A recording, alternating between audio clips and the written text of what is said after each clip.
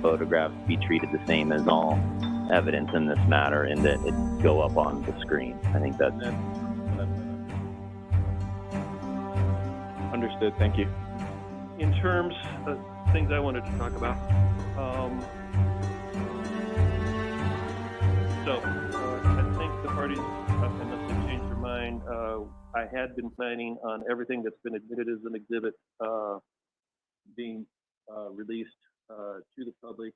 A lot of news media have been asking for them since they can't see them on the WebEx. And that was the plan, to allow them to be public after they've been admitted.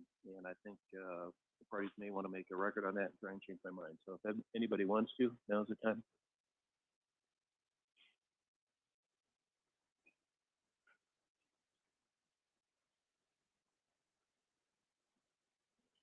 And I'm not hearing anything from anybody, so I would just move on. you know, Judge, we spoke about this off the record a little bit yesterday after the order came down, and from our side of the aisle, for the last 4 years, we have a reaction to what's going in the public, what's going to the press. So we have a natural reaction that when information is disseminated to the public, to the media, who have a different mission than this court, that can stand to prejudice Mr. Redwine's right to a fair trial. The court pointed out off the record yesterday that everything that the media would come into possession of, presumably, are materials that are already in possession or that the jury's already seen. I guess it just doesn't sound, and I know this is not compelling, Judge, and I appreciate it. I don't think giving the media exhibits that the jury is going to consider in this case necessarily makes this a more fair trial. I think the more information that gets out there, the greater the chances are that the jury will run across it in the media. And if the media says, hey, this piece of evidence came in and that could, and that could lead to the jury placing more emphasis on that evidence if they come across it in the media. And I also know the court's instructed the media or the jury not to talk to the media as well. So it just makes me really nervous, Judge, and that's as deep as I can go. All right. Do you want to say anything, Mr. Champagne? Judge, my only concern would be that, I think it's going to increase the likelihood or the chance that the jurors may be contacted by outside sources. It raises the profile of this case in the media and the public's attention by having. Really? You think so? I mean, it's already been in the paper about what they are. I understand. I think when people see the actual exhibits, it's different. It's a more visceral reaction from the public to see the actual exhibits. So the thing that I would just make sure, or I would request of the court, is perhaps consider informing the jurors that this is taking place and that it may, in fact, increase the likelihood that they could be contacted, and how it's especially important then they follow court's admonition. That way, the jurors are at least aware of what's entering the media stream and can prepare themselves in case they do get contacted. And our other request would be that the pictures in question, the compromising pictures, not be released. I don't think that there's any particular need for those to go into the media stream, and that is definitely likely to increase the profile and the sort of prurient nature of the pictures. Well, most media outlets, at least the more responsible ones, I doubt will show them. I don't know if they will or not, but they will be out there. I can also tell you, based upon outside of the courtroom, people that I talk to, telling me sometimes they can see what's on the screen, sometimes they can't. The pictures have already been described. The pictures, I could right now, I mean, because we've been more or less hiding this from the public, trying to get a jury pick so that they weren't polluted by this. I don't think they were when it was described to them. They all know it's there. We've got the jury picked. It's all a public record at this point. The media is entitled to it. They can make a request for it. It's going to be a lot of work on my staff. I think the public has a right to know. I am going to continue with providing those, if the media wants them, they'll be able to obtain them, at least as to the ones that aren't too big a file. So like the videos and the audio files, there's no way we can upload those and keep our system running. And just from a logistical standpoint, you know, we are generally in possession of most of those items. How do you want us to? We've got it handled. Thank you. I went behind your back with your staff, Mr. Champagne. Very good, Judge. So, but I don't have a problem letting the jury know that that's what's happening, and I don't have a problem with that. With doing that, and there's a couple things I want to talk to the jury about when they get in today anyway. So did you have something else, Mr.? Yes, regarding the admonition to the jury about exhibits going to the media, I would just ask that the court not highlight the photos. That if the court just talk about all these. Yeah, as the case goes on, there's going to be more and more exhibits, more and more stuff going into the media. Be good jurors. Thank you. I can do that. The two other things I wanted to talk about, I didn't want to leave you with a misinterpretation of my position on transcripts, because I know some of these recordings and videos of particularly Mr. Redwine are quite long, and I think that's different than a short call to dispatch. That may be a situation. I think there has to be some sort of showing that this would aid in the jury understanding what's going on. And that's why I asked you those questions yesterday, Mr. Doherty, about is the tape understandable? It may be a whole different situation because of the length, totally different with other things that you want to use transcripts for. So I'm not trying to tell you I'm precluding them all the time. If any transcripts do come in, there'll have to be a showing that they're accurate. And we will use the procedure where they just get to look at the transcript while they're listening or watching the video. So just want to make sure you understood that, because I didn't want you to change everything if that's not what I was really doing. Understood. Thank you, Your Honor. The other thing is we talked about Friday about making up for time yesterday because of the one juror who couldn't be here, had to leave at 3. And I was thinking, well, we'll just take a short break and work through lunch. What I would rather do, I think, now that I've thought about it overnight, is to take a normal lunch break on Friday and probably go till 4 o'clock on Friday. I'll check with the jury, have them let us know if that's going to be a problem. But I did tell them that we're going to make up our time on Friday, and I think that will take care of us and get us back on track. So before anything else we need to talk about? Not from the people. Thank you, Your Honor. Not from defense. Thank you. All right, thank you.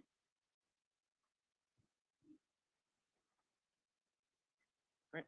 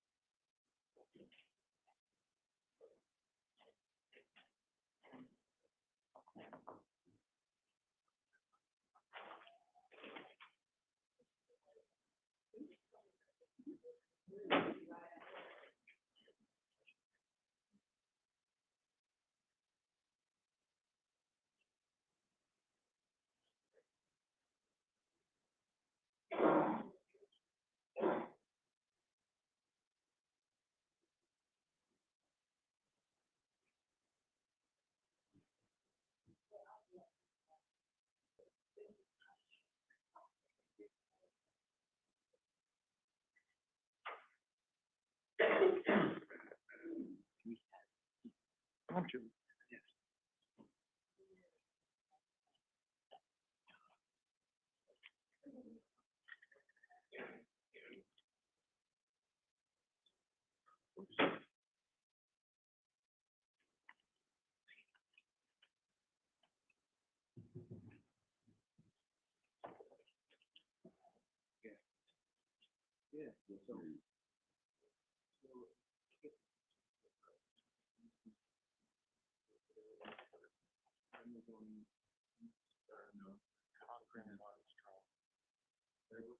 both driving the computer, which will.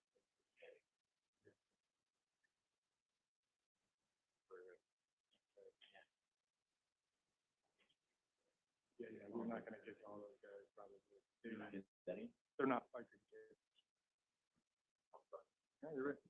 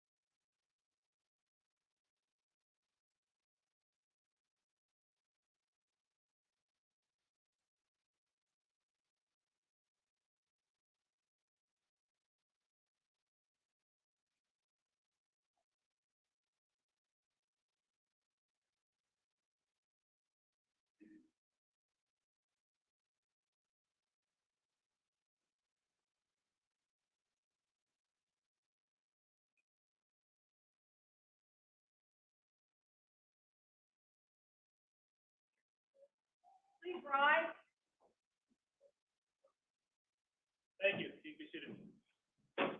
One issue before bringing the jury. Names come up. We know who is listening and watching on WebEx. My memory is that Mike Hall is a witness in this case. Is that correct? Yeah. He's watching right now. I don't know if Crystal Redwine is. Crystal, no. Okay, so that's not a problem. And it could be somebody else using that name. I doubt that would happen, but I suggest you get somebody to explain sequestration to him, and we'll deal with it when and if you call him.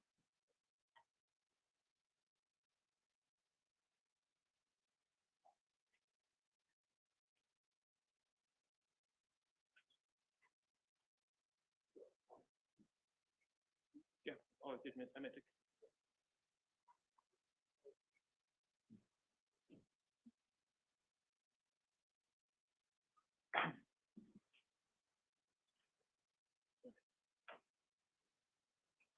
Everybody rise for the jury, please.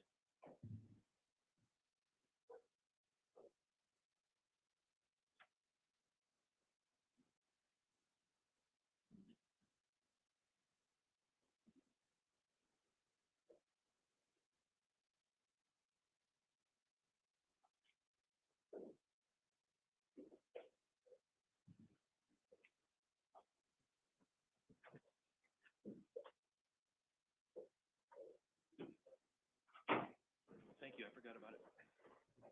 All right, you can be seated.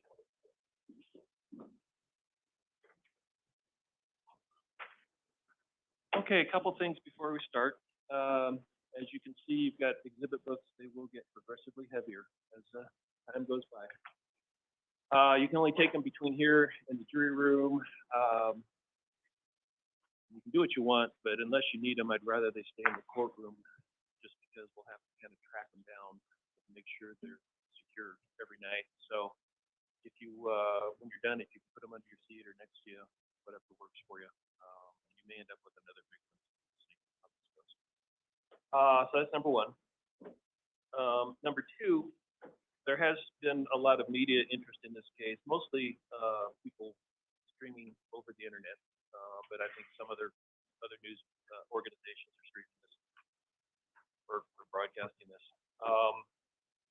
Because of this public interest and because I'm trying to keep the courtroom from being congested and all the problems that the media cause in doing their job, not that they're doing anything wrong, but in doing their job. We will, as exhibits are introduced, we're going to release those to the public, and so those may end up getting shown on the internet or on TV or something like that. There's some concern that people may try and contact you because of the exhibits. I just want to emphasize to you that that's not a reason for anybody to talk to you about the case. Just make sure that you, if somebody tries to, shut them down, and then again, I'll deal with it if we need to. Also, we need to make up for the time we lost yesterday. I hope you're doing well. What I would like to do, I had thought about, and I may have talked about, working through, just taking a short recess and working through lunch, getting done that way. I think what I would rather do is take a normal lunch on Friday and stop at between 3:30 and 4. It'll be a little early, but I don't know if anybody's made plans. They're talking about having Fridays off. So talk to Cindy about that. If that's a problem for anybody, let me know, and then we'll figure out what we're going to do for Friday. The other thing is, it got really hot in here yesterday. We've asked for the air conditioner to be improved. We'll see if that happens. And particularly after lunch, I've noticed this when I'm doing divorce cases mostly. It gets hot, you're tired, when things aren't exciting, it's hard to stay awake. So we bought you that hard candy. Hopefully it's downstairs. I have it up here. You may have noticed when I'm about to cough, I'll take one, or if I'm having trouble staying awake for some reason, it helps me stay awake. So bring some with you for those times. No caffeine in it, it's no guarantee, but it could help a little bit because I know it got a little dry yesterday. So with that, I think we're ready to go. So do we have, forgot her name. Ms. Burton, Your Honor. Thank you. Thank you, Your Honor. We do have her. Yes. Okay.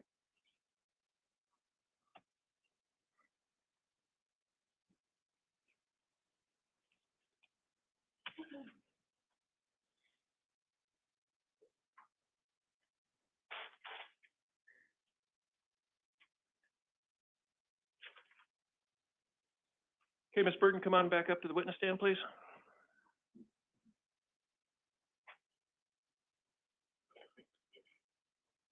I don't need to swear you in, but I do need to remind you you're still under oath.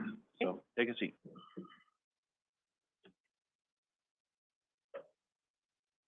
Go ahead. Morning, Ms. Burton. Morning. How are you today? I'm good. We're going to pick up where we left off yesterday, okay? So yesterday we put Exhibit 38 and Exhibit 39 into evidence. And Ms. Burton, I'd forgotten how we'd done this. Can you grab that microphone so that when you're looking at what's going on, people can hear you?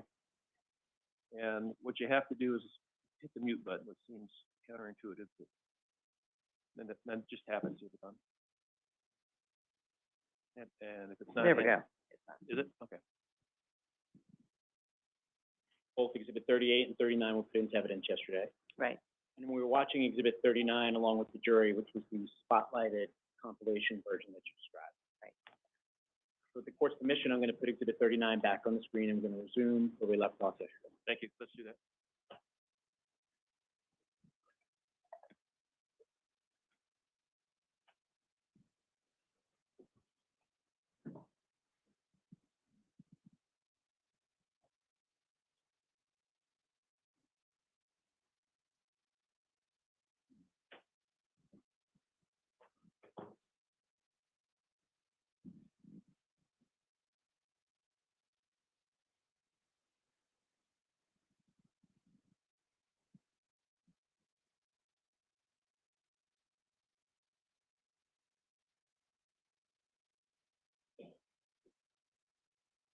Apologize, Your Honor, we had it on just moments ago. It never runs smooth, so it's okay. Thank you.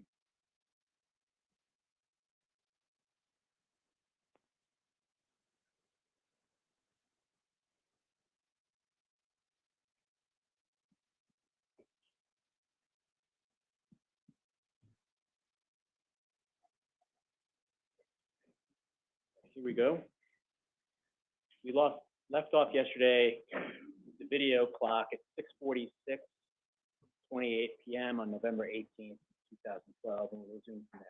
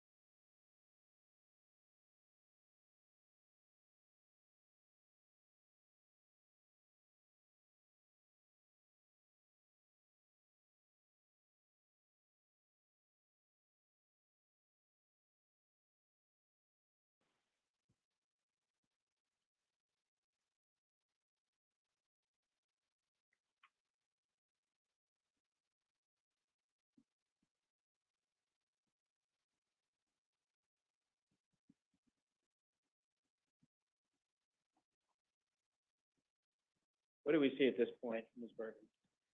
Dylan is between register 14 and 15, heading towards, grocery, front in, Action Alley.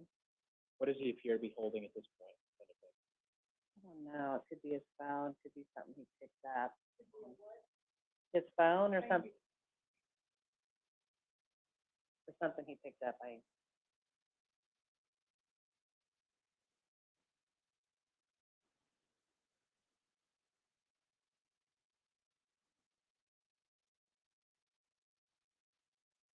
See the spotlight again at 6:55:49 p.m. What are you spotlighting here, Ms. Burton? looks like he's putting his phone away in his pocket.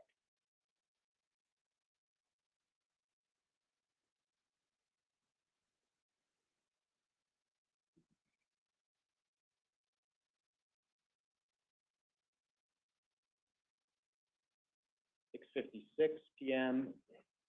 What's going on here?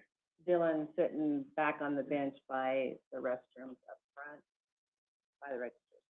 Who does he appear to be with, if anyone? No one, he's by himself.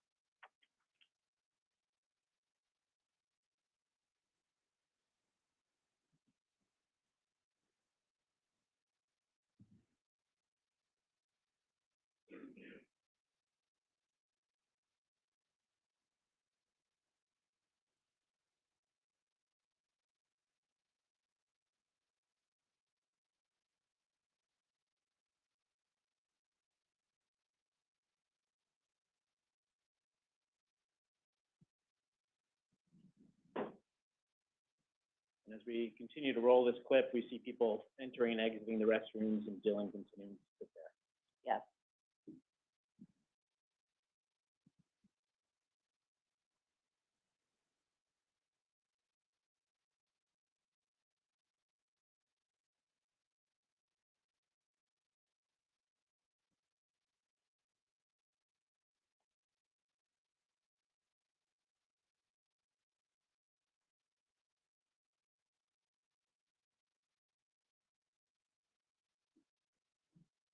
What does it appear Dylan's doing, if anything? Just seems to be people watching, hanging out, not doing much, just sitting there.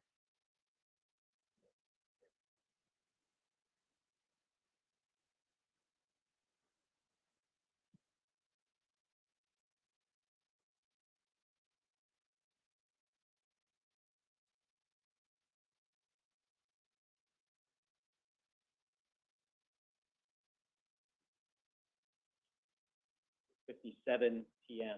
November 18th. I'm sorry, say it again? 6:57 p.m. and now 6:58 p.m. on November 18th. He's still sitting there, it looks like he's just very, moving around, trying to get comfortable, trying to wait. If he were using his phone at this point or had something in his hand, you'd be unable to see from this angle. Correct.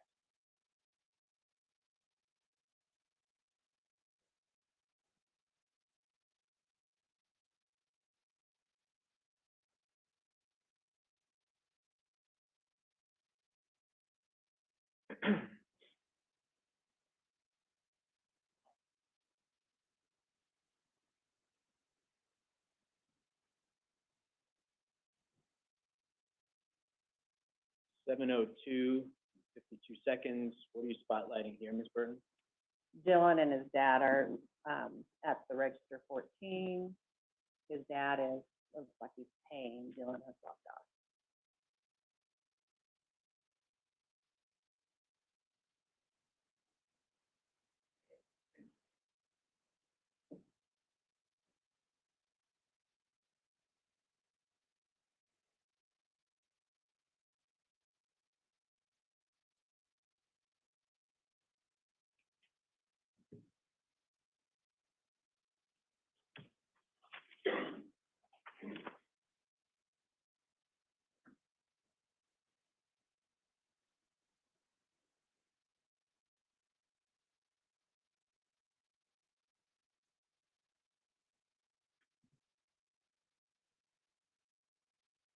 We are at 7:03:49, Ms. Burton. What do we see?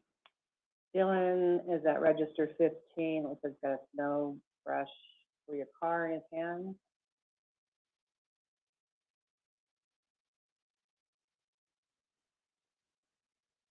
And his dad putting stuff in the basket, register 14.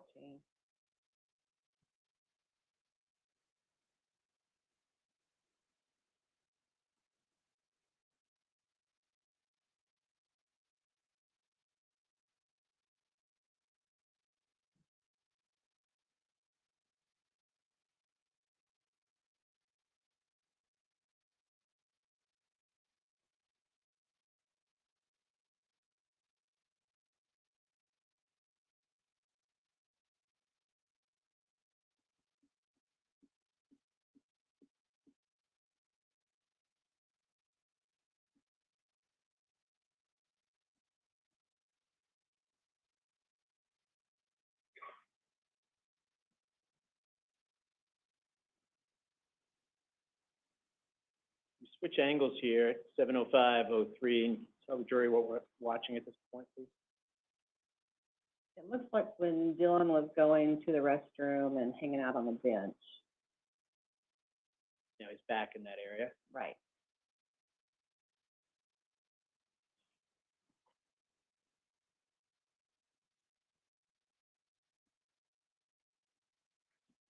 You see Dylan doing. Okay. Looks like when he was out of the camera shot and he was standing up, just by the bench. I don't really know what he's doing. Being pretty active. I'm just gonna need you to speak up for the court reporter, please. I'm sorry. It looks like he's being really active and just hanging out.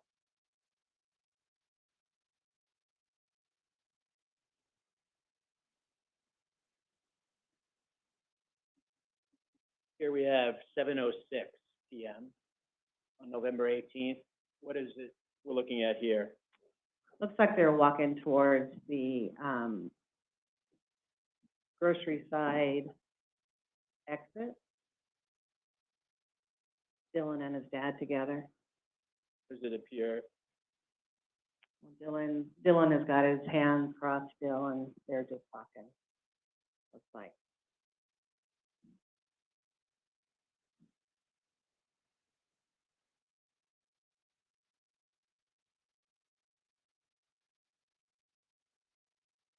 What we watched just then, Ms. Burton? They walked out of the grocery doors and to their car. Were you also able to see them on video outside the store? Yes. Without playing that whole thing at this point, can you tell the jury what you see when you watch the video of them outside the store? It just showed them going to their car, putting the stuff in the vehicle and leaving. And then before that, it showed them just arriving and coming into the store. It was nothing significant that I felt, just people coming and going from the store. And although you say you didn't view anything significant, did you also capture that video and provide it to law enforcement so you provided both sides here? I did. By both sides, I mean the prosecution and the defense. Yes.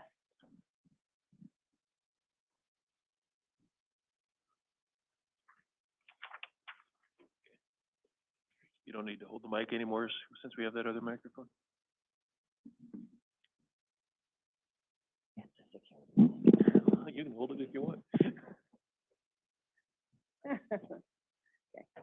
And Ms. Burton, just to finish off your direct examination here, I do want to just go through the receipt really quickly, Okay. if we can.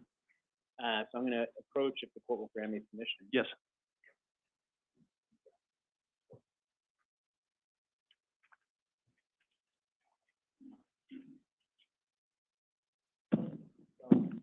I've handed you back Exhibit 40 in evidence, the Walmart receipt. And I'm just going to ask you to walk the jury through what the purchases were and the time and total at the bottom. They'll have an opportunity, since it's been admitted into evidence, to view it later if they wish, but I think it'd be helpful for you to just read it to them now. So do you want me to read them everything they bought? If you don't mind, just be Okay, all thorough, right. yes.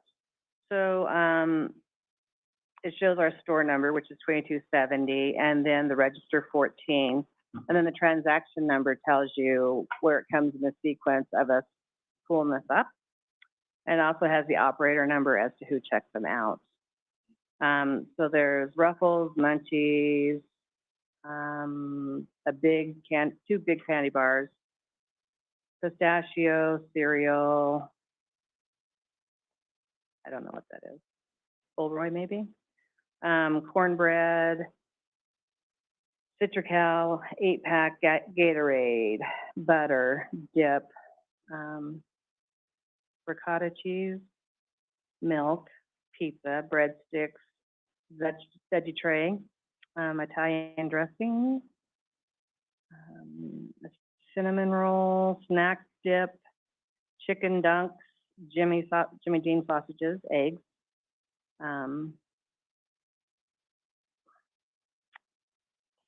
peppermint, I don't know, chips, snack dip, cucumber, white onion, sweet potatoes, Coffee Mate, Duracell batteries, some Godiva chocolate, chicken broth, Tide, and then 2 DVDs. And the total is $120.84 paid on a Visa. It was approved on 11/18/2012 at 7:05. By approved, you mean the checkout time from the store was roughly 7:05? Right, and it was a total of 36 items. So his credit card went through and the purchase was complete. Burton, I don't have any other questions for you. Thank you so much for your time. Thank you. Thank you. Okay. Mr. Bogan? Yes, we're sharing the same HDMI cable. I'm gonna need, Oh, are we? we are, it's just, and both parties have worked hard to do this, and I'm gonna ask. Sure. If it says no signal when we plug it into my machine, I'm gonna beg everyone's patience.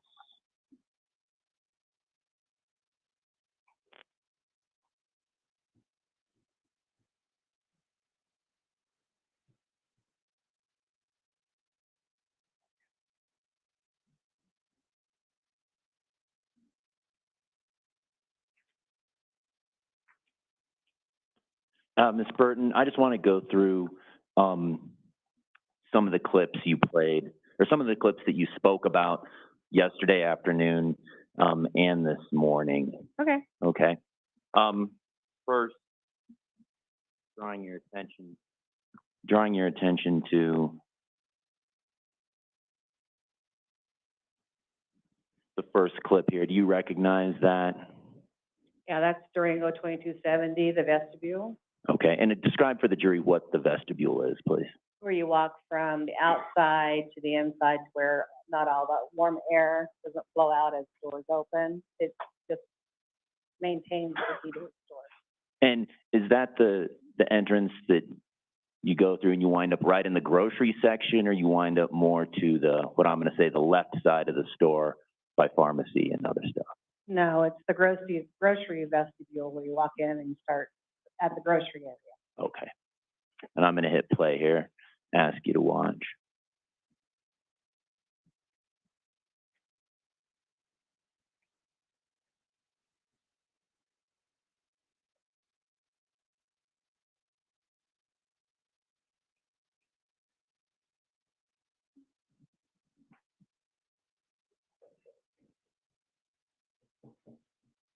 And I'm stopping it there at Walmart timestamp 6/18/57. Does that look correct to you, ma'am? Yes, And who we got walking into the Walmart on the grocery side there? that's Dylan. Okay. And you identify him by the hat and the clothing, correct? That's correct. Okay. Hitting play again. And who's that coming in right there? That's Mark Redwine, Dylan's father. Okay, thank you.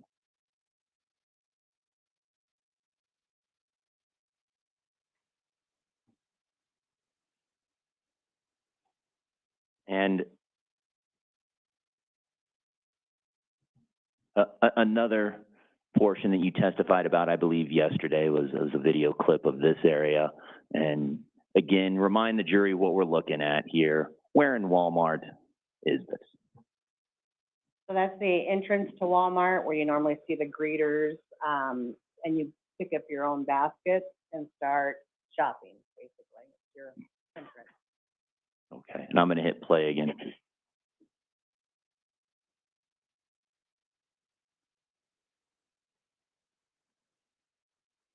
And safe to say, we can see Mr. Redwine and Dylan Redwine coming through in that entrance, correct? Yes. And you described this before on direct, but let's hit play. And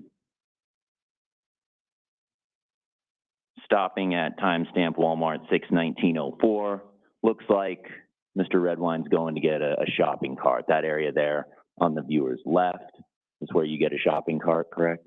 That's correct. Okay. And Dylan's walking straight into to Walmart, correct? Right. Okay.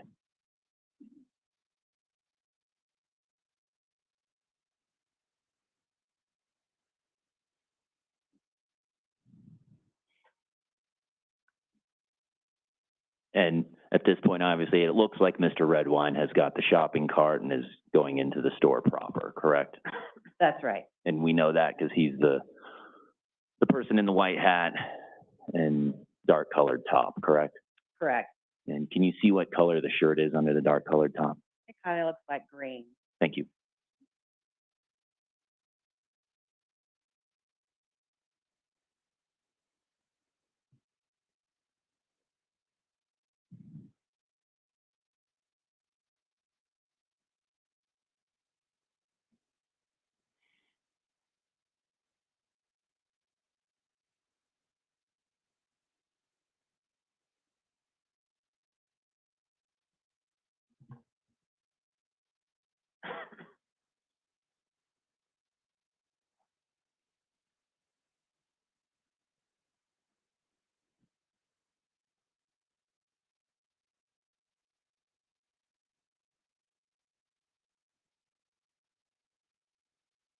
And stopping at timestamp 6/20/00, who do we see here, ma'am? Mark Redwine heading towards the grocery exit. Okay. Same Mark Redwine, obviously, who came in a few moments before, correct? Correct. Okay.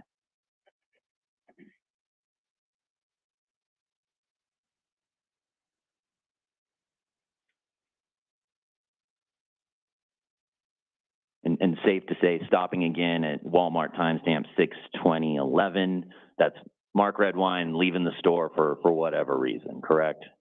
Right. He went out the indoors to go out to the parking lot. Which is probably why it's important to have a greeter there so they can tell people which There you door. have it. Yeah.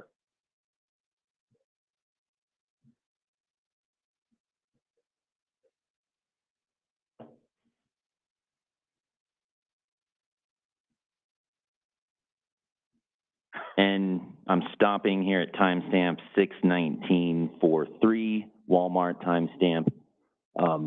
Remind the jury what we're looking at here. That's Grocery Action Alley heading up to the dairy bunkers. Okay. And if I'm walking into the Walmart on the grocery side of the store and I want to get to the back of the store, is this the main thoroughfare I would take to get there from that entrance? It is. Okay. And then tell me if I'm getting anything wrong here. If I want to get to electronics, DVDs, gaming consoles, pads, phones, I'd go down this main thoroughfare and take a left towards that part of the store, correct? Sure, you could do it that way. Hitting play.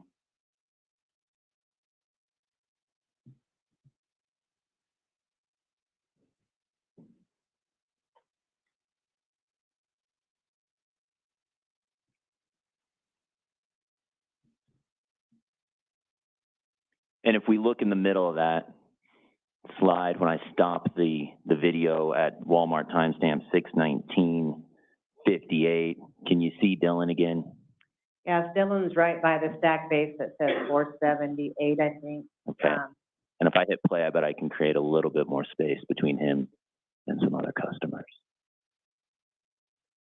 Yeah, now he's by the $2 stack base with his hands in his pocket, walking towards the back of the store. Okay, he's walking back towards the back of the store. What's the timestamp there? 6:19:59 PM. Right. And we know from watching the previous clip that while he's going to the back of the store down, and I'm going to get this wrong, Grocery Alley?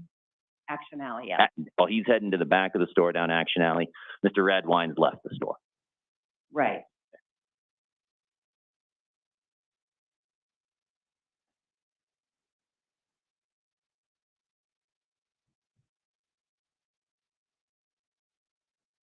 And can you describe for the jury where the bathrooms are in the back of the Walmart in Durango, Colorado on Camino Real? They are in electronics. As you walk through electronics, the bathrooms are right behind electronics, and then you can walk to the back of the store from there if you're an associate. So you walk through electronics, and to your right is the bathroom. And is that consistent in all Walmart stores? Do you guys have a grand design of let's put the bathrooms in the back by electronics? Do you know?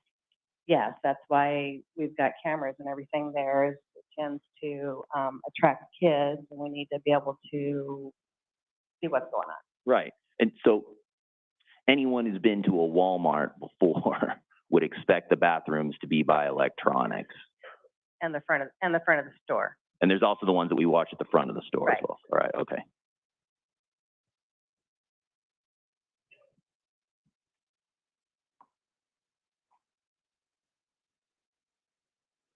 And speaking of, I think it's obvious, but tell the jury what we're looking at again here.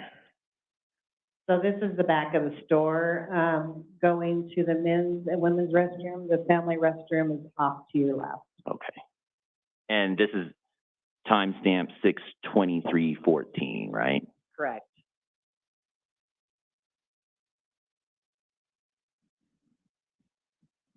Dylan Redwine going into the men's room.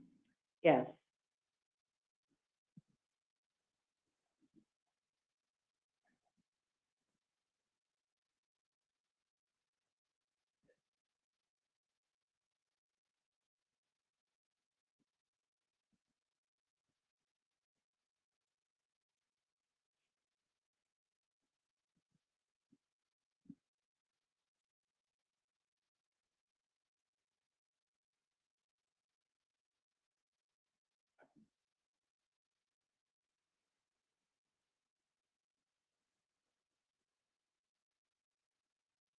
Timestamp 6/23/50. Dylan Redwine leaving the bathroom, correct? Yes. Okay. And we know from watching some of the other clips yesterday that at 6:23, Mark Redwine's coming back into the Walmart from wherever he went, safe to say? Yes.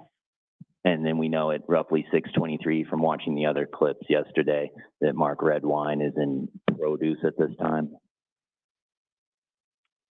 If that's what happened, I just don't remember, but yes, if that's what the Okay. clips are. Right.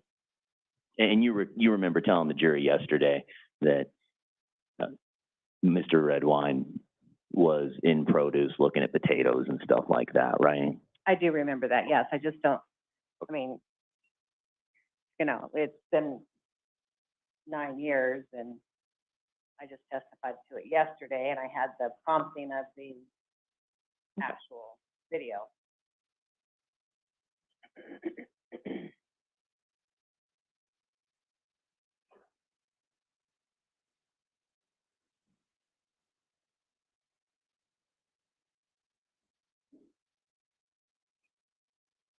And you testified to this clip as well yesterday. Remind us what this is.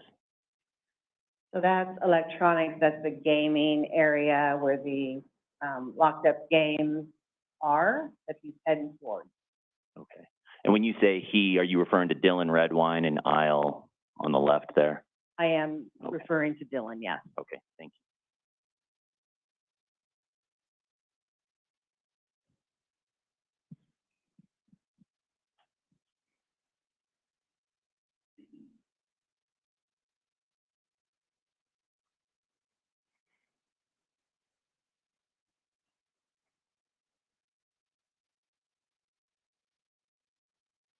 And I think you testified about this yesterday, and I'll bet Walmart's design has changed in the last 9 years.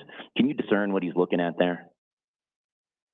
You know, it's gaming, either cards, or it could be, controllers, but, you know, it's all within that area that we put that stuff so that it makes sense.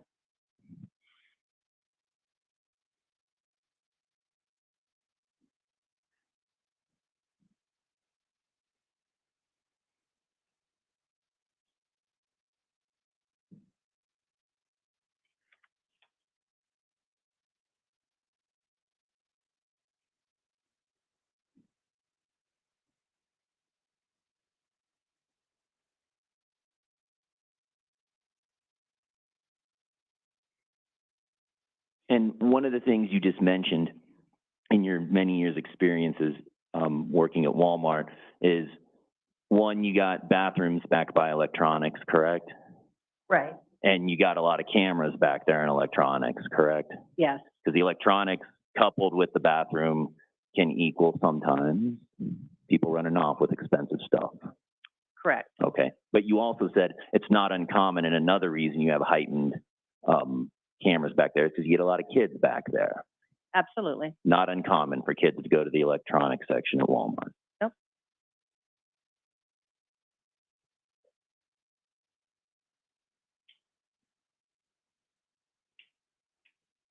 You testified about this either this morning or yesterday afternoon. I'm going to try and get it. Is this Action Alley? Yes. And remind the court, excuse me, remind the jury where this is in Walmart again. That's Grocery Action Alley. The shot is going back to, the dairy coolers. Okay. Again, and this is the same one we talked about a while ago, that if you come in at grocery, one way to get to the back bathrooms, one way to get to electronics is to go down this main thoroughfare, take a Right. left, and that'll get you to where? Yes, Okay. And I'm sorry, this is timestamp Walmart 64716, correct? yes.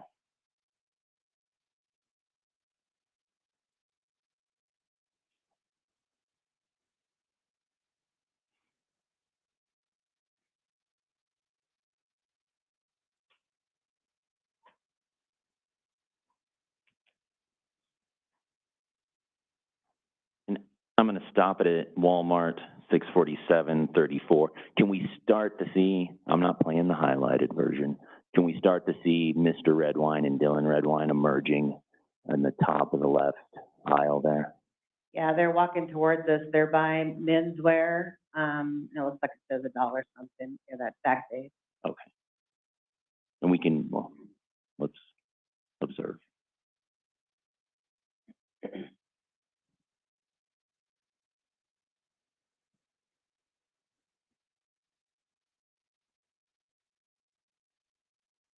Can you tell what they're doing there? Well, it looked like the lady was excusing herself and that they're stopping to look at the stack base. Okay.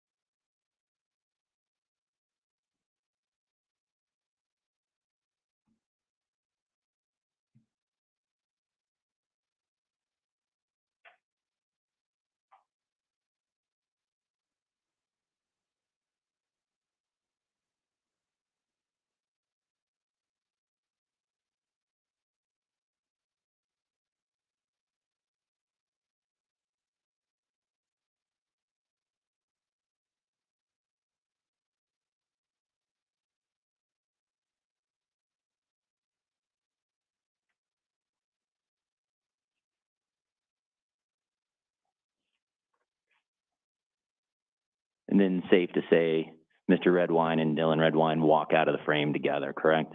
Right.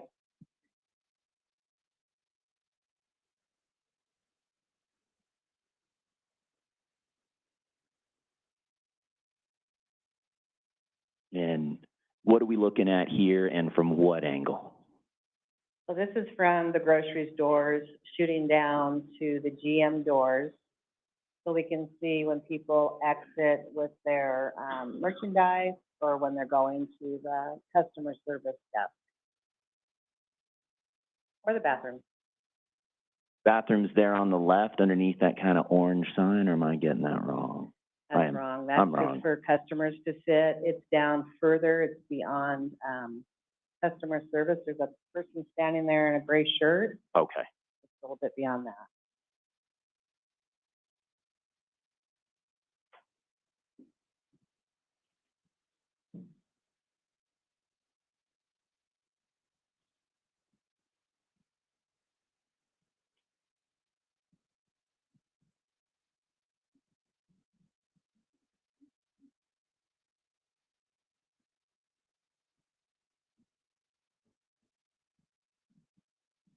And the resolution's not great, but can you see Mr. Redwine and Dylan Redwine in the frame? Yeah, they're in front of customer service and Dylan is walking in front of the cart, it appears.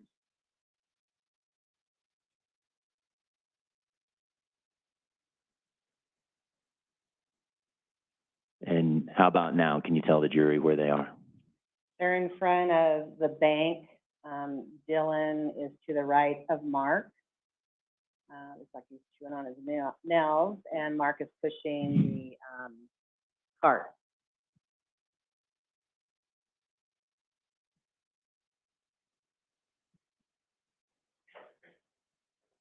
And then they exit the frame together, correct? They do.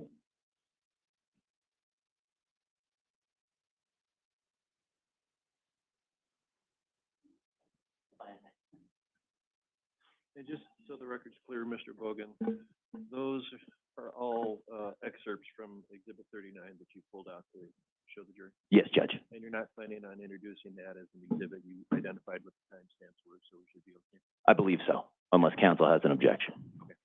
No objection. All right, thank you.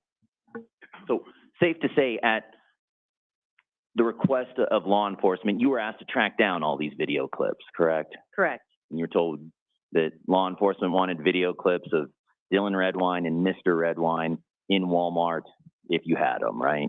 Right. And as you described to the jury yesterday, you were diligent in accomplishing that, obviously. Right. And you had a very specific process of getting the receipt and working your way backwards from there, right? Correct. So you viewed all of these videos that we've been talking about and watched the last 2 days, correct? And we were talking over each other. You watched all these. I did, yeah. Okay. And you even said on direct that you watched the video of them walking in together, correct? Right. In the parking lot. Right. And you watched the video of them exiting together. Correct. Okay. And from your view of all these videos of the two of them in Walmart, you didn't see Mr. Redwine gesticulating or doing anything other than what people do when they're at Walmart, which is to buy stuff. Right. And you didn't see any interactions between Dylan Redwine and Mr. Redwine that caught your attention. He just looked like he didn't want to be there. And obviously, you can't see Dylan's face, correct? No. And these are not audio, correct? Right. So you can't hear what they're saying to each other. And you don't know what they said to each other in the parking lot. No. And you don't know if they had a plan of, I'll go get groceries, you go pick out a movie. Right. Because we don't have the audio, you don't know what those interactions are. Correct. And your opinion as to that's deduced from the quality of these videos. Right. Okay. Nothing further. Any redirect? Yes, Your Honor. Go ahead. Ms. Burton, you've been with Walmart a long time. Yes. I appreciate you being here, so thank you again. On cross-examination, you just said, just looked like you didn't want to be there. He being who? Dylan. That's based on your watching the videos? Right. Nothing further. Thank you. Okay. Any questions from the jury? Looks like at least one.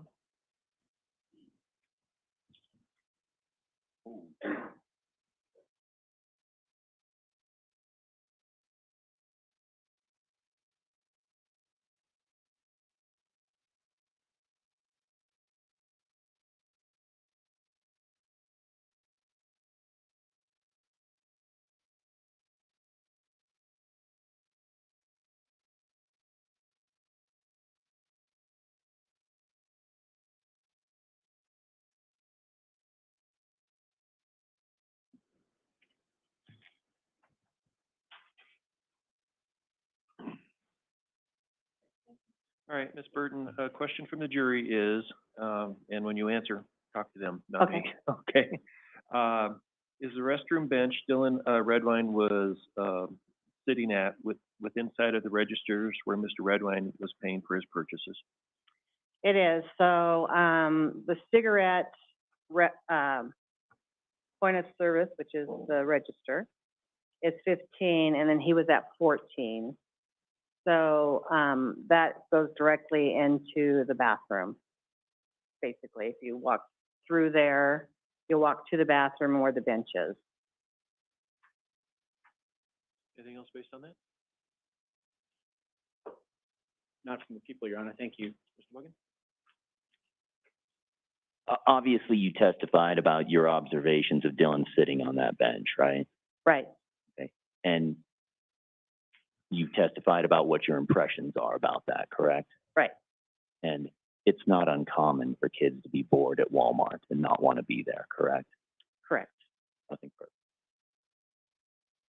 Any questions? No, Your Honor. Thank you. Anything else from the jury? Can Ms. Burton be excused? Thank you. Yes, Your Honor. That'd be the people's request. Thank you. Yes, please. All right, you're free to go. Thanks a lot. Next witness? Your Honor, could we just have one moment on a scheduling issue? with You Dr. can, and I did want to mention something to the jury just so Sure. you don't need, I mean, listen if you want, but. Thank you. I just want to make sure that you all can see, because sometimes when people get up by the TV screen, they tend to go in front of it. I'll try watching for, Mr. Boykins and Mr. Gropin. I think you're probably going to have the most problems seeing, but anybody in that area, and one on the other side, you three of you two back behind. So I will be watching. If you can't see, just signal me somehow and I'll make sure people move. Okay? Your Honor, can I approach on a scheduling issue with counsel just for one moment? Thank you.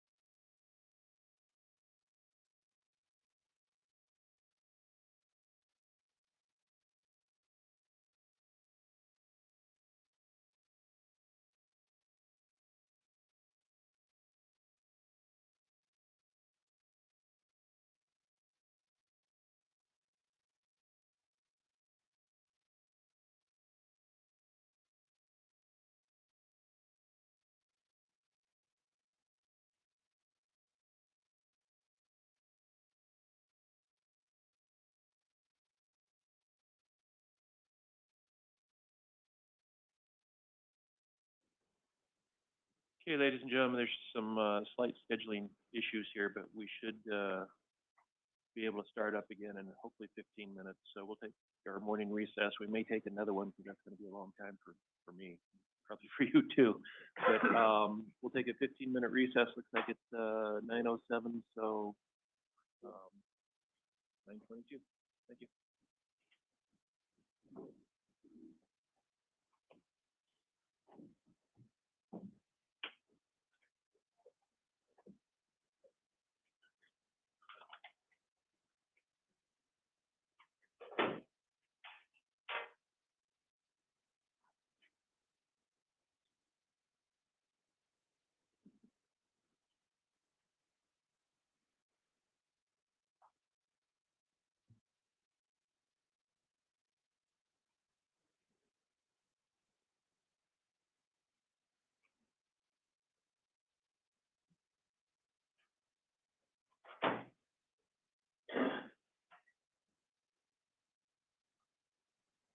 OCD.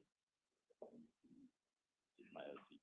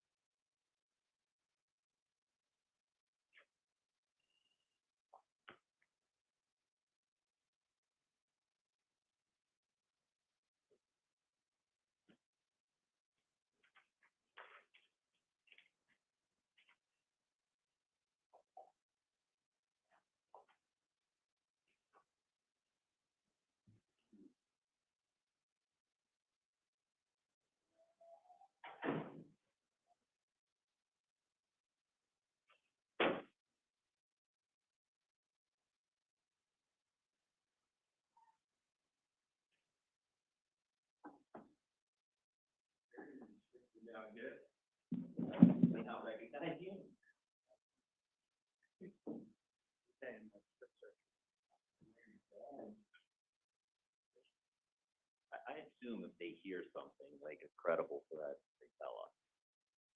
Like we've heard some chatter on such and such that I'd like to know that. No, but I mean like if there's just something floating out there, that they would let everyone know.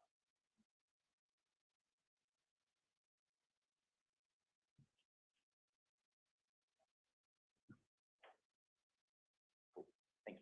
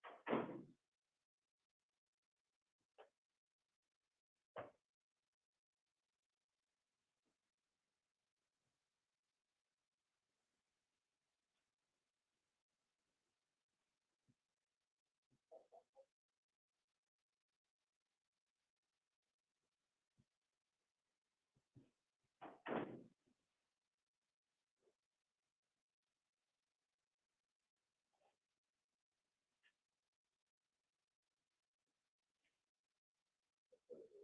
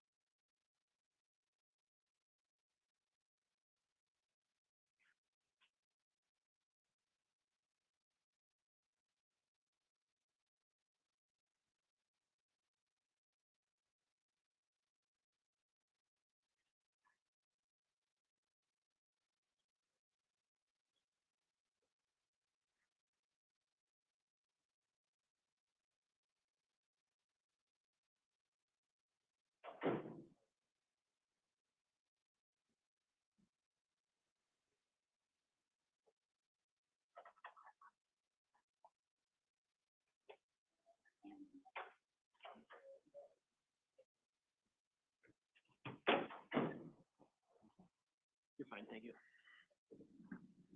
Well, it's, I told him 9:22. Well, that clock says it's 9:23.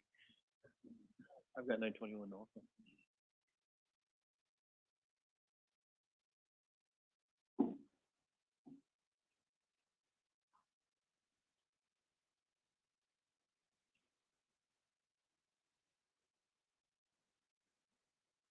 Yeah, so you just come on in with them.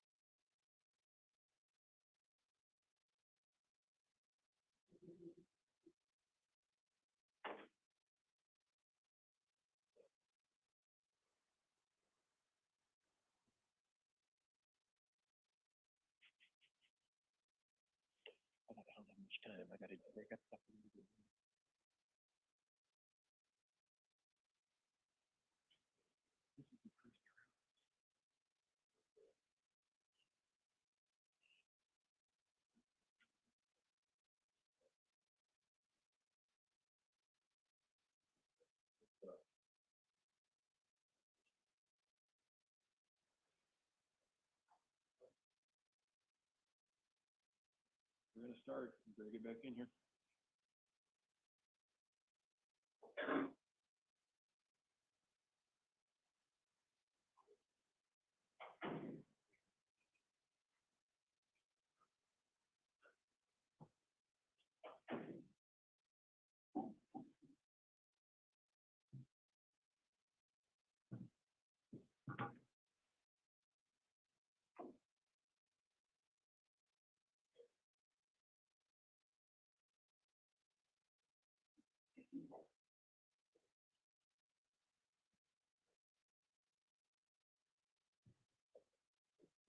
Oh, yeah, I noticed that.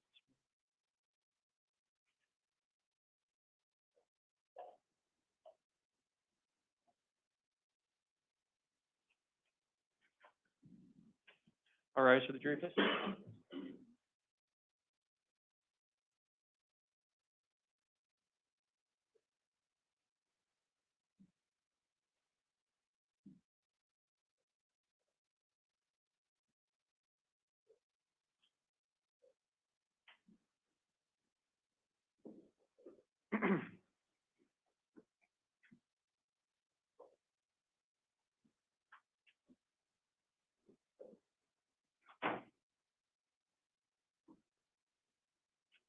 All right, we can be seated.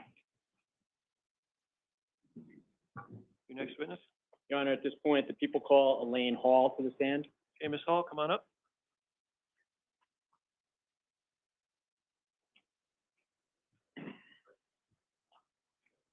And raise your right hand. Do you solemnly swear or affirm under penalty of perjury the testimony you're about to give is the truth, the whole truth, and nothing but the truth? Okay. Sit down, and you got to talk a lot louder than that. Thank you. May I inquire, Your Honor? You may. Good morning, ma'am. Good morning. If you want to make yourself comfortable, and you can pull your chair closer to the microphone or the microphone closer to you. Can you hear me? Yes, thank you. Can you please state your full name, spelling your last name for the record? Elaine Susan Hall, Hall, Morning, Ms. Hall. Where do you currently live? in Monument, Colorado, With whom do you live? with my husband, Mike, What's your husband's full name? Michael Lee Hall. How long have you been married to Michael Hall? We got married in 2015, How long have you lived in Monument? since 2012. Where'd you live before that? We lived for maybe 2 months in Colorado Springs on Artistic, and before then I lived in the Durango area, in between Bayfield and Durango.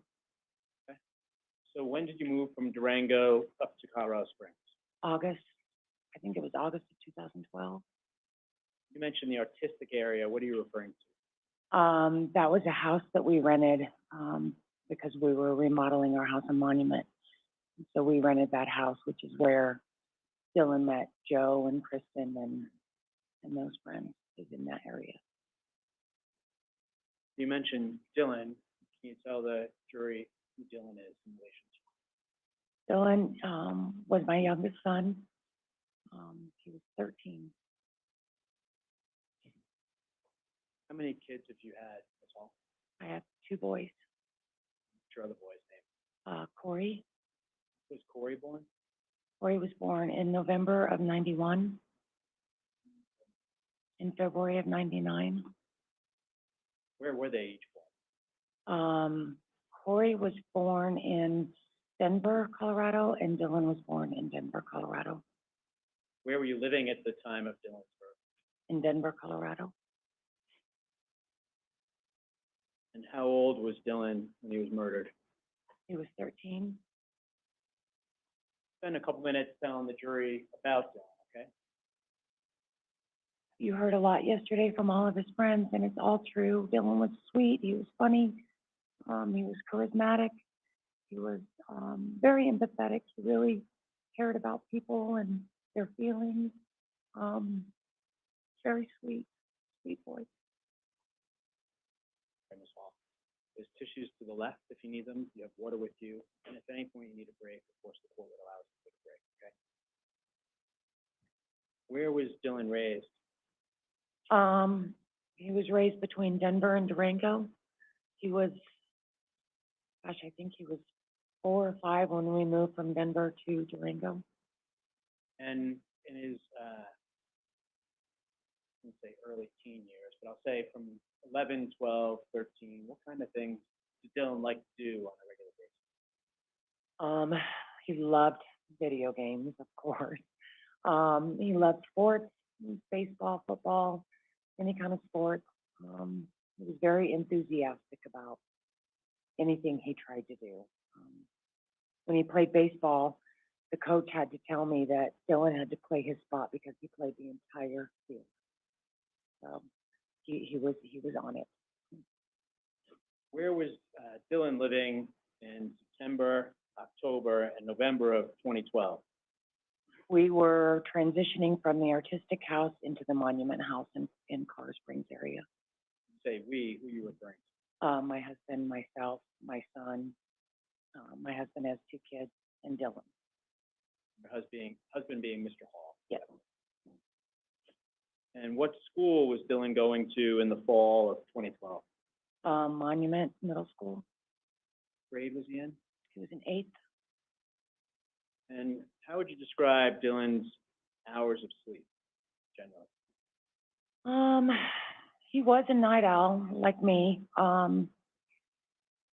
During school hours, I tried to have a bedtime, but as he got older, obviously we needed to compromise. So during school, he would generally go to sleep around 10, and then when there was no school or on the weekends, I kind of let him stay up until he was ready to go to bed. Those hours kind of varied. How about Dylan's TV watching? Did he watch TV a lot? More than watching TV, he played the video games. So when he was on the TV, it was primarily on the video games. About phone use. Did Dylan have a cell phone? He did. And how frequently would he use his phone from your interactions and experiences? He used it quite often. When he got one, I think it was very liberating to him, and he used it. Jury's also heard some testimony about an iPod.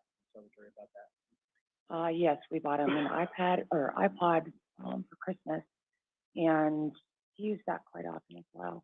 I never knew how it worked, so it was difficult for me, but he was pretty good about explaining it to me, and because he knew that these devices had to have my permission, like any apps or anything that he would download. So I paid attention to that, but he used both frequently. When you say you weren't sure how the iPod worked, what specifically are you referring to? I don't know how you can text on it. I don't know how you can, I really don't understand. I thought it was just for music. So apparently there's a lot more that you can do with one. How about social media use? What were you aware of Dylan doing with regards to social media? I let him get a Facebook account. I believe it was in 2010, I think. And at first he was on it more often. And as he got older, it wasn't as big of a deal as it was obviously when he first got on it. But he did use social media, Facebook primarily.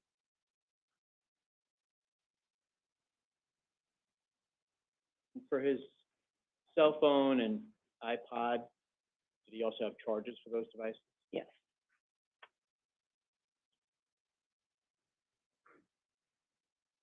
So in the fall of 2012, he's in 8th grade. Yes. Touched on this briefly. Who were some of the friends that he was spending a lot of time with at that point in his life? Well, he had a couple of friends from Monument, but he was really close to Joe and Kristen and Adam even after we had moved. Because it's about, I don't know, sometimes a half hour from Monument to where we lived. It depends on, obviously, traffic, but, like on the weekends, he would go down to Joe and Kristen and Adam's houses down in there. They all lived really close together. That was actually my next question. Oh, The place you lived in the artistic neighborhood, where was that located in relation to Joseph Ios, Kristen Baird, and Adam Mark? Kristen and, Adam were right across the street, and Joe was like 2 houses down on the same side. So even after you moved to Monument, which you described as a half hour away or so, is that right? Yeah. Dylan would spend a lot of time with those 3 friends. Yes. I'm gonna turn now to November 2012. When was the last time you saw your son Dylan? When I put him on the plane to go to Durango, so November 18th, And where were you specifically? What airport? Colorado Springs Airport. Tell the jury about that moment, Dylan was supposed to fly out on the 17th of November, but there was some, problem with the plane. So they rescheduled him to board on November 18th. And so we went to the airport, and I got one of those passes, that you can do with minors. And we went and had some lunch at the airport, and then I took him to the gate. He had I think he's switching planes in Denver, so we just discussed, text me when you get to Denver and let me know that you get on the plane, okay? And then I hugged him. So he's flying out of Colorado Springs. Yes. Approximately what time of day was the flight leaving? It's like mid-afternoon, I believe. You mentioned the flight was gonna go first to Denver? Yes. And then ultimately to Durango? Yes. You mentioned a pass that you can get for minors. For those that don't know what you're referring to, what is that and what did it allow you to do? It's a guardian pass, if you will, and it just allows me to go back to Dillon's gate, because normally you have to be a ticketed passenger to get back in the area, the security area. And so I had to get one of those so that I could see him off. And you mentioned hugging Dylan. Where did that happen within the airport? As he was boarding his plane, he was walking away, and he always called me Mutti, which is German for mom. And I said, "Oh, you're too old to give your mom a hug," and he came back and gave me a hug. Where was he going? Ultimately, his destination was Durango Visiting. to visit his father, Mark.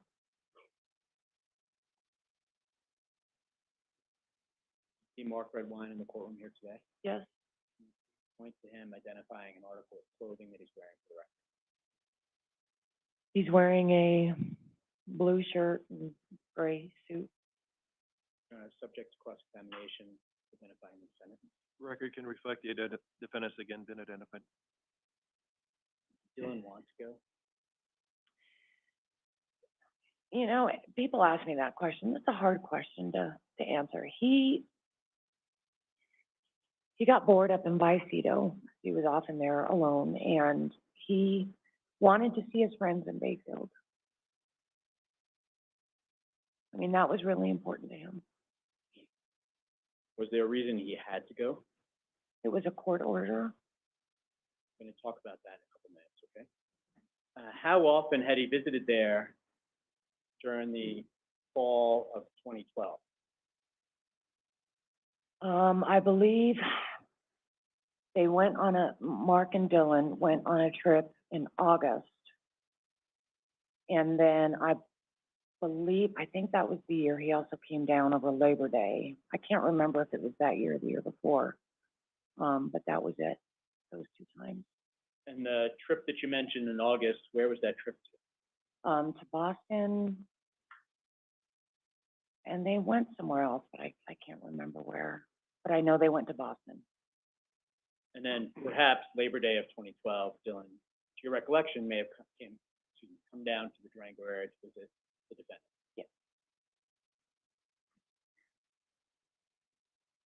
And how often in the 2 years prior to November of 2012 had Dylan come down to the Durango area to visit his father? Not often. Can you repeat that question? Sorry. And I'll ask it during that year, 2012, how often did Dylan come down to the Vallecito Bayfield area to visit his father? Not often. I mean, we were still living in Durango in 2012 until August, so between January and August, or maybe it was July, actually. I don't know, it's fuzzy, but I don't believe he went to Vallecito anytime in 2012 between January and when we moved. And who was Dylan living with during that time in 2012 primarily? He was living with me and Corey. Where were you and Corey living during 2012 before the move up to the Springs area? In a house that I had purchased on Windmill Drive. Where is Windmill Drive located? It is in between, it's on County Road, off County Road 223, and it's between Durango and Bayfield. I'm gonna switch gears slightly here, Ms. Hall, if that's okay. Were you aware that the defendant had a fire at his house in Vallecito at some point a year or two earlier? I had heard about it from the boys, yes. And you're aware that remodeling or renovation was being done to put the house back in the state where they could live in it? Yes, I mean, I was aware. Prior to the visit pursuant to the court order, had Dylan ever come back from a visit to his father's house in Vallecito with any cuts or injuries of any kind? Not that I can recall. And during those visits, did Dylan ever walk off and leave the defendant, to your knowledge? No, not that I know of, no. How about hitchhiking? Jury's heard some testimony about hitchhiking. Do you know anything about the times or time that Dylan ever hitchhiked? No, Recall anything about that? no. Now, this case has been pending for quite some time. It has. Do you recall speaking with investigators at different points throughout the case? Oh, yes, I mean, many different times.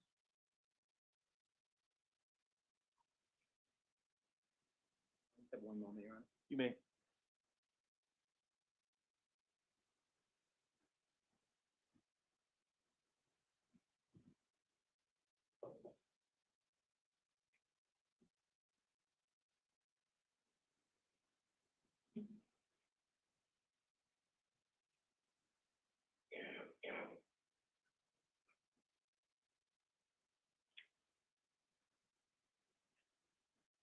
With regards to the hitchhiking question I asked, do you think it would refresh your recollection if I were able to show you a report regarding an interview that you gave to investigators back in March of 2013?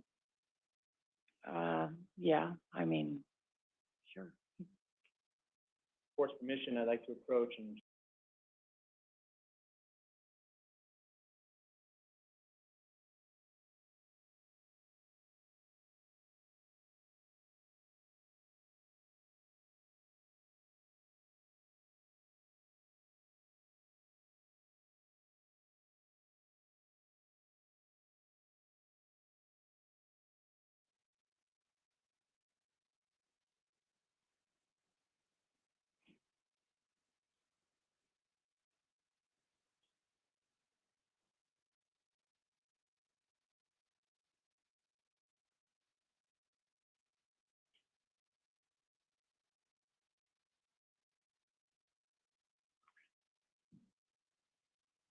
Okay.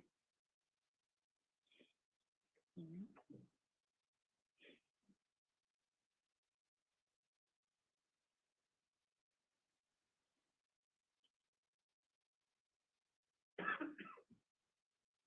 Ms. Hall, does that refresh your recollection as to a conversation you had in March of 2013 with one of the investigators who at that point was investigating the disappearance of your son? Yes. With regards to hitchhiking, what do you recall telling her, if anything? Well,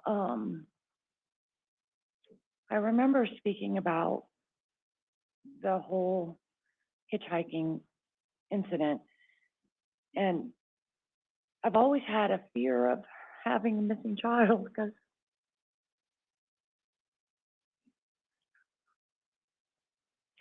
I watch the news and stuff. It's heart-wrenching. And I always told both of my boys, you know, never get in a vehicle with someone you don't know. And I hammered that into their head quite often. So when I found out about this hitchhiking incident, you know, it didn't make sense to me that Dylan would stick out his thumb, you know, and take a ride with somebody. And then after I had conversations with the boys, you know, they told me that it was really snowing hard, they were freezing, and it was, they were sitting in the back of the truck. They weren't in the cab of the truck. And he was with his friends. So it's not like he was standing on a highway with his thumb out by himself. You know, he was with his friends and they were freezing. That's the one time that you're aware of that Dylan ever hitchhiked. Yes, That's what you explained to the investigators back in March of 2013. yeah. Sounds like, correct me if I'm wrong, that's the same hitchhiking experience that Ryan Nava talked about when he testified. Yes. So, your son Corey, how old is Corey now? Corey is 29, What was the age difference between Corey and Dylan? 8 years. What was their relationship like from your perspective? We're very close. You know, Corey, he was 8 years older than Dylan, so he really helped me a lot, because I was basically a single mother and I was working full time as well. And so Corey would get Dylan to school, get himself to school. He was kind of my cab, if you will, with Dylan, make sure he got to his baseball games and everything if I couldn't be there due to work. What were you doing for work in those years? I was the director of financial aid at Fort Lewis College. How long did you do that for? At that school or in general? I was starting with that school. I was there for 9 years. How about in general? In general, I started my career when I was 19 as a work study in the financial aid office, and I just kept doing that line of work. I want to back up and have you talk with the jury about how the November trip came about. Okay, Take you through a number of questions. okay. The jury's hearing evidence regarding the murder of your son, Dylan. Objection, that's not a question. Objection to the form of the question. Objection to the term murder. I'm going to sustain the use of that term for true. The jury's hearing evidence about an incident involving your son, Dylan. I'm going to focus on, in these questions I'm going to ask you, the family dynamics to set the context for that, okay? Okay. So obviously you could share a lot more, but I'm going to focus on the events that bring us here. Does that make sense? Mm-hmm.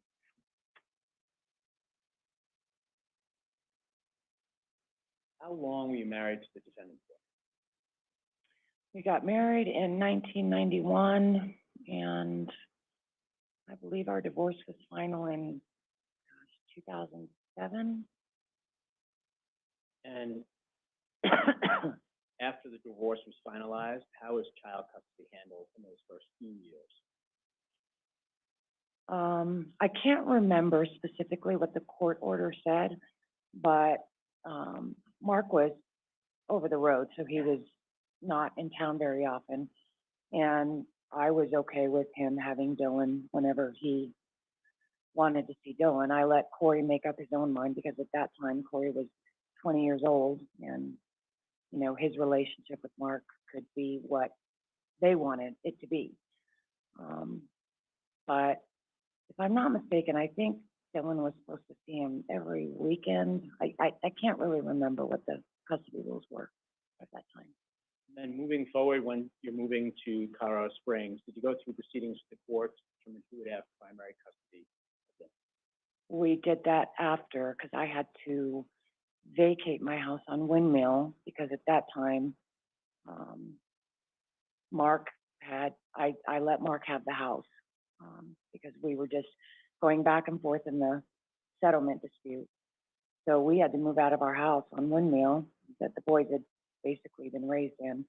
And at that time, I decided that I would just move down to Colorado Springs because my mom was not doing very well, and she lived in Florence. When was that?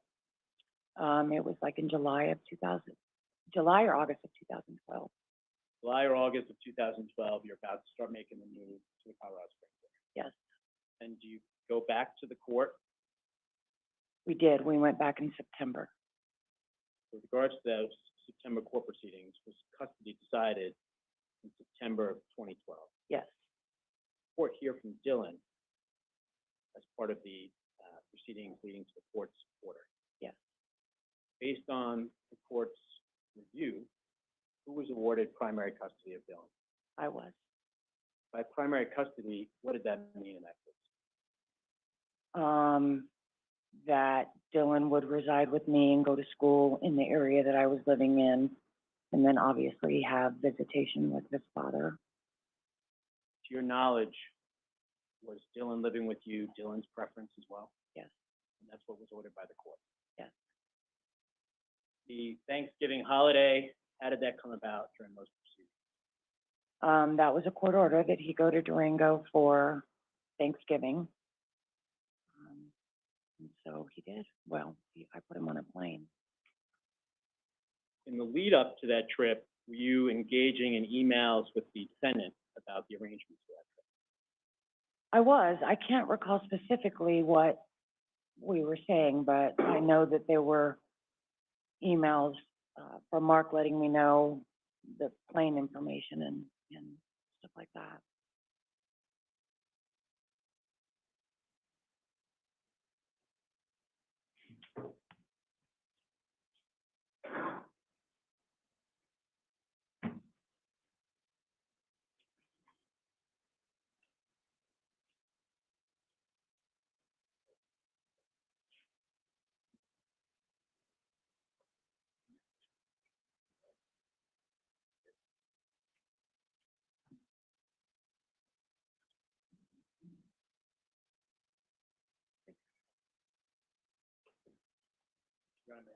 Ewing?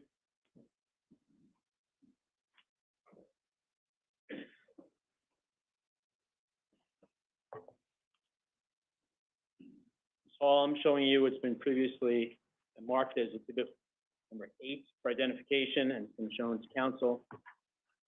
Take a moment to look over that exhibit and then I'm going to ask you a few questions about it, okay? Okay?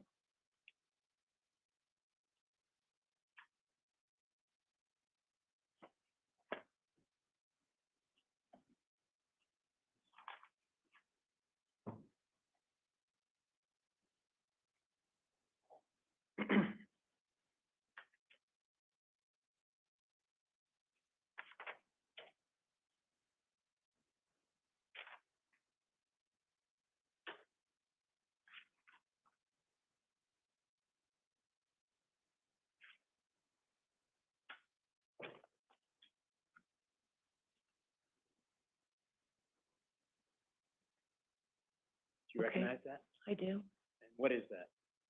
It's emails from Mark and I about Dylan's travel to Durango. What dates are on the emails? It starts on Sunday, November 11th, and then it ends November 18th. Recall those communications between you and the defendant during that time? Yes, And do you recognize the email addresses that were being used by you and the defendant at that time? yes, At this time, and does it fairly and accurately represent the email exchanges between you and the defendant during that time period? yes. At this time, the people move people's state evidence. Any objection? I respectfully object under relevance as to portions of Exhibit 8. I believe they address ancillary issues in the separation and divorce. They're more prejudicial than probative and distracting to the jury. Any response? Your Honor, it's part of the email exchange between Ms. Hall and the defendant setting up the trip for Dylan Redwine to come to Durango in November of 2012. It's a relatively short email exchange, and I think it's key for the jury to see how the trip came about, what the communications were around this as well. Okay, I'm going to allow it in. I understand what Mr. Bogan's talking about. I think the jury can understand that sometimes divorced people don't get along and issues arise, and we'll go from there. So it's admitted. Thank you, Your Honor.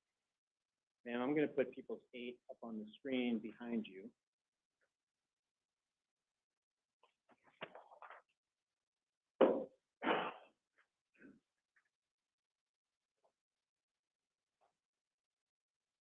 You can either look at the screen if you like, or the document in front of you. The email that we're going to focus on first is actually on the second page of Exhibit 8. So what is this email?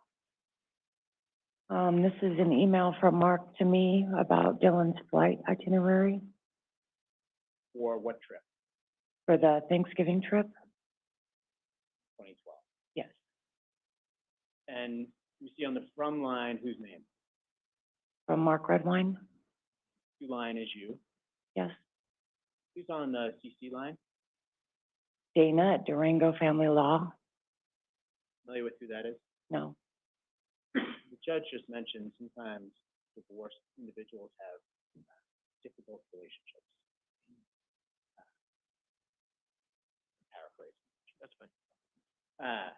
Fair to say you and the defendant had at times a very contentious divorce. yes, So this is, the individual on the CC line is not someone that you're familiar with, as you said. no. The email is sent on November 11th at 8:42 p.m. Yes. Read the email aloud, please. By now, you should have received Dylan's flight itinerary. As you know, Dylan has failed to respond to all my communication attempts. Sorry. So I will have to rely on you to inform him of his travel. Also, since you have failed to address any support issues, you may have, I expect all his needs are being addressed. So all the monies in his personal account are not needed. XXX. Sent from Dylan's iPad. He sent from Dylan's iPad. We're going to talk about in a couple minutes. We're going to talk about how this email is provided to law enforcement. Okay. Says by now you should have received Dylan's flight itinerary. What is that regarding? What is that, what? What was that about? Gosh, I don't remember specifically, but I assume it's for the November 2012 flight to Durango over Thanksgiving break. You know, Dylan has failed to respond to all my communication attempts. So I'll have to rely on you to inform him of his travel. What is that regarding? I guess Dylan wasn't communicating with Mark the way Mark wanted Dylan to communicate with him. I mean, I really always got a lot of grief from Mark about Dylan not communicating with Mark. On occasion, had you prompted or pushed Dylan to communicate? I did. I mean, I said, you know, I'm hearing from your dad that you're not responding. And he would basically say, there's just really nothing to say.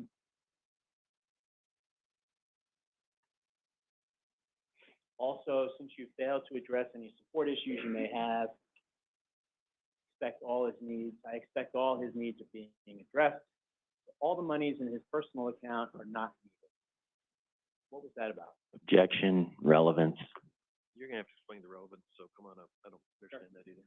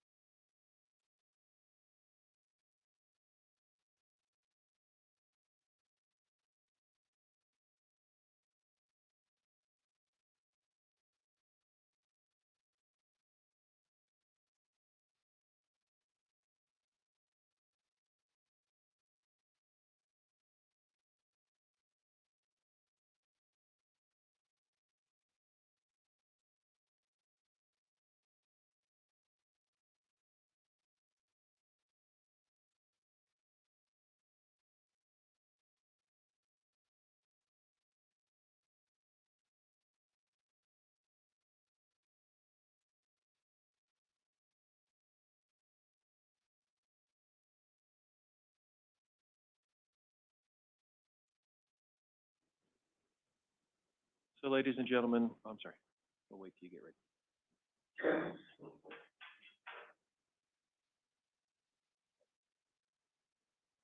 Okay, so ladies and gentlemen, I have overruled the objection, but I do want to give you an instruction that this evidence about what was in Dylan's personal account should not be used by you for any purpose other than seeing what was going on with Dylan's personal account that was set up by his parents. The fact that these two, Mr. and at that time Ms. Redwine, were having arguments and disagreements about the divorce, that's a common thing. You should not use any of those disagreements to think that Mr. Redwine had bad character, was a bad person, and therefore did bad things. This is specifically limited to what went on with the money in Dylan's account. So go ahead. Thank you, Your Honor. So as the court just explained, Ms. Hall, we're focusing just on, as the defendant puts it, his personal account, Dylan's personal account, not the years of child support or divorce litigation, contentious divorce. We're just focused on what's relevant to this case. Does that make sense? Yes. So all the monies in his personal account are not needed. What is his personal account regarding? It was an account that Mark had actually set up for Dylan so that he would have like walking around money, I guess. I mean, I wasn't privy or a part of that account being set up. You have access to that account? No. I'm gonna move up here to your response to this email from the defendant. November 11th, 2012 at 9:51 p.m. So this is just later in the evening on the same day, is that right? Yes. Can you read to the jury what you respond to the defendant? I am aware and have told Dylan, I hope he will be able to do something while he's there, as he's not real thrilled about the idea of sitting around your house. I am working on getting the paperwork in for support, but the money in his account is for him, I thought, and not support. Feel free to send money to help support him, though. That would be great. So I'm aware and I have told Dylan that with regards to flight arrangements. Yes. I hope you'll be able to do something while he's there, as he's not real thrilled about the idea of sitting around your house. What prompted you to say that? That was one of Dylan's biggest complaints, is when he would go to Vicedo. It's very remote where Mark lived. He didn't have any friends within walking distance of Mark's house. And so they would basically just sit in Mark's house, and Dylan would be incredibly bored. For this November 2012 trip, you under the impression that Dylan did not want to go to his father's house? Yes. Objection, foundation. I'm going to explain how she knows that. How'd you know that? Dylan told me.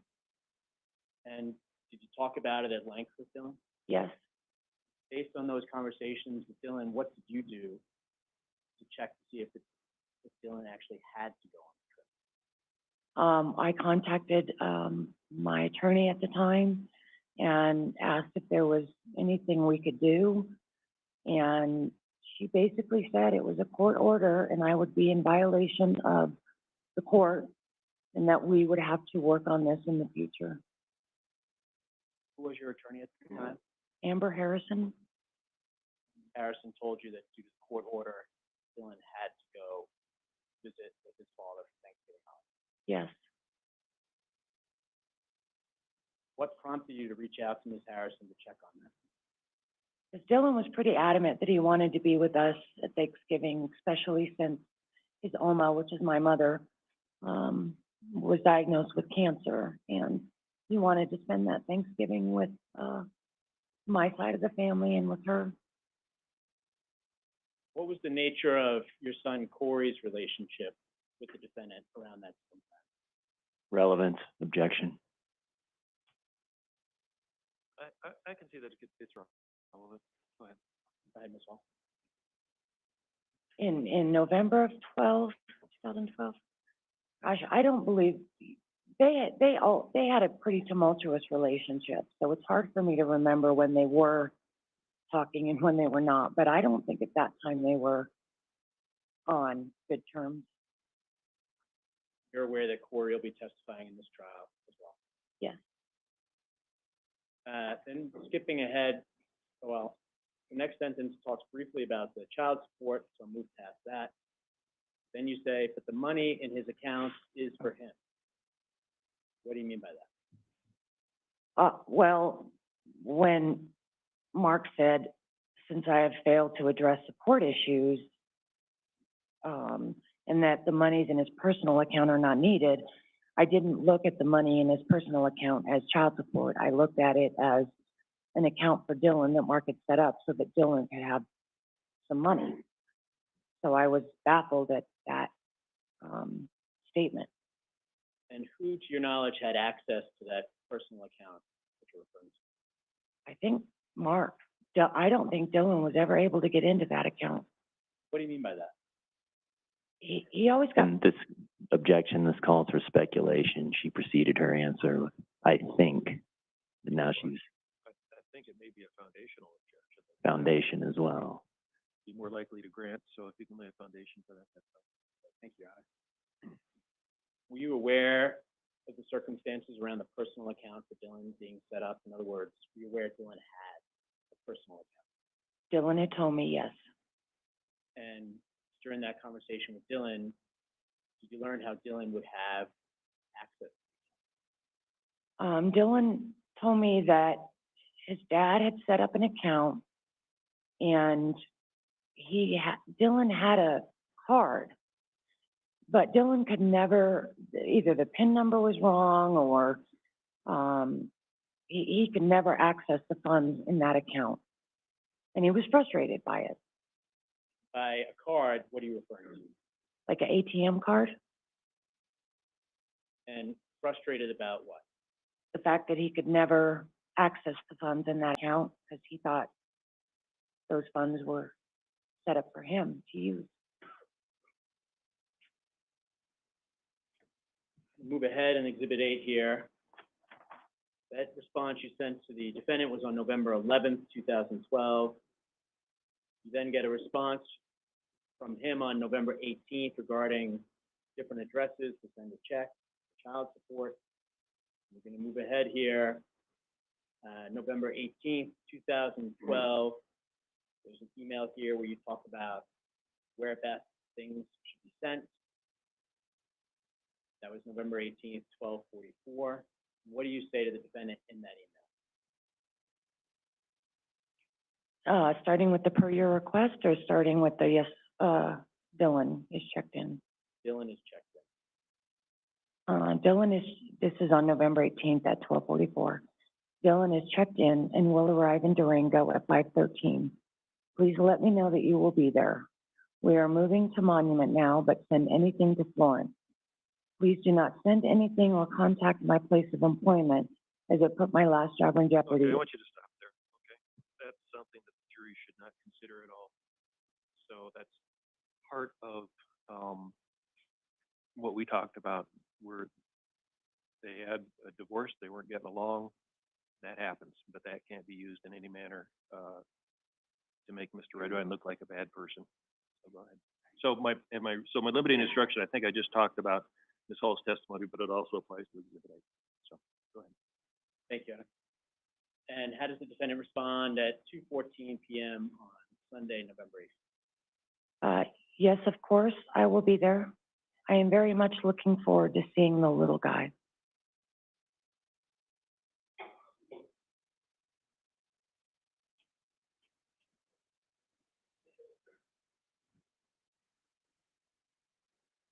During that same time period, were you also texting with the defendant? And I can't recall.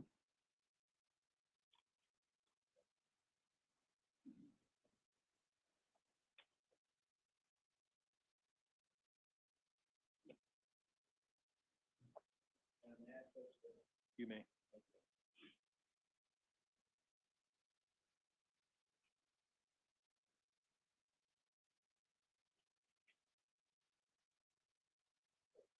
I ask you to take a moment and look over Exhibit 6. And I'm going to ask you a number of questions. So the top page is the starting point, or the bottom page is the starting point? Top page, starting point. Thank you.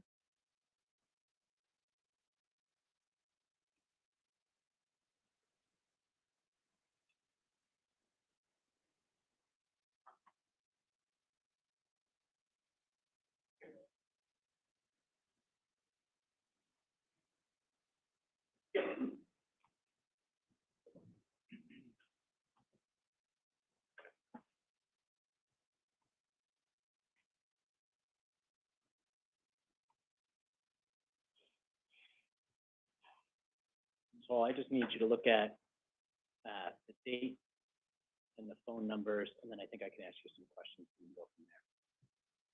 Okay, so you don't want me to read all this? You can, but I think we might be able to.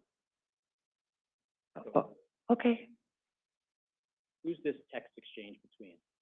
Mark and I, How do you recognize it to be a text exchange between you and the defendant? the telephone numbers and just the general conversation. You recall the substance of that conversation being the conversation you had with the defendant via text during that same time period? I'm sorry, can you repeat that? All having that conversation with the defendant during that same time period, text. Vaguely, Recognize the phone numbers on the text messages. yes. And whose phone numbers are those? Mark's.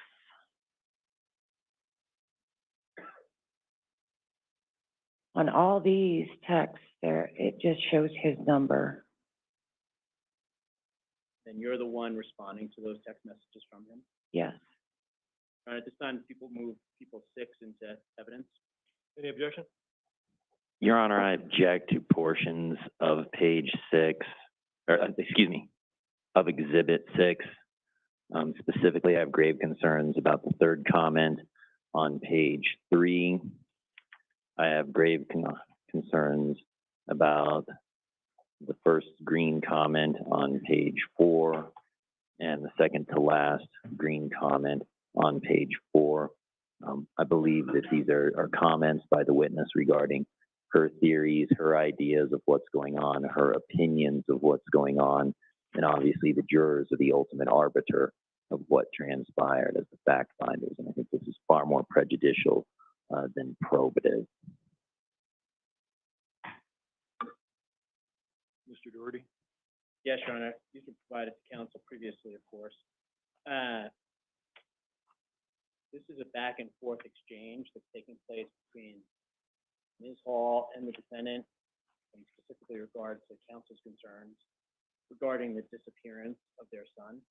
It captures Ms. Hall's reaction, her present sense impression, and it's necessary for the jury to understand the context of the other communications between the two of them contained in Exhibit 6. And Your Honor, it's not a hearsay objection. Thank you. It's more prejudicial than probative and relevance objection. So even it might be a present sense impression, I still don't think it passes muster under the other analysis. Excuse me. I'm going to allow admit Exhibit 6. The jury is instructed that whatever Ms. Hall thought happened is what Ms. Hall thought happened. And this is your job to determine what happened here. So I don't want you to be swayed by anything that one person says or one person thinks. You're to look at the facts and the law that I give it to you and then make the determination. Go ahead, Mr. Doherty. Thank you, Your Honor. Also want to state that since this was provided earlier, we're a little dilatory to be doing this during trial. So go ahead. Thank you, Your Honor. So it's in. Thanks. Ms. Hall, Exhibit 6 is now in evidence, which means I can be on the screen and ask questions of you, okay? Okay.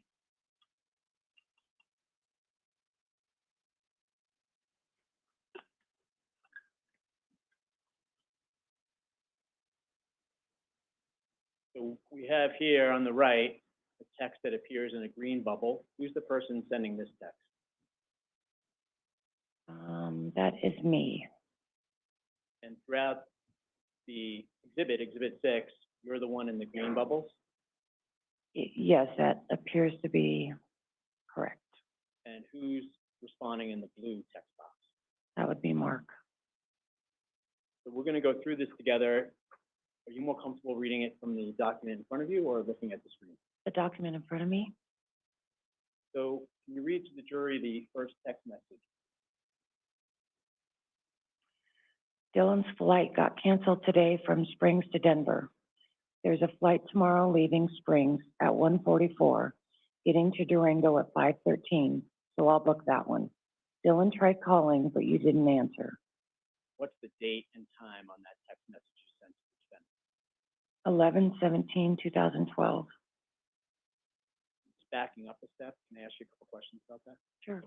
want to talk to you, and just get the jury oriented to the travel arrangements here. So it seems to be indicating that Dylan was supposed to fly out on the 17th. Yes. What happened with that? The flight was canceled, I believe I think it was airplane issues. How'd you find out about that? I went to the airport and they said the flight has been canceled. Which airport did you go to? Colorado Springs Airport. And where did you and, who'd you go with? Dylan and I went to the airport. It was just Dylan and I. Then we have the next text box there. What are you saying to the defendant in this one? I texted you and Dylan tried calling you. His flight was canceled, as I'm sure you knew, as the attendant told me they sent a message to your email. His flight was rescheduled for tomorrow. You should have told me it was canceled. This is Elaine, and you know that. What is that about? When I moved from Durango to Colorado Springs area, I took Corey's phone number because Corey was on his own and got his own phone plan and everything. So because Corey's phone was under my plan, I just took his phone number and moved it over to me. And Mark had always... Just stop you there for one Yes. second. So this is you saying, this is me, Elaine. Yes. And how about the part about, I'm sure you knew, as the attendant told me they sent a message to your email. What's that about? Well, just that when we showed up at the airport to get Dylan on the airplane, the gal told me that the flight was canceled and it was sent to Mark's email, and she gave me the email address. You were unaware of that when you went to the airport on November 17th. Yes. So what is the plan after the flight's canceled on November 17th? A new flight the next day was booked. What did Dylan do the night of November 17th into November 8th? He stayed with his friends, Joe, Adam, and Kristen on Artistic. He hung out with them. Whose house did he stay at? Joe's grandfather's house? It was the night of November 17th into November 8th. Yes. When did you next see Dylan? On November 18th, Where'd you see him? I went to Joe's grandfather's house, and then we still had some stuff in our artistic house, so we stopped by there, and then we left Go to where? to go to the airport. Go to the airport on November 18th to the rescheduled flight. Yes. What was Dylan bringing to the airport for the trip to Durango? Can't remember specifically, but I know he had a backpack with his phone, his iPod, his chargers for both. He had, I believe, a hoodie, and then his clothes and his personal things. I mean, he was 13, so he was grown up enough to pack his own bag. How'd you know what he had with him? Because we had discussed it. I specifically talked about the cell phones and the charger. And Dylan, regardless of what type of weather, he wore shorts. He was always hot, and so he wore shorts. And I specifically asked him if he had pants, at least one pair of pants in his backpack. Ron, may I approach them? You may.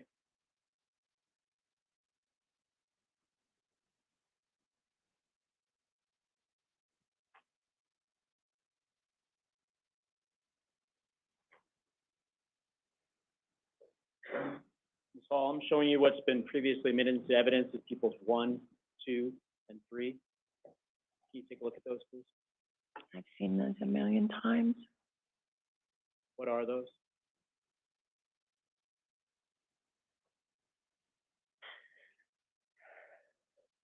They're pictures of Dylan on November, I believe these were taken November 17th, 2012, with his friends Adam and Joe. And you heard Ms. Baird testify yesterday. Yes. What clothes are Dylan wearing in those photographs? He's wearing his shorts and a I can't really see. I think this is his Fox shirt, and then his Blue Devils hat. And were those the same clothes he was wearing when you picked him up on November 18th, 2012?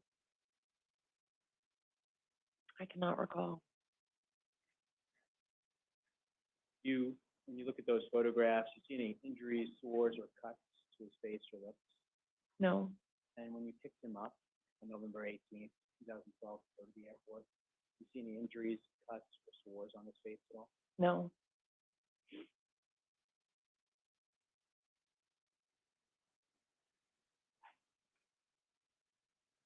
During this same time period, would you, on occasion, text with Dylan, your son? yes,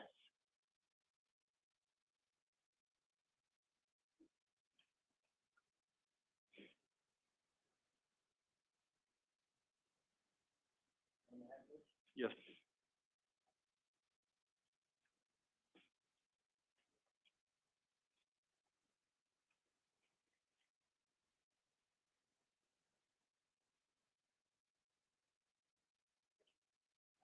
All I'm showing you what's been previously marked and provided to council, marked as People's Exhibit 7 for identification.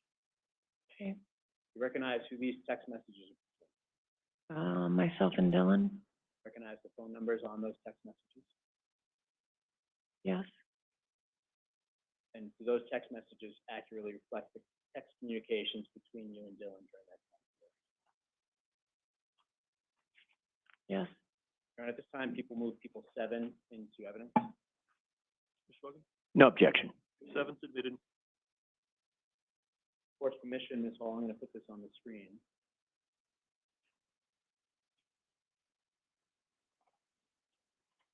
Who do we have in the blue text box here? that's Dylan, Green text box is, me. so can you read the first text from Dylan to you, please? I'm on the plane to Durango, Date of that text? November 18th, 2012. Time there says 16:28, which is military time, excuse me. So if you subtract 12 hours, it's 4:28 p.m. I'm on the plane to Durango. What was the significance of that text message? In other words, what did that mean? Where was Dylan in his course of travel that day? I think that's when he landed in Denver and went to the other plane in Denver to get on the plane to Durango. And how do you respond at 4:36 p.m.? Oh, good. You did well, son. Proud of you. I love you and thanks for keeping in touch so well. You're a flying pro. And at 5:21 p.m., what do you text your son, Dylan? You land in Durango, son?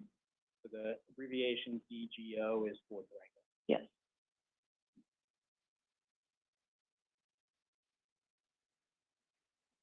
We have a response from Dylan on the screen at 5:49 p.m. What does Dylan say? Just did. Just asked you, the B3 hemp face with a stash. What is that? I have no idea what that is. I don't know. Probably a good thing. So then you respond to Dylan.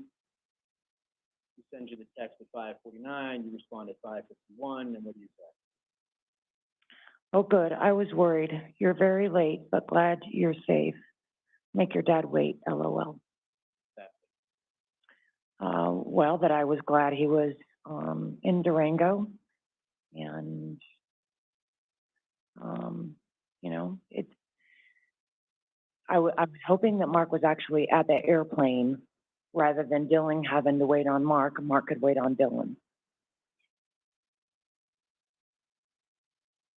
Dylan responds at 5:51 p.m. and says what? Yeah, after all of our waiting. Send another text to Dylan at 7:03 p.m. on November 18th. Your dad get you, son? 7:06 on November 18th, has Dylan respond?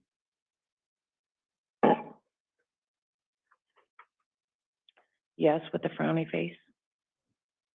What was the frowny face regarding? Objection, the exhibit speaks for itself, more prejudicial than probative. This issue's already been spoken to. I'm on your side so far. I mean, then it just, I think people can figure out what that means. Can I rephrase the question? Well, we'll see. Go ahead. Was the frowny face consistent with your prior discussions with Dylan about this trip? Asked and answered. Same objection. I think that's okay. Yes. You respond to Dylan 6 minutes later at 7:12 p.m. What do you say? I miss you already, but try and have fun. Next text to Dylan that same evening, November 18th, 2012, at 10:09 p.m. What do you text Dylan at that point? How's it going, son? You okay? Dylan again. No. Last communication you had with Dylan was the yes with the frowny face. Yes.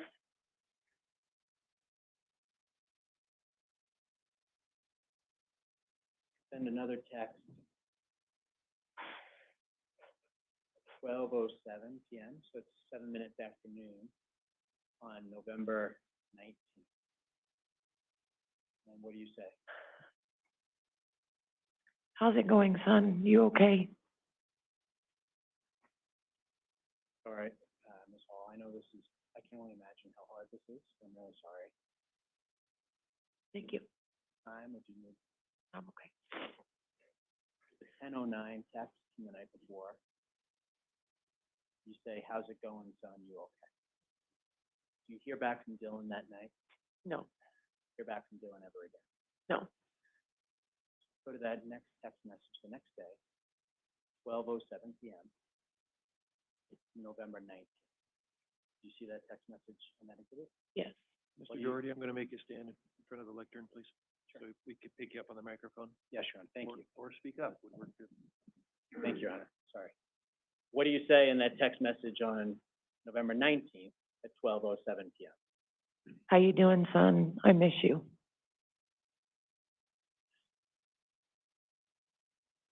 The final text message in this exhibit is a text message that you send at 2:35 a.m. on November 20th. What do you say in that text message, Ms. Hall?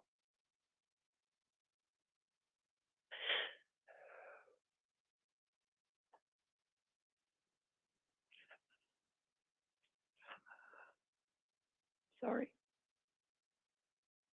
Your time. I said, Dylan, please be safe. Mom is here to come get you, son. What had taken place between the text message you sent during the day on November 19th at 12:07 p.m.? Mark had texted me and asked me if I had seen Dylan. And later that day, night, into the early morning hours, 2:35 a.m., you send the Dylan, please be safe, Mama's here, come get you son. Yes, when I found out that Mark hadn't seen Dylan, I was getting off of work, so I drove to Monument and I packed a quick bag and I left to go to Durango, Where were you working at the time? Colorado College in Colorado Springs. What was your job there, Ms. Hall? I was the Associate Director of Financial Aid. Where were you when you received the text from the defendant asking if you knew where Dylan might be? I was in my car driving home. So was that the first point at which you realized Dylan might be missing? Yes. What was your reaction, Ms. Hall? I apologize for interrupting. If this exhibit isn't in play anymore, I'd ask that it not be published to the jury on the screen right now. You need any more? No, we can take it down. Okay, please do.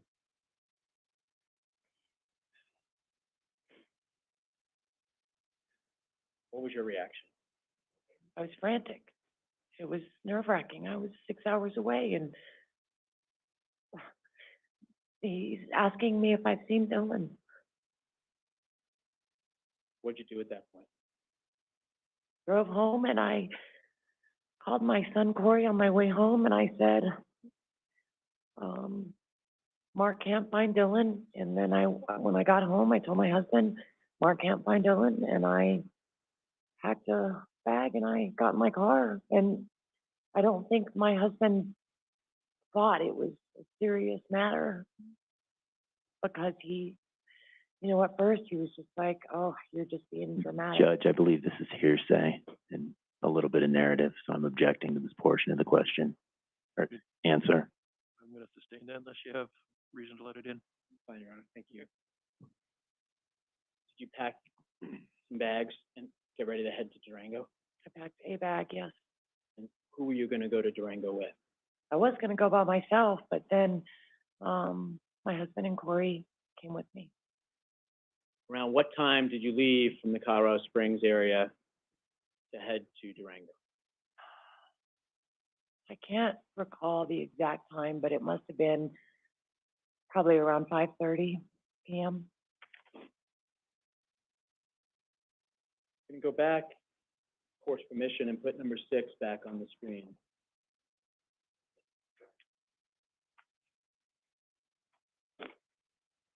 So we're going to pick up where we left off a little bit earlier in the day on November 18th, 2012. These are texts between you and the defendant, and I'd like to direct your attention, Ms. Hall, to a text you send at 5:44 p.m. So it says 17:44, but again, that's military time, so it's 5:44 p.m. What do you text to the defendant at that time? These don't have the time thing. I can't see the time thing, so I'm not sure. So the time, and we could use the screen if you like, and the times appear both on the paper document, but also on the screen in the right-hand corner. If you like, Okay, I see this one now, yes. Okay. So is the, can you repeat that question? I'm sorry. Oh, it's okay. 5:44 p.m. So the 17:44. You see that one? 44. Yes. Did you get Dylan okay? What does the defendant say in response at 5:45? Nope, didn't show up. What do you say then at 5:45 in return? Is the plane delayed? Well, I said, is the plan delayed? And then I sent another text saying plane. What does the defendant respond to you at 5:46 on November 8th? Don't have flight info, waiting to hear from him. Say what at 5:37? OMG, just go in the airport and ask. That's at 5:47 on November 18th, right? And after that, do you then hear from Dylan that he's landed, and you know then that he's in Durango? Yes, Next text that you receive from the defendant, is that the one that notifies you that Dylan is missing? yes.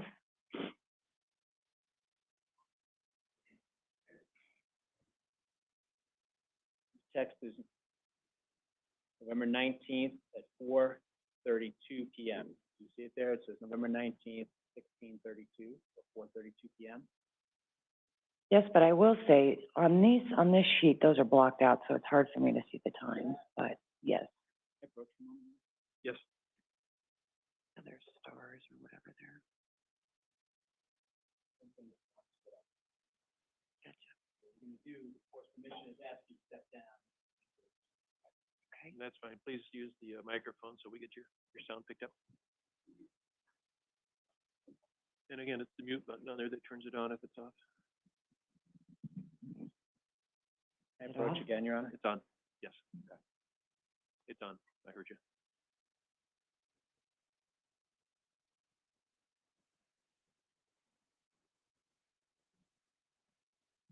So the defendant sends you a text at 4:32 in the afternoon on November 19th, 2012. Do you see that? It was on. Yes, And what does that text message from the defendant tell you? Elaine, I'm wondering if you have heard from Dylan. I've been trying to reach him all afternoon. Ms. Hall, what do you say in response at 4:37 p.m.? It's really worrying when I'm 7 hours away and get a message like this from you. I haven't heard from Dylan today. Where did you leave him or last see him?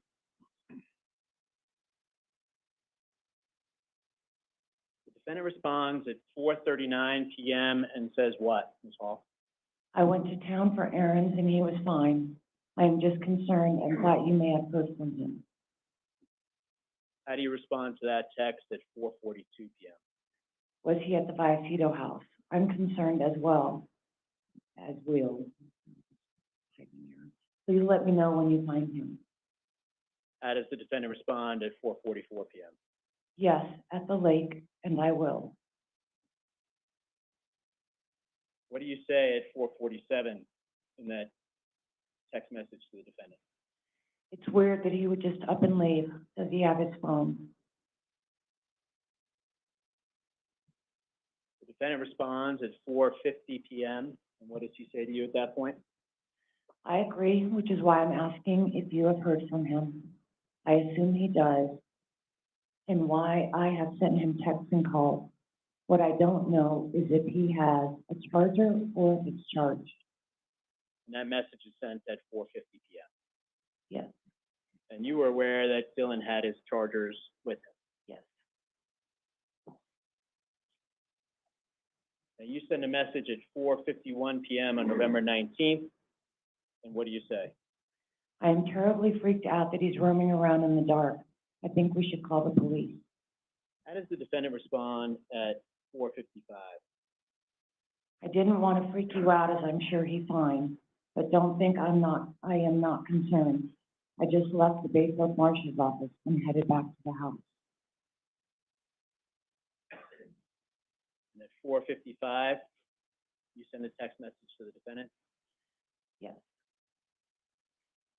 Want me to read it? Yes, please. Did you get into a fight with him or something? And at 4:57, you send another text saying what? How long has he been missing? What does the defendant say at 4:57 on November 19th? No, we talked and everything is fine.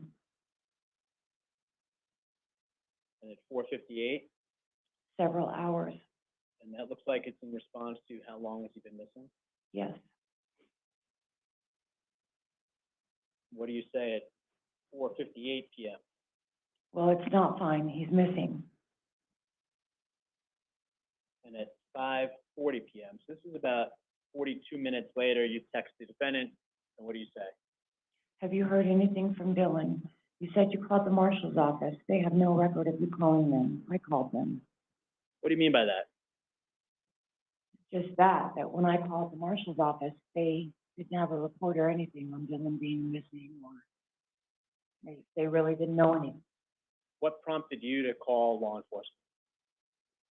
because Mark couldn't find Dylan, and I needed some help. In addition to calling the marshal's office, what other steps did you take to contact law enforcement? I can't recall specifically. I mean, we were driving at the time. I know I made a number of calls to the marshal's office. And then when we got into town, we went directly to the marshal's office.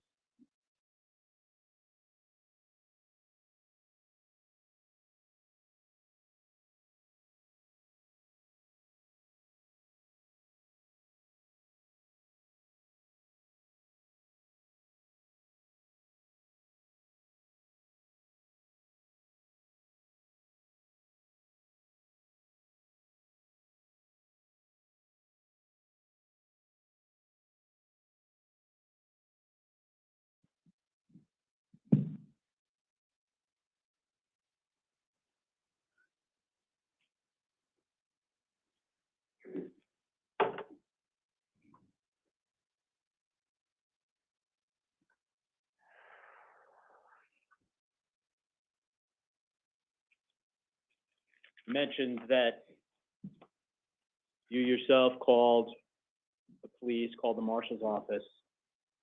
And that's what prompted that text that you sent to the defendant that you just read. Yes. What is Exhibit 4 there? It says call to dispatch, and then it's got 3/10/20 and my initials. And on March 10th of 2020, those initials signify that you listened to that and verified it was a recording of the same call. Yes. And did that recording fairly accurately, in effect, exactly capture the call that you made back on November 19th, 2012? Honestly, I don't remember specifically what, the call, but I'm sure that if I, initialed it, then I heard it, and yes. So I know this is a weird process, and it's very strange. We have to go through this formula to get things admitted into evidence. I know it sounds weird, so I recognize that. When I ask you these questions, it means when you listen to the recording, was that your voice on the recording? Yes. And did you recognize it to be your voice calling dispatch in Yes. response to your son going missing? Yes. Okay, thank you. Your Honor, at this point, I'm going to ask that people score be admitted into evidence. Foundation, cumulative, she's testified as to the call she made to dispatch already. Foundation's a little weak, but I think it's okay. I don't think it's cumulative, but I think it's all right. So it's admitted? Thank you, Your Honor. Your Honor, may I approach? Yes.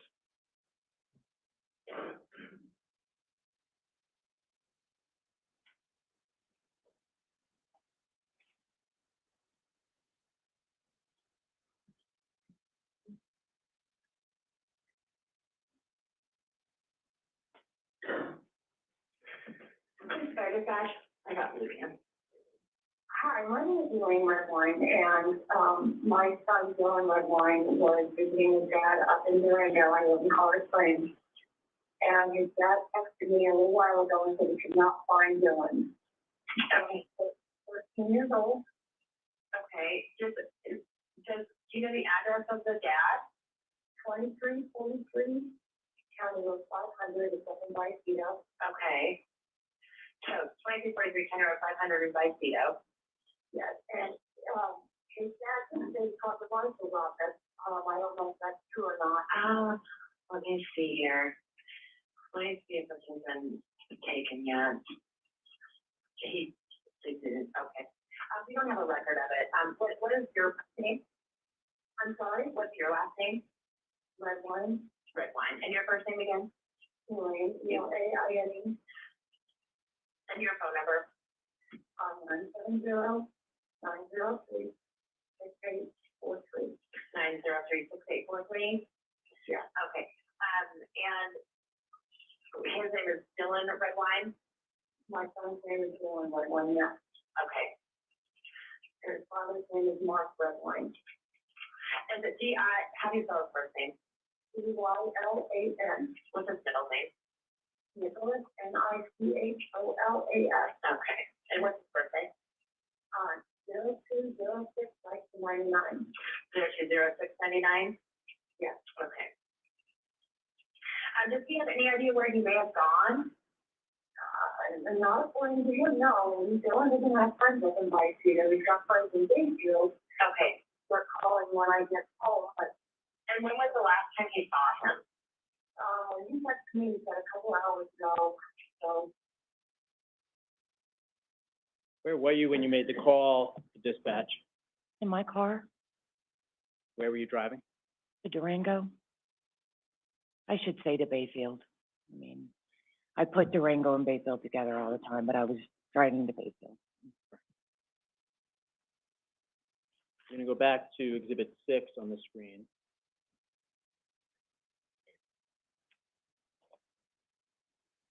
You had texted the defendant at 5:40 p.m. If you heard anything from Dylan, you said you called the marshal's office. They have no record of you calling them. I called them. Is that the call that we just listened to? Yes. 6:23 p.m., you send another text to the defendant. What does this one say? Call? Tell me that again? Sure, I'm sorry. 6:23, so it's 18:23. Why don't we have you come off the stand?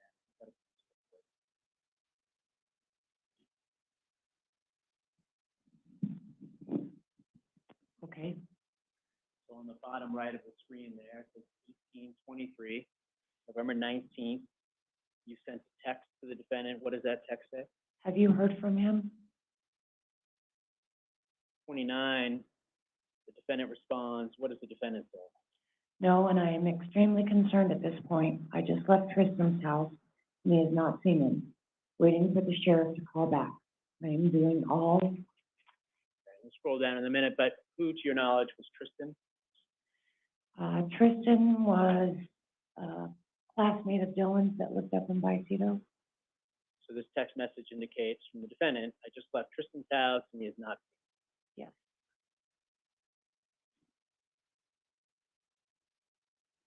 6:29, the text continues.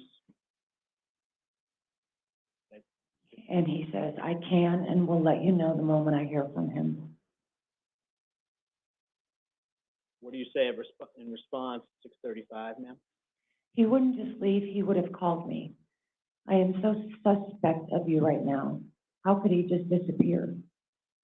And what do you mean when you say he wouldn't just leave, he would have called me? Objection, speculation. The exhibit speaks for itself. Going back to the court's prior curative instruction to the jury regarding these issues and this exhibit. I think this is fine, this part. Thank you, Ms. Hall. He wouldn't just, okay, I'm sorry. He wouldn't just leave, he would have called me. What do you mean by that? Just as it says, he was very good about letting me know what he was doing, either by calling me or by text. And there were numerous occasions where, you know, he was up in Bicito and, you know, would call or text me, you know, to come get him. So I didn't think this was any different this trip or this time. So it's suspect to you that he's now gone missing and you haven't heard. Yes. What does the defendant say in response at 5:44? It's just like you to blame me. Right now, the best thing for him is finding him. The defendant sends another text to you at 7:08. This is about 25 minutes later. And what does he say in that text message? I just spoke with the deputy. His fishing pole is missing, and the deputy is on his way up. He asked that I search the property, which I will do now. I know And it goes on to say what? this is difficult, but we got to believe he is okay.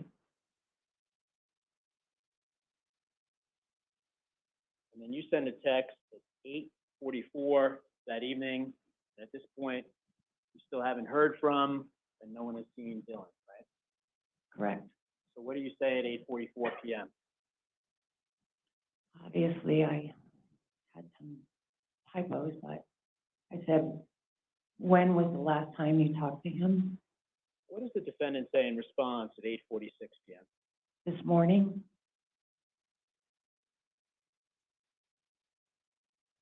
8:48 p.m., you send another text to the defendant saying what, Ms. Hall? Are you looking for him? What are you doing to find him? You seem so nonchalant that our kid is missing. And then at 9:02 p.m. that same night, November 19th, what do you text to the defendant? You talked to him on his cell this morning or when you left the house? Did you talk to him at all today on his cell phone? What does the defendant say at 9:05 p.m.? I personally spoke with this morning. The sheriff is here now. I'm doing all that I can. I personally spoke with this morning. Looks like he's missing a M there. Yes. The sheriff is here now. I'm doing all that I can. I'm doing all that I can.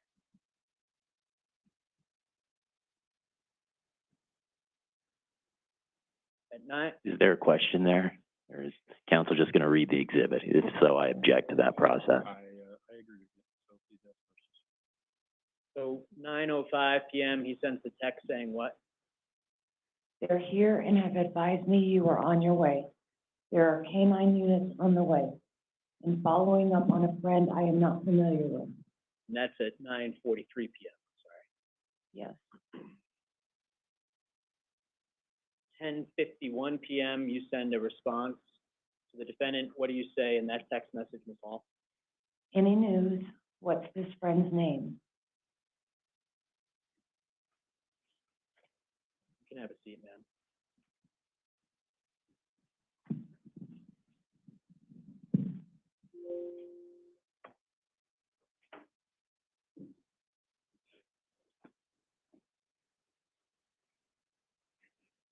So we've looked at some text messages that you were exchanging with the defendant. Were you calling anyone from the car and during the course of the evening? Yes. Who else were you making calls to? I was making calls to people, that I've known, friends in Durango, because I had to figure out where we were gonna stay. And during that evening and through the night, did you try calling Dylan? Yes, incessantly. I called him many, many times. What would happen when you would call Dylan? It would go to voicemail. Leave voicemails for him? Yes. You ever connect with him? No.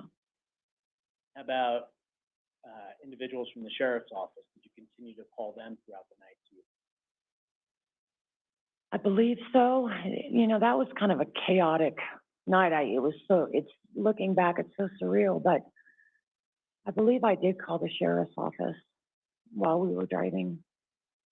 And what time approximately did you arrive in the Bayfield Durango area, Ms. Hall? Oh, it was late. It was maybe 2:30 in the morning, I think. Where'd you go when you arrived?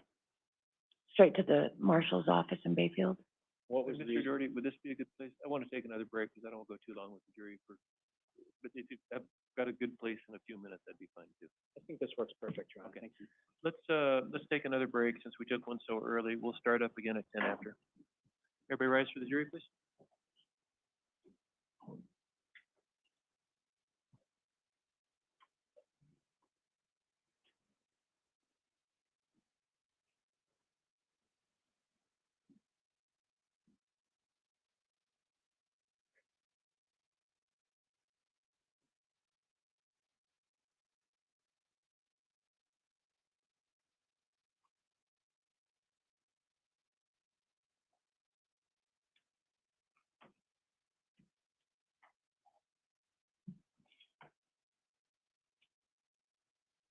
Okay, and Aaron reminded me that we do have to stop a couple minutes before noon, so just keep that in mind. Okay. Yes, Your All Honor. right, so 10 after. Thank you, Your Honor.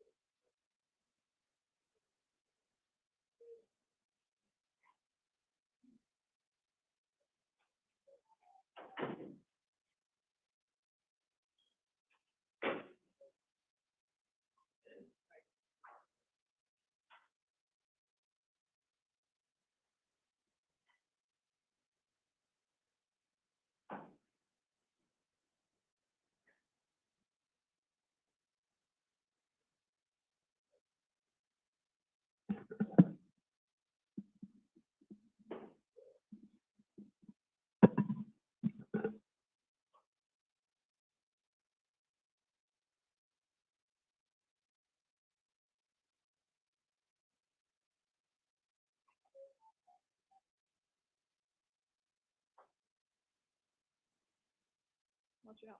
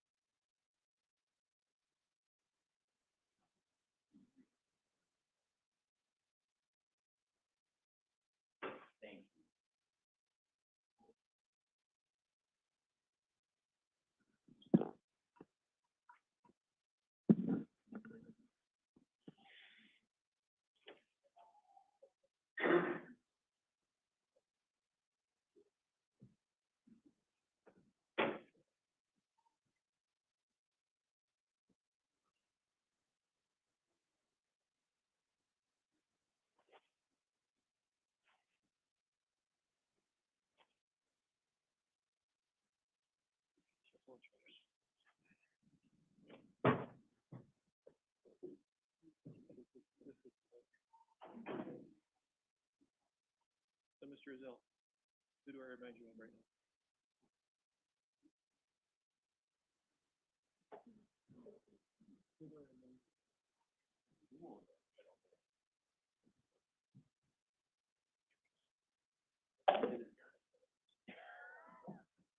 And now I understand more. It's pretty comfortable. How old? What's your name?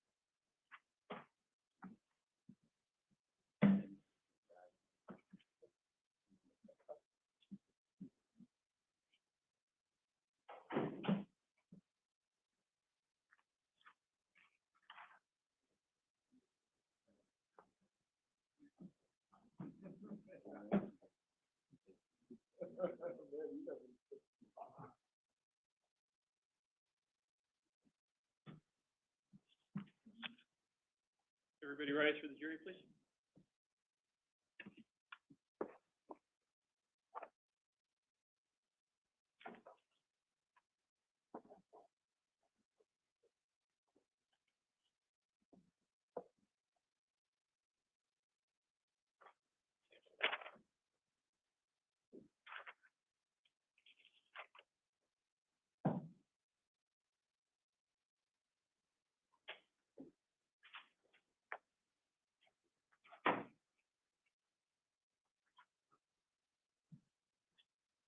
Okay, we'd be seated. Ms. Hall, come down, back up, please. You're still under oath.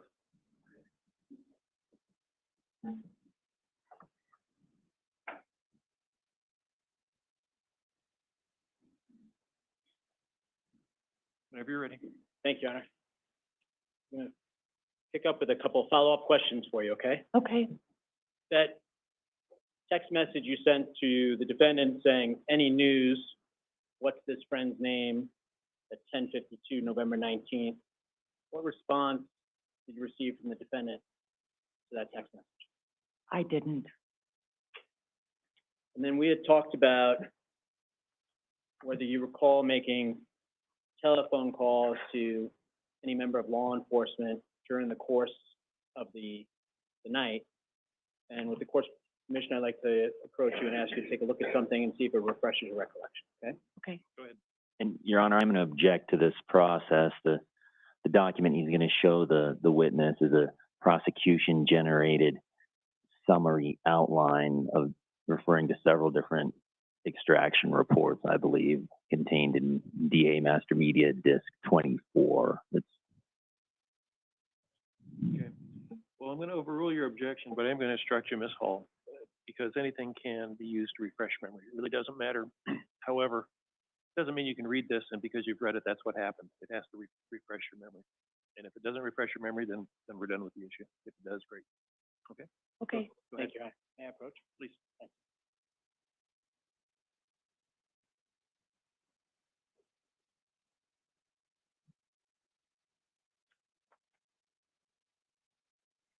Do you recall throughout the evening of November 18th and the early morning hours of November 19th making calls to law enforcement? Yes, That document refresh your recollection as to making calls? yes, And to the best of your memory, you don't have, to the best of your memory, fair to say you called them repeatedly? yes. Your Honor, may I approach and retrieve the document? You may.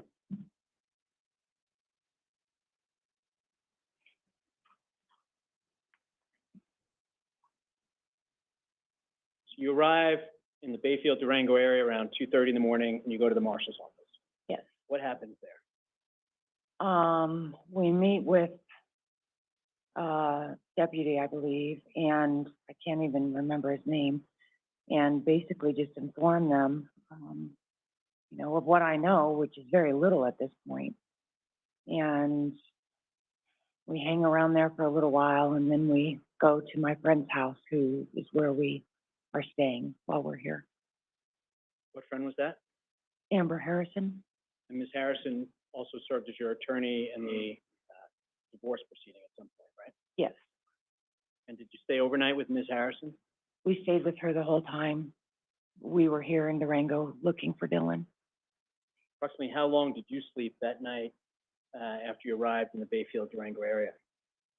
I don't think I did sleep. What was the reason for that, Ms. Hall?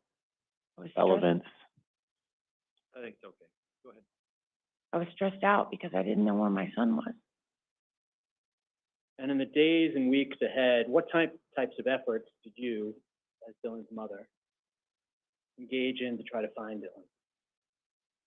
Everything I knew. I mean, we had driven up to Vicedo, standing in the middle of the road, just calling his name. I mean, we did foot searches with just my immediate family around Lemon, around Durango, everywhere up there. Then I had a really good friend of mine who worked for, at the time, the Pine River Times, and she started organizing searches and grids and things like that, and I just basically followed her lead because she was really organized. You say followed her lead. Did you participate in those searches? Yes, You also meet with investigators? yes, How frequently were you meeting with investigators during that time period? as often as they would meet with me. I mean, I bugged them. What? I bugged them. Bugged them. I couldn't hear you, I'm sorry. When you say you bugged them, what do you mean by that? It meant that I was calling, or I would just show up at the sheriff's office in Bodo and just show up, see if they had any answers, find out what they were doing. We went to the search and rescue and were there for a while, and I mean, just anybody who could help me, I was knocking on the door. And as the weeks and months went by after November 12th, what was going on for you during that time? After November 18th, 2012. I mean, I was frantic. Like I said earlier, it was so surreal. You don't expect anything like this to happen to you. And, you know, I figured he was safe because he was with his dad. And I was devastated that no one knew where my son was.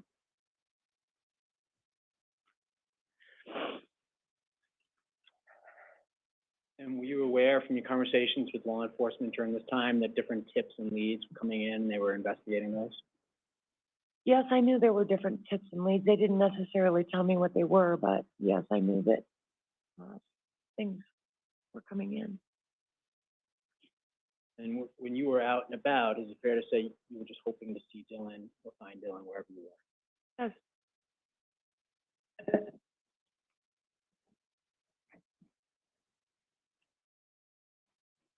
In addition to what you've already shared with the jury about your attempts to locate Dylan, Did you also speak with the media during that time to try to generate attention and help in finding Dylan? Yes, That include going on the Dr. Phil show? yes.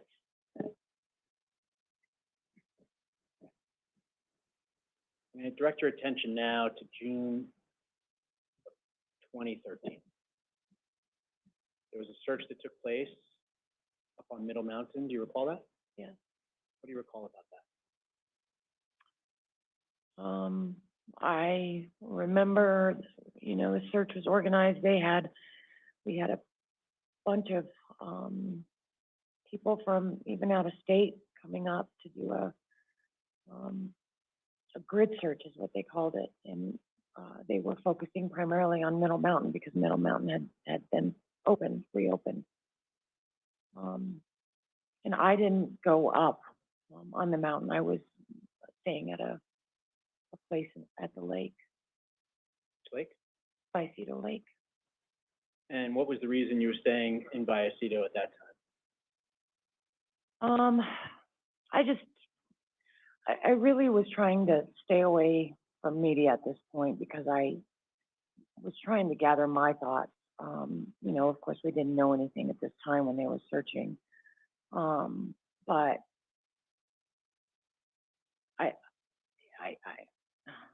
I didn't really want to, honestly, I didn't really want to find anything of my son when I was up there, so I made the decision to just not go. You were staying in the area to be close to the search? Yes. And at that time, had you provided law enforcement with different pieces of belongings of Dylan? Yes.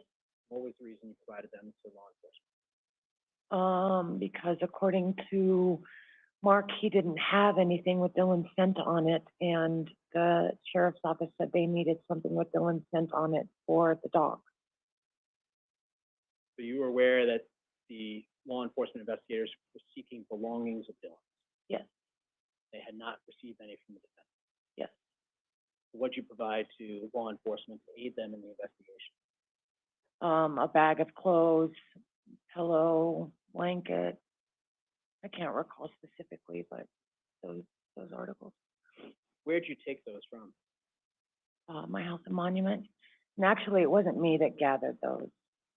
It was my stepdaughter who gathered them, and then we met in Alamosa to get those items. Did you recognize those to be Dylan's? Yes. And I should ask, during that time when Dylan was missing, what did you do with his bedroom and belongings, if any? Well, we were here for a while, so obviously nothing. And, I left the room as it was for a while. We had just moved to Monument, so, it wasn't, he was getting unpacked and organized and such, so. The items that were collected that you recognized as Dylan's were then provided to law enforcement? Yes. All right, can I have one moment? You may.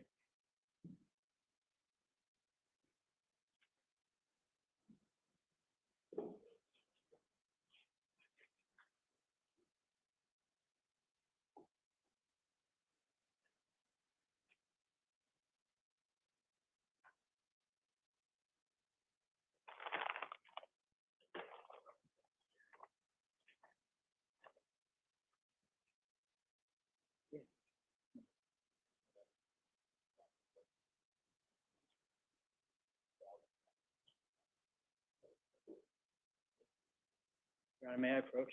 Yes.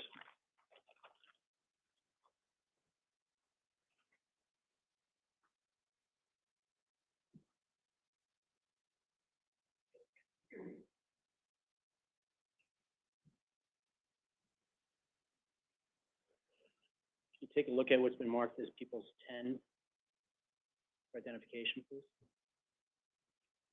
Yeah, Dylan's hat.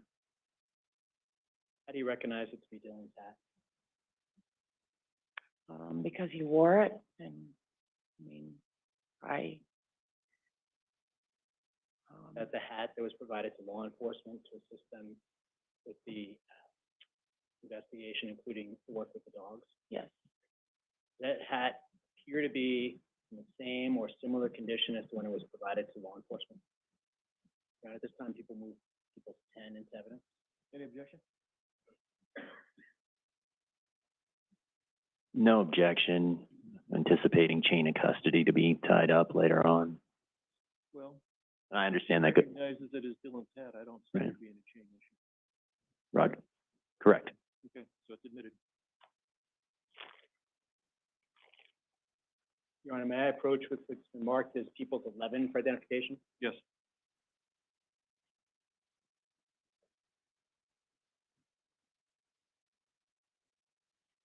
What is in People's 11 for identification, Ms. Hall?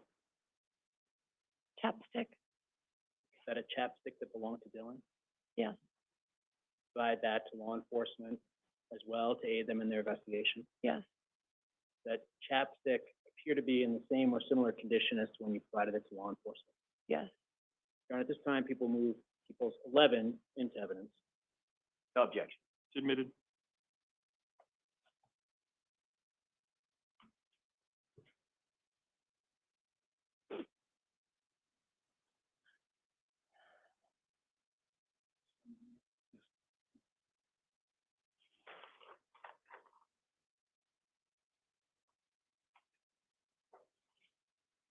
Ms. Hall, you mentioned providing law enforcement with a pillowcase and clothing that belonged to your son Dylan, aid them in the investigation, including the work with the dogs. With court's permission, I'm going to approach and show you what's been marked as People's 13 for identification. Go ahead.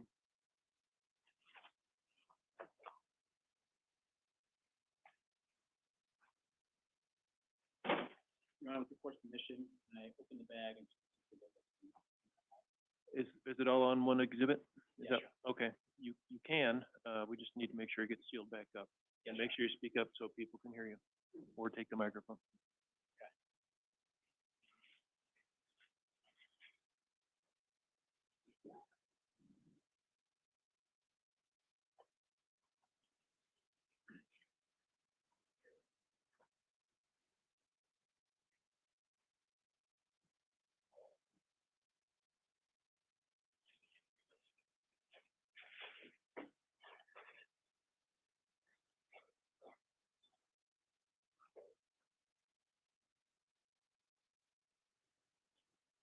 Paul, this bag, when was the last time you've seen this in this bag? Since we gave it to law enforcement? Yeah. I haven't, I mean, I saw it just briefly today. So you saw it briefly today before coming up to the court? Yes. Have you had a chance to look inside? Yes. And what's inside Exhibit 13 for identification? Dylan's clothes and, pillow, blanket. I think that's it. And the items that are in there that you provided to law enforcement to assist with the investigation appear to be in the same or similar condition as you provided it back in 2005. Yes. Your Honor, at this time, people move to 13. No objection. 13's in.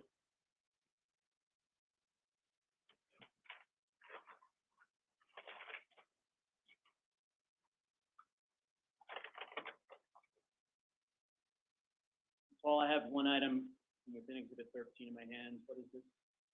Dylan's pillow, And how do you recognize Dylan's pillow? because I bought him that sheet set, when we moved to the new place. I'm sorry, when we moved into our new place. Okay, hold on just a second. Paul, you need to speak up.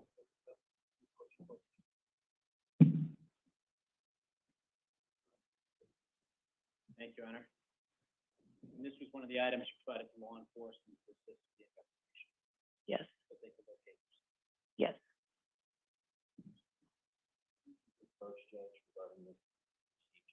So you see better, as long as you're out of everybody's. It's not about what I can see, it's about wearing gloves more now. Oh, approach here. That's the question I was gonna Oh, ask. okay. What are the rules of engagement in handling physical evidence such as today? Well, if there's no gloves and nobody's wearing them, I mean, if there's future issues about this, I think the prosecution has pretty much waived any problems, right? Difficult for me to see. Why don't you come up? Thank you. That's a hard question.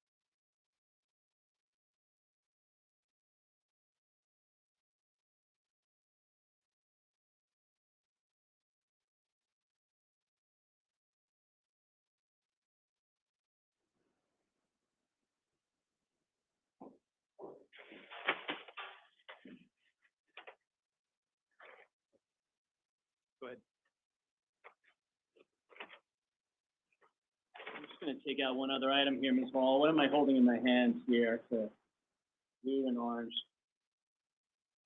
It's actually red, and it's his Red Sox blanket. He was a big fan of the Boston Red Sox.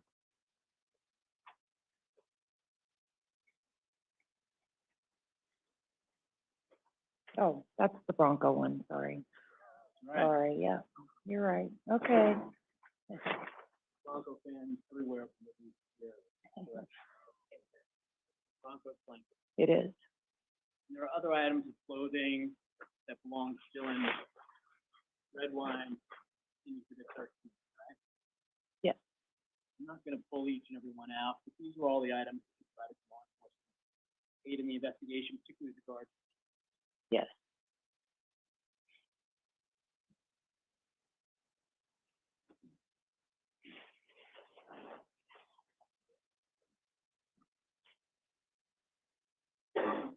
Your Honor, just for the record, we had it unsealed for presentation of evidence in this hall, and I'll have it sealed back up and available. All right, thank you.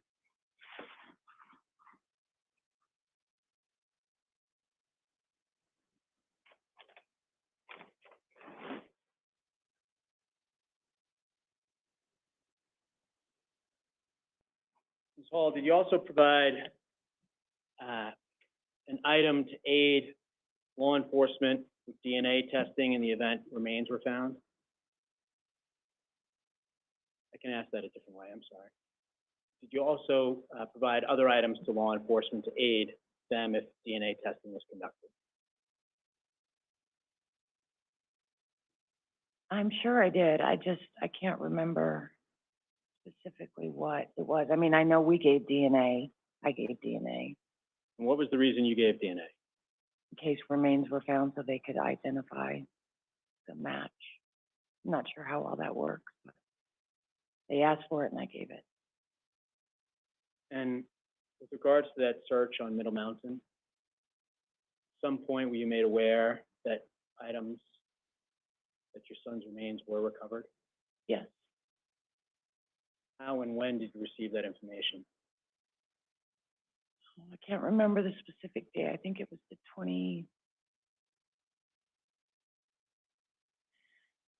various items were found throughout the week, starting on the 20th of June, I believe. And the first item they had found was Dylan's shoe. And that's when I was told that they found Dylan's shoe. We had to identify it as Dylan's shoe. What was the process? How'd you end up being able to identify the shoe? They brought it to me How'd you recognize it to be Dylan's shoe? because I bought them. And what happened after that in the days that followed? They were still searching and then they found remains, human remains. At some point thereafter, were you informed about DNA testing on the remains? Yes, What were you informed? that they were sending them off to, I believe it was CBI. They didn't know how long it would take, but CBI was going to do a rush on it. And then it was shortly thereafter that I got the official notice that those were Dylan's remains. Where were you when you got the official notice? I was at our cabin in Vicedo that we were staying at.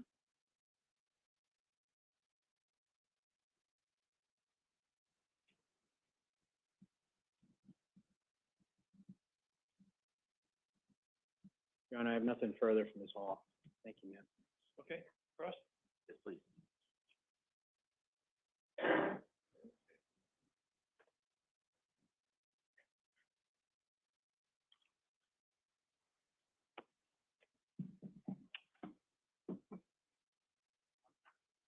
And Ms. Hall, if you can't hear me or if I muddle a question, please let the judge know and I'll rephrase, okay? Okay. I want to revisit some of the topics you spoke about on direct with Mr. Doherty, starting with one of the things you spoke about the divorce and kind of how long that went. Remember talking about that? Yes, And safe to say, divorce proceedings started in 2005, right? I believe so, yes.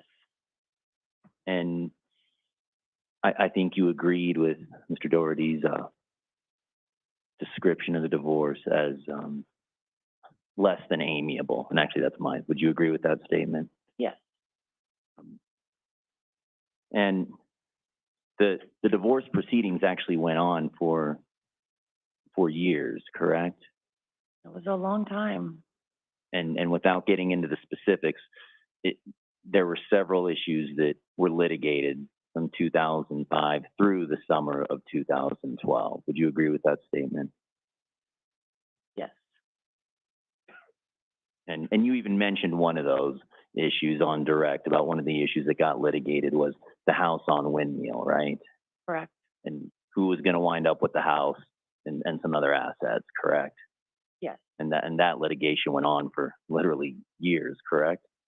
literally years, yes. And as the proceedings developed, divorce pleadings were filed, correct? Yes, And then there was a legal separation, correct? yes, And then the legal separation was finalized into a divorce in about 2008, right? yes, And even after that final order of the divorce in 2008 coming out, there was still litigation after that, right? there was.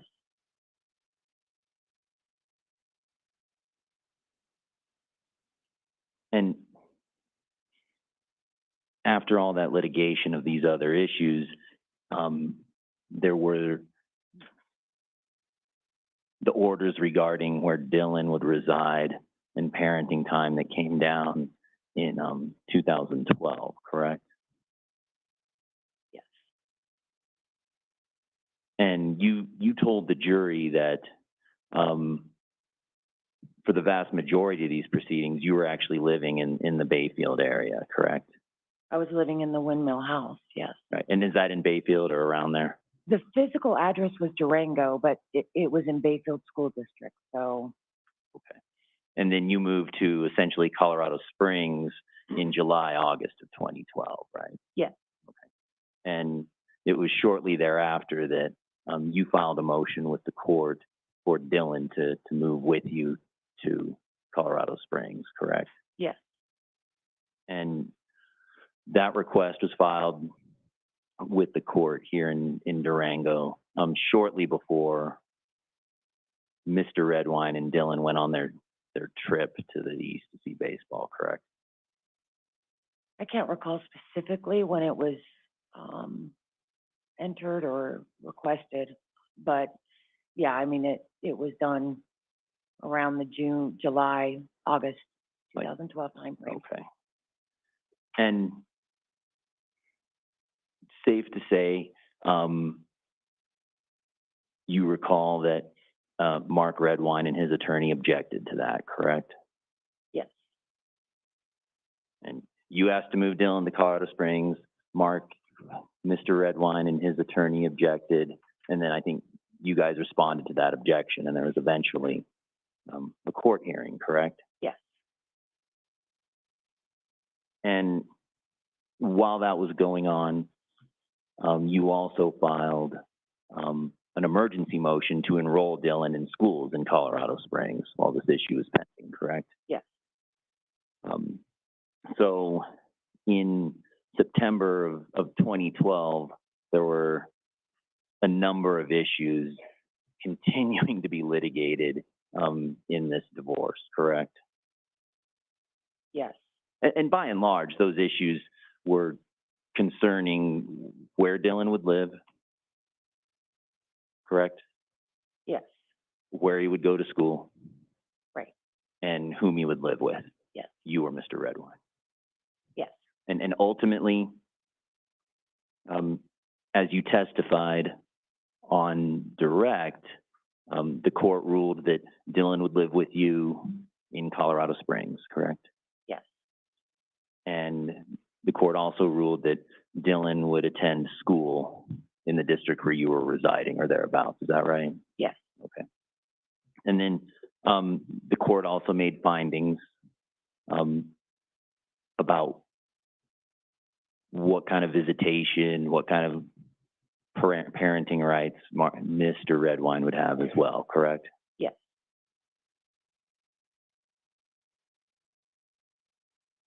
And those included a court order that Dylan would go to Mr. Redwine's house in Vallecito for the Thanksgiving vacation days, correct? Yes.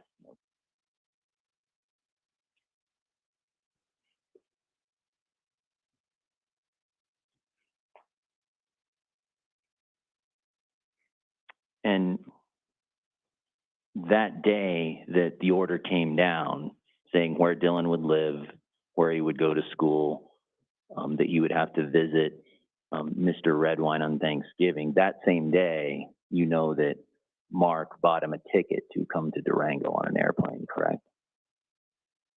I do recall that, yes. Okay. So the order comes down, you win, he loses, Dylan's going to Colorado Springs, Dylan's coming to Vallecito for Thanksgiving. The day that order comes down, Mr. Redwine buys Dylan a plane ticket to come out for Thanksgiving that same exact day. I believe so, yes.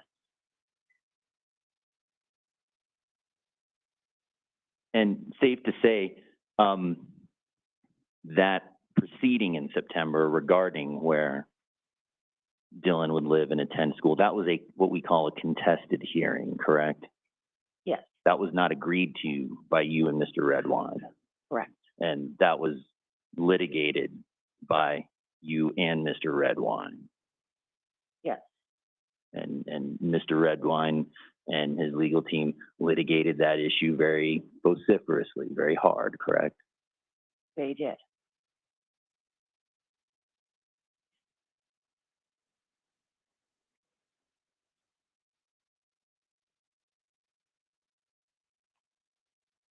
In the lead up to the Thanksgiving visit, you testified on direct that you got to see and observe Dylan's enthusiasm or lack thereof to go to Vallecito, safe to say. Yes. Okay. And obviously you were living with Dylan at the time, so you got to see him probably just about every day. I saw him every day, yes.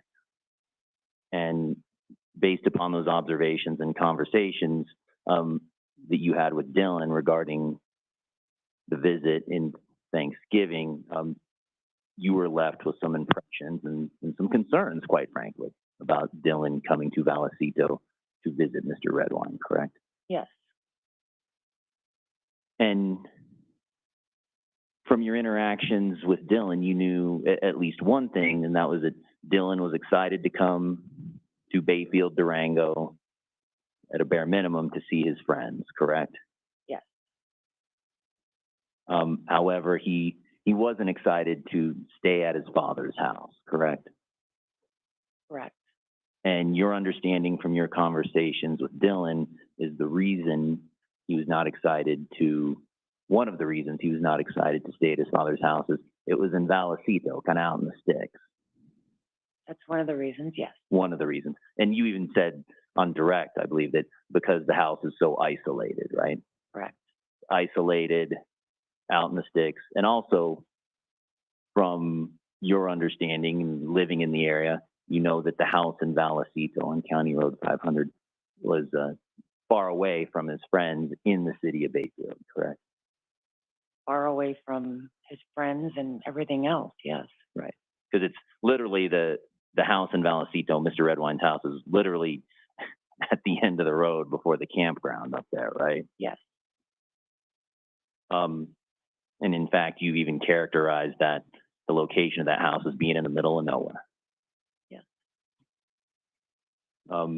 So Dylan's excited to see his friends, not excited to be in the middle of nowhere, not excited to be far away from Bayfield, from everything in Bayfield, correct? Yes.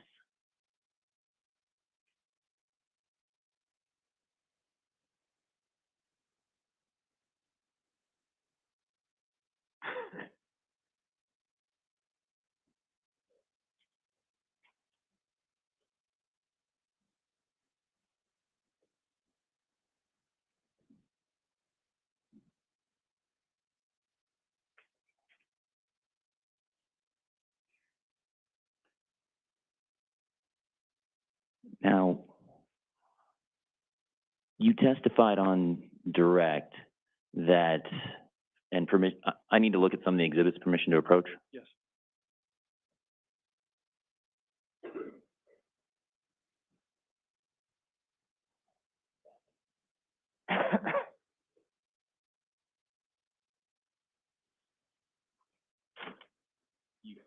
You testified on direct that this bag of items is something that was requested of you from law enforcement, correct?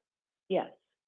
Your Honor, I'm in a weird place. I'm holding a big bag. Where do you need me to be? Actually, get up over here by the microphone. Okay.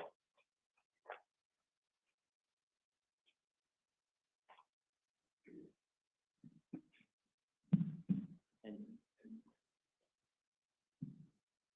again, you were asked by law enforcement to provide a number of personal items of Dylan, correct? Yes. And it sounded like on direct examination, it was not you who collected those items, is that correct? Correct. And those items were collected by another family member? Did you say it was your stepdaughter? Yes, my stepdaughter, Okay. And what is her name? Ashley Hall. At the time, it was Ashley Hall. And law enforcement came to you because you're the mother of Dylan, and asked you to collect the items that are in this bag, correct? Yes. And did you in turn ask your stepdaughter, Ashley, to do that? My husband actually called her, I believe. But we were in Durango, and I didn't want to go home until I had Dylan with me. And did you ever get to talk to Ashley about the collection of these items? Yes. And did you tell her how to do it? Yes, I told her to grab like his pillow and blankets and his clothes. And, yes. And did you give her any other instruction? I really can't remember. I mean, I was pretty frantic. I don't recall. And permission to open the bag and Go ahead.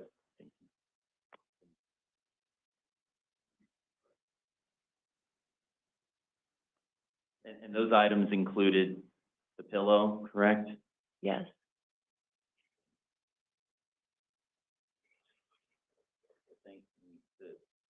The Broncos blanket, correct? Yes.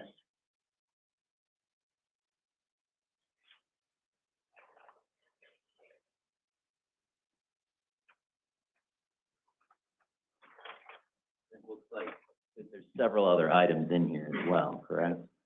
Yes. Your understanding, there's a pillowcase in here as well? You know what else is in here? I know that there's a bag with a lot of his clothes, and the pillowcase is on the pillow. Permission to put these on the table in front of you?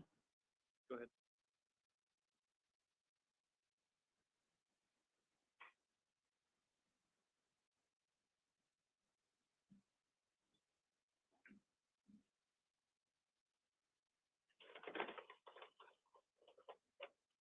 It looks like there's a paper bag in here. Do you have any idea what that is? Or? No. It looks like there's an empty plastic bag in here as well. It may have been what the items were in when we transported them. I don't know specifically.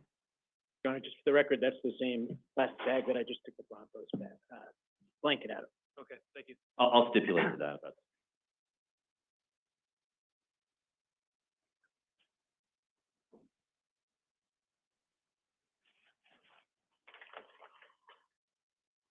and you said earlier that there was a bag with several of his items or clothing in them, correct?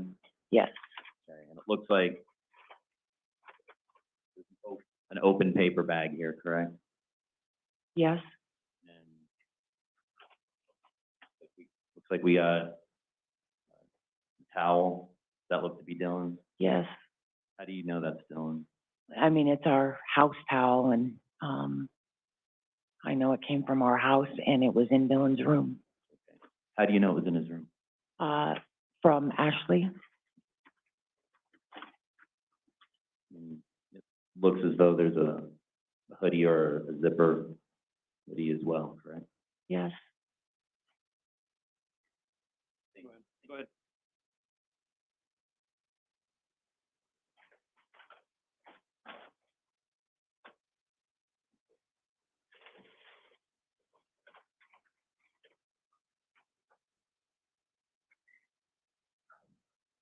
And it looks, should we take a lunch break? Well, we're going to in just a second. I was hoping to get through this. Okay, I'm okay. Just emotional. I understand. Safe to say there's several items in this bag, correct? Yes, That were collected by Ashley yes, and placed, to the best of your knowledge, by Ashley in this bag, right? yes. And then you met Ashley, was it in Alamosa, and then you drove the bag here? My husband met Ashley in Alamosa. Okay. I was here in Durango still. I'm prepared to stop for lunch. Okay, and that's fine. You just leave it there. Are you done with the bag, though? I believe so. Okay, great. So, ladies and gentlemen, I know that one of you has an appointment they need to be at over the lunch hour, so we're gonna stop a little bit early. Please remember my admonitions. I'm not gonna read them to you. You probably know them by heart. Just make sure you don't do any research on this case. You don't talk about it. You don't let anybody talk to you about the case. We will start up again. Let's go ahead and start up at 1:30, and you'll need to be back whenever Cindy tells you. So with that, everybody rise for the jury.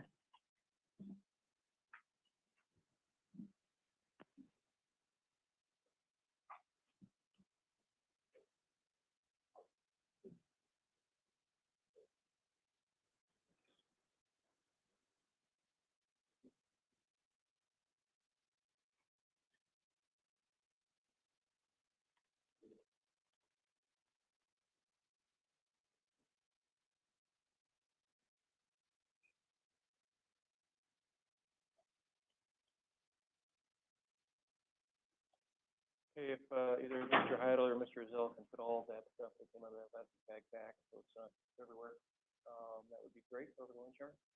Or whoever, whatever investigator you want to have do that. So, anything before we go? No objection to that procedure, no. That's fine, Your Honor. I'm also gonna approach and just put the exhibit 4 disc up with the other exhibits. It ended up back on my table, so I was gonna put it back. Okay, thank you. All right, we'll see you all, get here a little bit before 1:30, please. And Judge, I think Mr. Johnson covered this. Did you want to go and look at the living room layout? Oh, Or is that- I totally forgot about it. I'll probably do that now. That's a good idea. Thank you, Judge.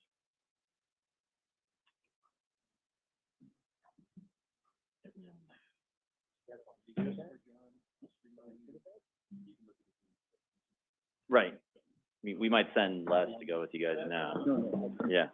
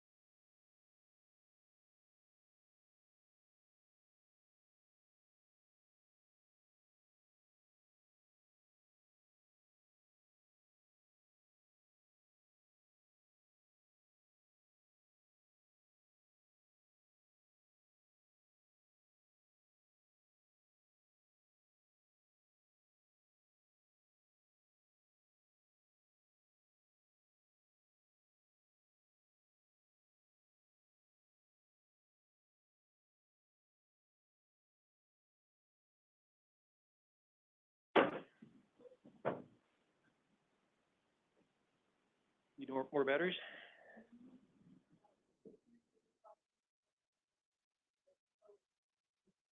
Well, that's okay. I don't care if you're here. I went just a few minutes ago with my new cell phone to play with the camera and took pictures of the mock-up in Judge Carlson's courtroom. I took 4 pictures from 3 different sides that we will mark Court Exhibit 6 just to complete the record. So if this issue goes up to the Court of Appeals, we'll have an idea what we're talking about. That's it. Thank you.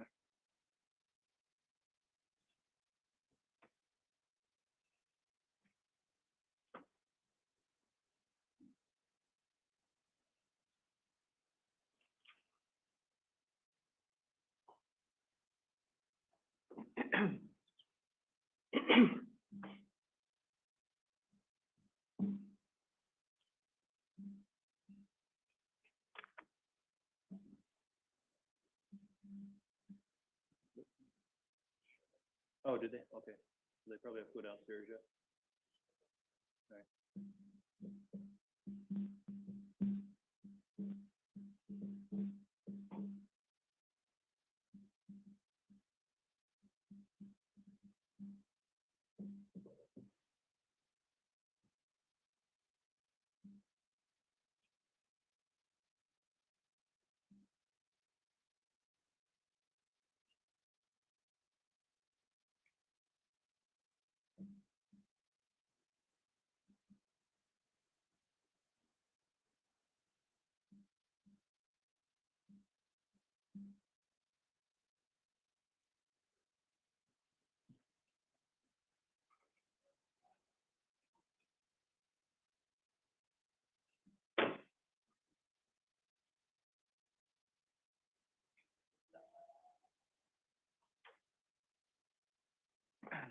Well, I found out.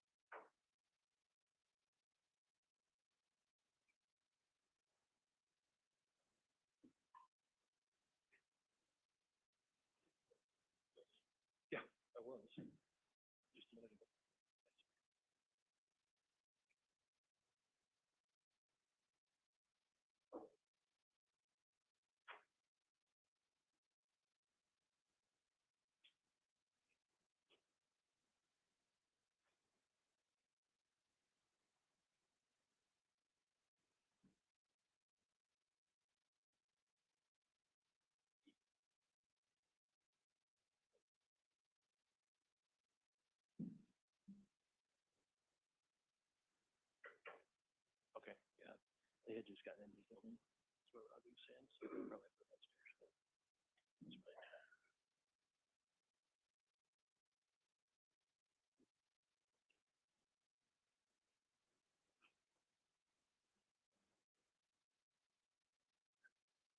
Oh, yeah. Somebody's gonna wanna use it?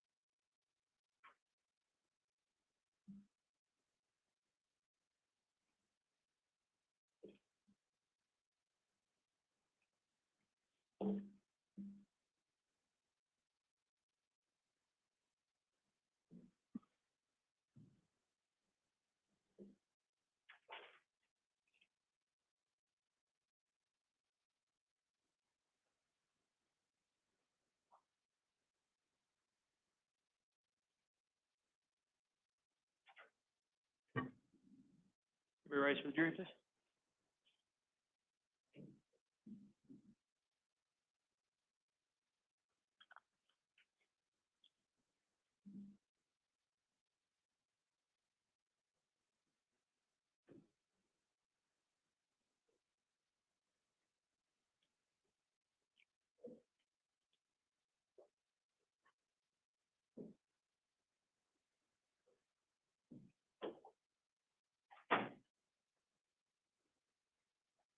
Okay, we can be seated. So I did get word that one of the jurors made an appointment thinking we'd be done at earlier in the afternoon on Friday because of what I stated before. So I think what we'll do on Friday, despite what I told council before lunch, I think I keep changing my mind on this stuff. We'll take a 45-minute break for lunch on Friday. So if you'd rather, it's gonna be really tight if you go out and buy something. If you wanna bring something in, that's fine to eat over the lunch hour, or just a snack or whatever you wanna do. But we'll take 45 minutes. We'll work for another 2 hours after that. Be out of here by 2:45. That should work, I would think, for the juror and make up the time that we have lost.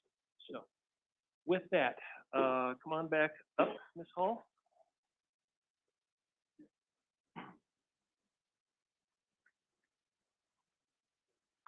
You are still under oath?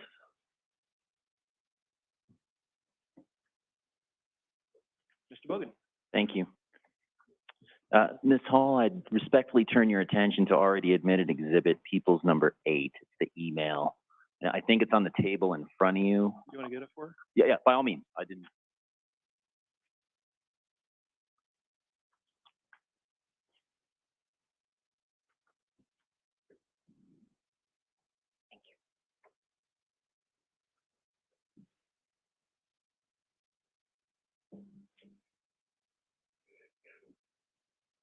Before the break, we spoke about, or you spoke about some of Dylan's concerns about going to Vallecito. Remember talking about that? Yes, And those included it was far away from friends, at the end of the road, in the middle of nowhere. yes, And another concern that he articulated to you, if I understand correctly, is that he found himself at times just sitting in Mr. Redwine's house, sitting around the house not doing anything, right? Yes. And that concern of his became a concern of yours, as we know from looking at People's Exhibit 8, correct? Yes. Because in one of your emails to Mr. Redwine, you stated, I hope you all will be able to do something while he's there. He's not real thrilled about the idea of sitting around your house. Is that what the exhibit that's been admitted says?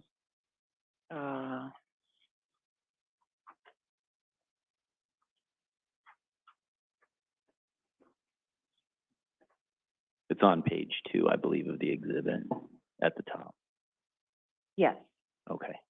And we also know that prior to the Thanksgiving trip that Dylan had been to visit Mr. Redwine twice, correct?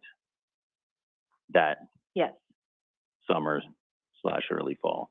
And one of those trips was during Labor Day, correct? Yes. And that was a trip where arrangements were made by Mr. Redwine, correct? Yes. And Mark, Mr. Redwine had communicated through Dylan to you about those arrangements, correct? I really can't recall specifically how the arrangements were made. Okay. And as you testified on direct, you've spoken to tons and tons and tons of detectives and investigators and law enforcement, correct? Yes. And one of those law enforcement officers was FBI agent Joseph Funaro and FBI agent Margaret Rusin. And you spoke to them on February 11th, 2013. And I know you're processing a lot of dates and a lot of information here, but does that sound by and large correct? I remember meeting with FBI. I just don't remember specifically when. Do you recall telling agents Funaro and Rusin that Mark contacted Elaine for the Labor Day trip and arrangements were made for Dylan to fly to Durango? Remember telling them that? Not specifically, but I mean, it's very possible that I could have. And do you remember telling them Mark made contact through Dylan? Again, I mean, I don't remember specifically. And do you think, looking at Agent Funaro's report from that date, page 8 of 11, might jog your recollection, refresh your recollection to making those statements? We can look at them, sure. Permission to approach.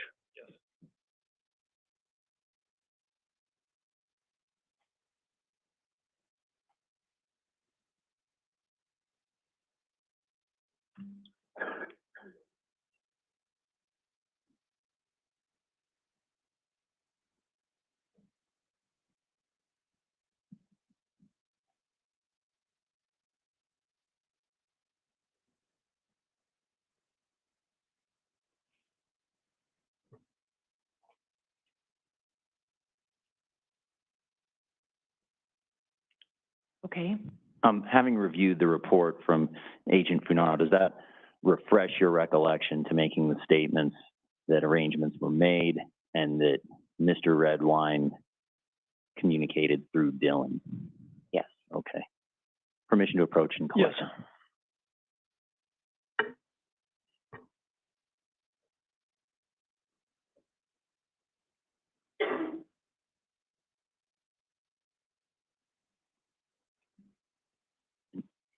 Again, focusing on the Labor Day trip, you obviously got to see Dylan after that trip and live with him and talk to him, right? I did. And he was pleased with that trip, correct? Yes, he was able to hang out with his friends and he seemed to have a good time. The river was not so cold, so we spent some time on the river and Right. That was. Go ahead.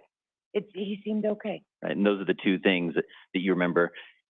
He enjoyed the trip over Labor Day, got to see his friends, got to hang out by the river because he was still able to do that, go to the river. Yes.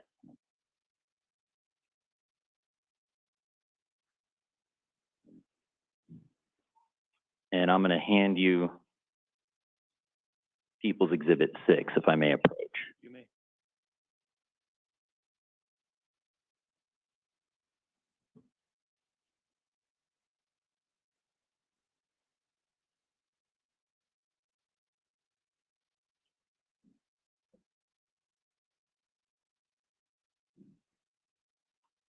And I'm going to respectfully ask you to turn to page 2 of People's 6.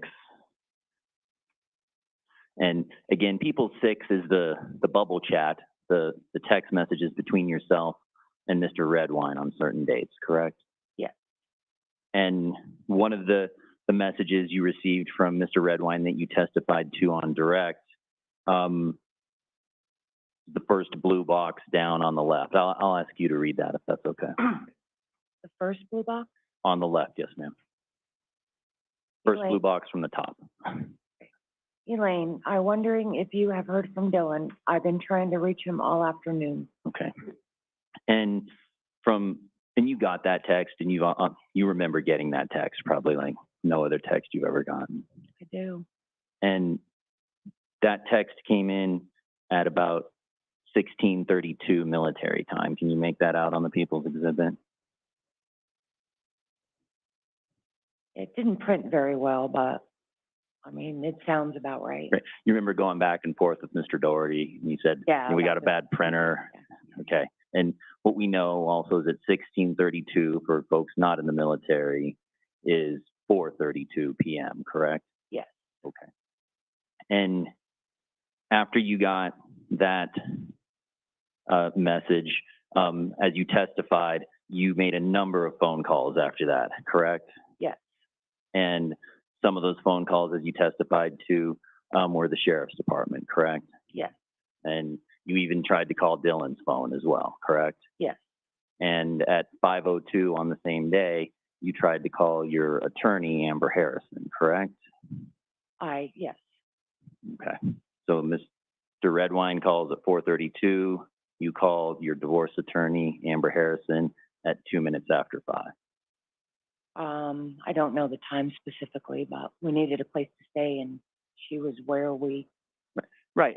stayed. And you've described her as a friend, but she was also your attorney. She was. And she had actually represented you in the custody and divorce issues regarding your son Dylan, right? At. Right.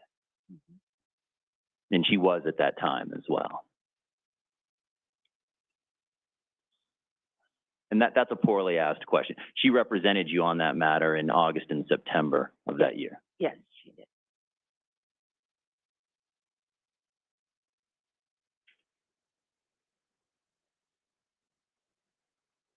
Now, another thing you spoke about on direct examination when asked by Mr. Doherty was whether or not you had spoken to the media, correct? Yes. And you said that you had in fact spoken to the media, right? Yes. And that was because your son was missing. You wanted to bring attention to the situation, correct? Yes. And it looks like you had to think that through. Is there something else going on there? No,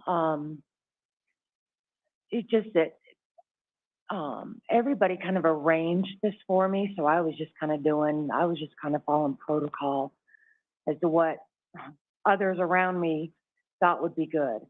So, like, the media would contact me, and I'd have somebody else kind of reach out to them, and then I'd reach out to them at that point after they reached out.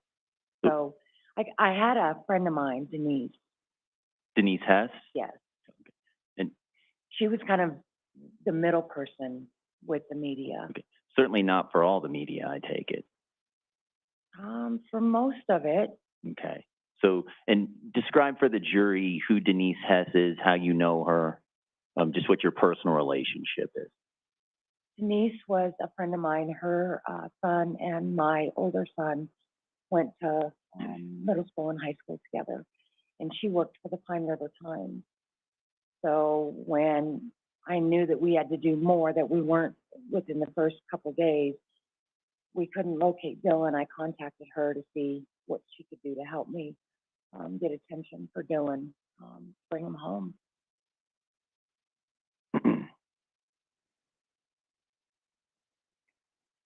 And one of the things that's clear is that in the text messages that you went back and forth with Mr. Redwine is that you even tell him it's so hard for me not to suspect you right now, correct? Yes. And in your interactions with the media, you wanted to bring attention to the situation with your son and bring attention to your suspicions of Mr. Redwine. My goal was to bring Dylan home. Right. And in doing that, you wanted to bring attention to Dylan and bring attention to your suspicions of Mr. Redwine, correct? My intention was to bring Dylan home. And you would It wasn't to belittle or besmirch or anything like that. It was to get Dylan's name and face out there in case anybody in this country has seen him. right. And one of the things you did as part of that series of actions is you organized a protest in front of Mr. Redwine's house, correct? No, I did not organize a protest. It was not me that organized it. You attended a protest in front of Mr. Redwine's house. I did. And who organized the protest? You know, I'm not really sure. I really don't know. Who invited you to the protest? I don't think it was like a written invitation. It was just everybody's going up to Mark's house so we can try and get some answers. And I think Denise was part of that. Okay. Denise Hess, your friend, Yes. Mm-hmm. whose son played with your son, was Well, they one- went to school together. they went to school together, was one of the architects of the protest in front of Mr. Redwine's house. I believe so, yes, And that's the protest that you and Corey attended, correct? we did. Permission to approach with Defense Exhibit 1872, please. Sure. Don't get too scared. Those numbers don't mean there's 1,872 defense exhibits. I don't think. Yes, it was.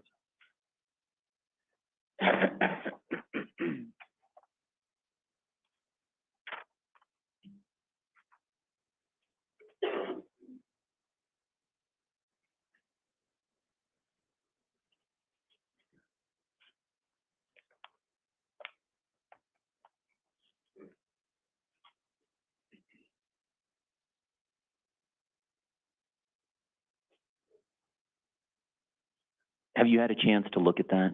Yes, And is that a fair and accurate representation yes. of the protest that you attended in front of Mr. Redwine's house? I'm not sure I would call it a protest, but yes. What would you call it? A gathering? Okay. It's a gathering, but there's several people there. But move to admit Defense 1872. Any objection? Your Honor, I'm not, sorry, not sure the proper foundation's been laid, but I have no objection to this coming into evidence. All right, it's admitted. Do you want to publish it? Permission to publish? Yes.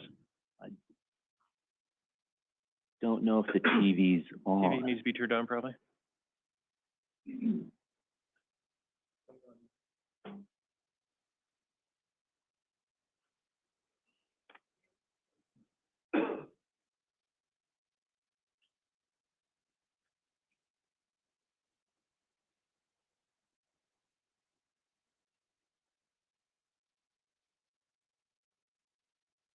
Does that look like the 1872 in front of you, ma'am? Yes, Okay. And this is what you've described as a gathering in front of Mr. Redwine's house, correct? yes. And that was in February of 2013, that winter? That sounds about right. Okay. And obviously the photo portrays, are you in that photo? Do you see your sign and yourself? Yes, Okay. So you're there. Do you see your other son, Corey, there as well? I do. Okay. And safe to say those are people in front of Mr. Redwine's house with signs and placards for the gathering, as you described it, correct? Yes. How long did that event go for, do you recall? It was pretty cold out that day, so an hour, maybe?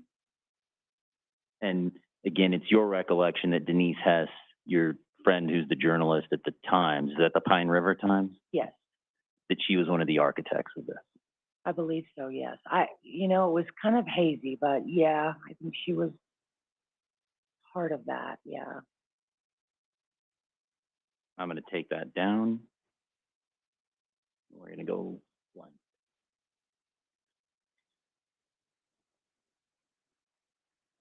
Was Denise Hess the architect of your appearances on national television, Yes, including the Dr. Phil show, as you acknowledged on Direct? yes, And was she the architect of you going on the broadcast True Crime Radio? yes, And was she the architect of channels? yes. And safe to say, you told a lot of people about what was going on with Dylan and his disappearance, correct? A lot of people, Yes, ma'am. I mean, I spoke to a lot of people. I Right. told everybody who would listen that my son is missing. Right. And you also told a lot of people that you believed Mr. Redwine was responsible, correct? I'm not sure I said that, but I believed then that he was the last person to see Dylan, and he had no answers for us, and he was refusing to ask or answer any questions or help us find Dylan, and it was frustrating. But my question is, you told a lot of people that you thought he was responsible for Dylan's disappearance, correct?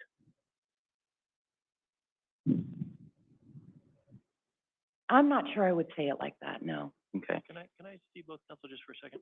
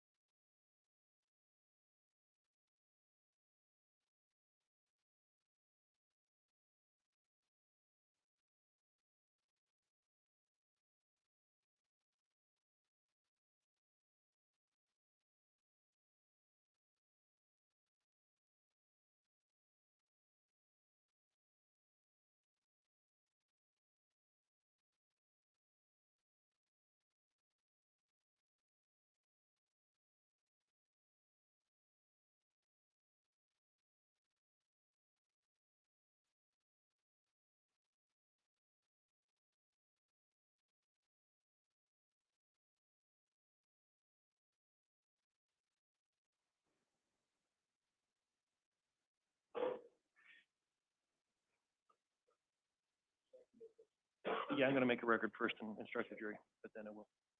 So, ladies and gentlemen, excuse me, I'm trying to make sure that we don't have any problems with this trial, so I am directing Mr. Doherty to speak to Ms. Hall about certain legal matters that she needs to remember during her testimony and her cross-examination. So Your Honor, just for the record, that's with consent of counsel. that's correct. We talked about that up at the bench. Thank you, Your Honor. Thank you.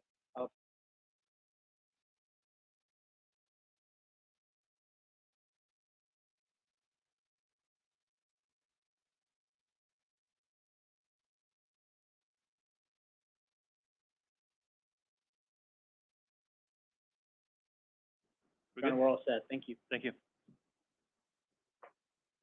May I proceed? Please. Ms. Hall, we were talking about whether or not you had told a lot of different people, a lot of different sources that you believed Mr. Redwine was responsible for Dylan's disappearance. Remember talking about that a few moments ago? Yes.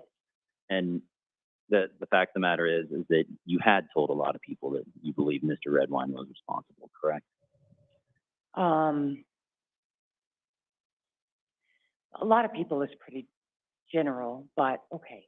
I mean, I did speak with, you know, media, friends, family, about my son and, you know, that he came to Durango and he never came home. And since you're equivocating, you've testified about, Objection, Your Honor. And your objection is? Counsel has a question. I would propose that it be asked as opposed to defining what the witness is doing. Withdrawn. Okay. Thank you. based upon your last answer, you've testified about Mr. Redwine previously, correct? In other civil matters, correct? I've testified against him. You've testified in court proceedings, correct? I have testified in court proceedings, like. Regarding you and Mr. Redwine, correct?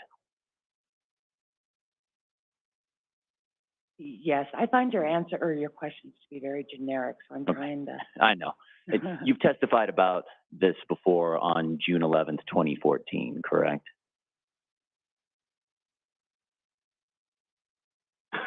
In El Paso County. I'm sorry for interrupting. In El Paso County.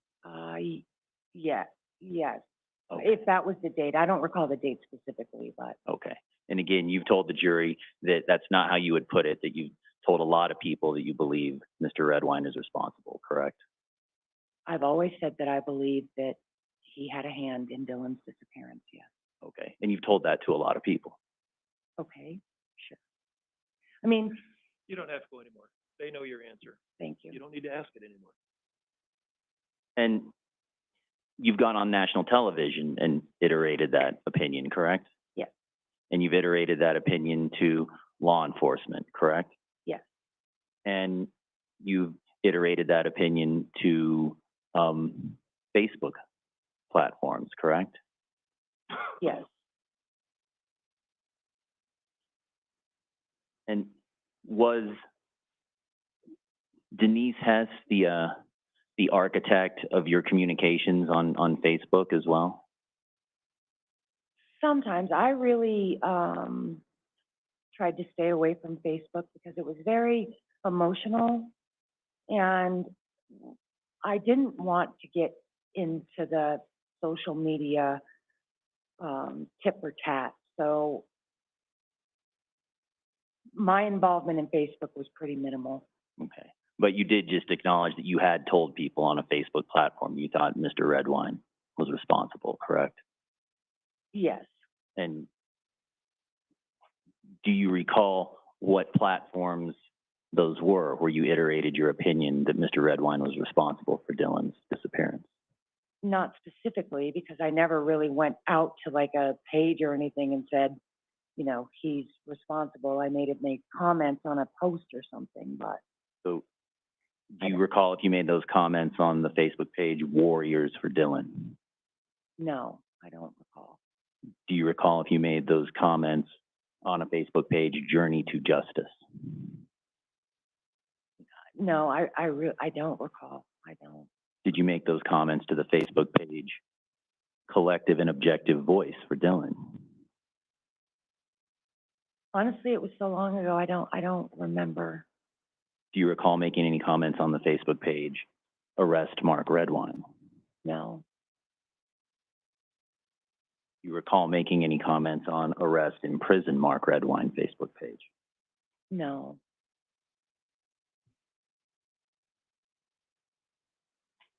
As the case went on, you had several meetings with law enforcement, obviously, correct? Yes. And in fact, at times, law enforcement would make arrangements to have a special meeting with you to let you know what was going on with the case, correct?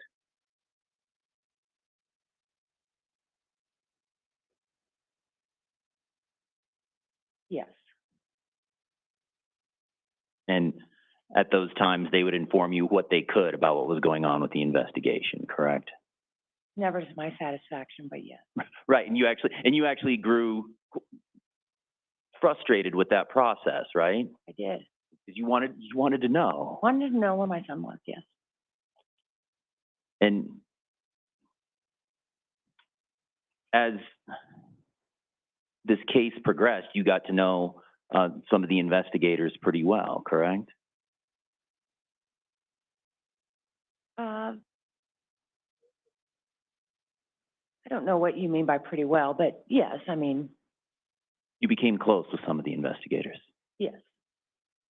because you had a shared mission with them. Our focus seemed to be the same, yes. Right. Which is to find Dylan. And after Dylan was found, what was that focus that you shared with law enforcement? Finding out who could have harmed my sweet boy. Right.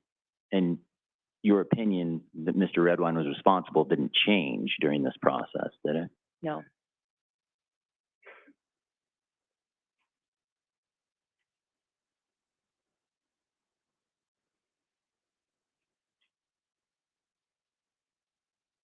One of the investigators, well, hold on. You testified earlier today that you drove Dylan to the airport in Colorado Springs, correct? Yes. And that was on November 18th, 2012, correct? Yes. And you picked him up at Joe Sabalos' house, correct? Yes. And I take it, we'll describe that process when you picked him up from Joe's house. Did you have to go to the door, or? I went to the door and rang the doorbell, and he was ready to go. And the two of you walked out to your car, I take it? Yes. And was Kristen Baird there? I don't recall. I don't remember. They were always together, but I don't recall if on that specific day she was there. Okay. And safe today say, this is a day you remember for the day you took down to the airport to come down here, right? Yes. And you described in detail that day for the jury. Yes. And it doesn't sound like you have a recollection of Kristen Baird being there when you walked Dylan to the car. I don't recall. I mean, I really don't remember if she was there or not. And then you also testified on direct about what your recollection was about what Dylan took with him on the trip. Yes. And your testimony was I think he had a black hoodie, correct? I don't know if it was black. Okay. Because he had several hoodies. That was what he preferred over a coat. Actually, it may have been a maroon hoodie. I don't remember specifically what color it was. Actually, I think he had two hoodies. And did you watch him pack for the trip to Bayfield, Durango? Somewhat. I sat down on his bed with him while he was packing and just kind of reminded him of things that he needed to pack. And then I made sure that the items I felt were important for him to pack were packed. Okay, so, and I believe you testified on direct that him being a 13-year-old young man, he was more inclined to try and pack himself. He was, and he did pack himself. But I wasn't going to fight with Dylan over whether to bring pants or shorts or whether to bring a coat or a hoodie. Like I said, I made sure that he had like a pair of pants because he wore shorts even in the winter. made sure he had his cell phone and his charger and, his wallet so he could have some money while he was in the airport, things like that. But I didn't look at like specific clothing that he packed. And again, your testimony today is that you were there sitting on the bed with Dylan, making sure he was packing the things that you thought were important for the trip, right? I made sure, yes, those things that were packed, yes, in his bag. And again, as we've discussed already, you've met with tons of law enforcement, done tons of interviews in this case, correct? Yes, And one of the investigators you've spoken to is investigator Tanya Goldbright, correct? yes, And you met with her on November 23rd, 2012, correct? And I know I'm asking. recall the specific date, but I remember meeting with her in November. Okay. And, well, do you recall telling Tanya Goldbright on November 23rd, 2012, that you were not sure what all Dylan packed for his visit, as he was old enough to pack his own bag? I don't remember specifically saying that, but I mean, Would looking at investigator Goldbright's report, page 57 of Discovery, help jog your memory? probably not, because I'm pretty familiar with, you know, what we did, he and I together, as far as packing. And I guess you can take that context separate way, in many different ways. I helped Dylan get the things I thought were important, but Dylan did pack his own bag. And you made that statement, and I get what you're saying, but my question is, do you recall telling investigator Goldbright that you were not sure what all Dylan packed for his visit, as he was old enough to pack his own bag? I don't recall specifically saying that, but I could have.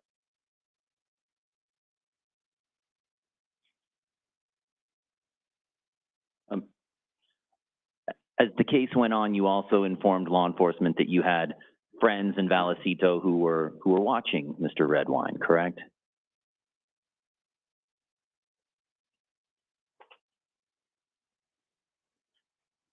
I don't know.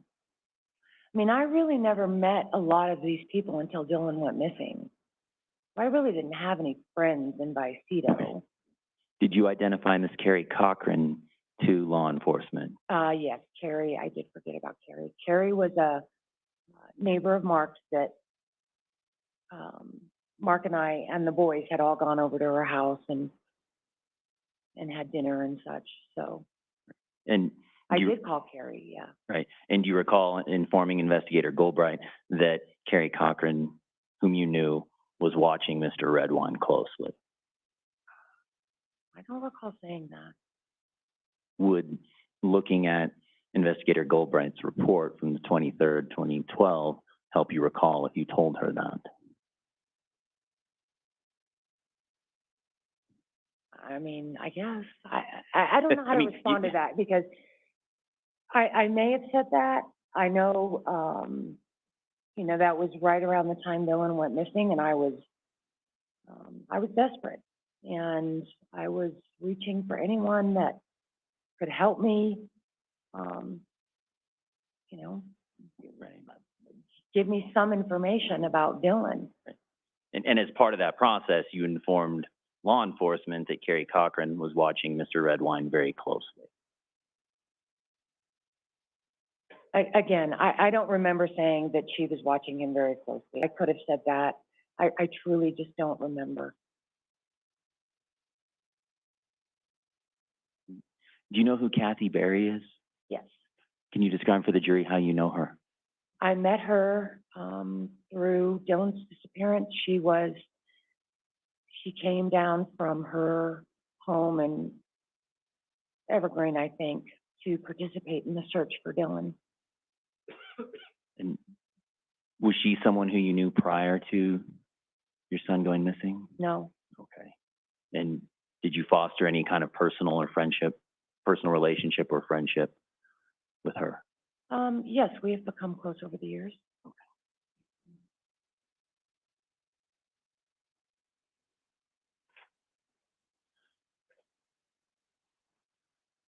I can have one moment, Judge. You may.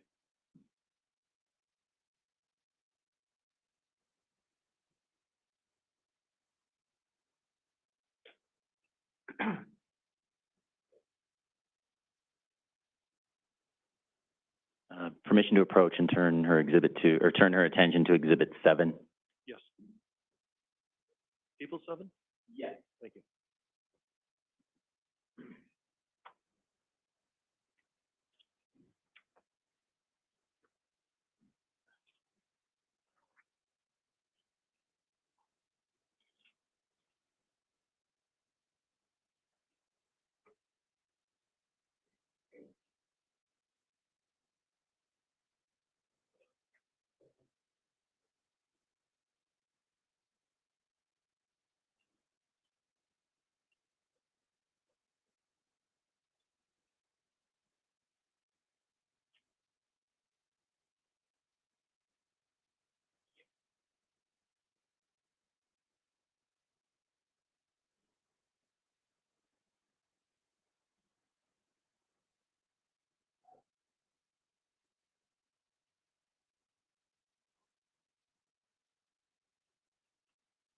It's safe to say People 7 is the bubble chat, the texts between you and Dylan on the 18th, correct, of November?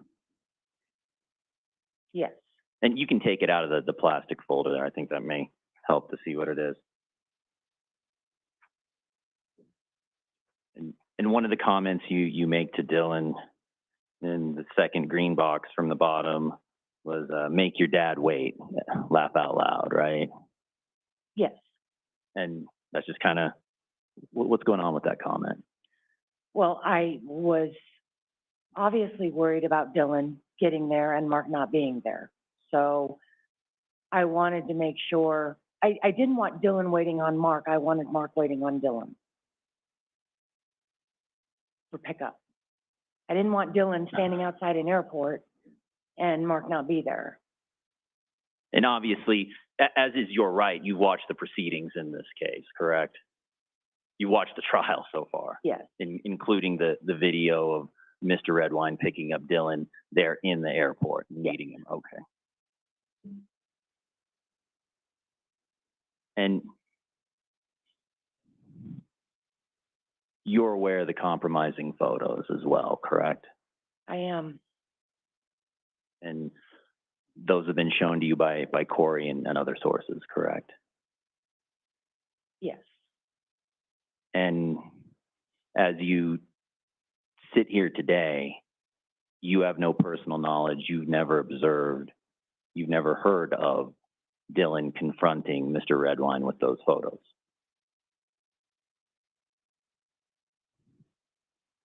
I've never heard of Dylan confronting Mark with those photos yet. Nothing further, Judge. Redirect? Yes, Your Honor, thank you.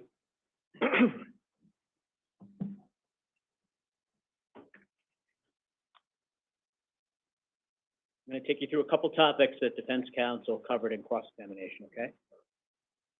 So with regards to the trip to the airport, when you're dropping Dylan off, yes, that was November 18th, 2012. yes, You recall going the day before, November 17th, 2012, for the flight that was canceled? yes, There's actually 2 trips to the airport. yes, You testified on cross-examination that you recall making sure Dylan packed his phone and charger and iPod and charger. yes, You recall also telling the FBI when they interviewed you that Dylan brought his iPod and charger as well as his cell phone and charger. yes.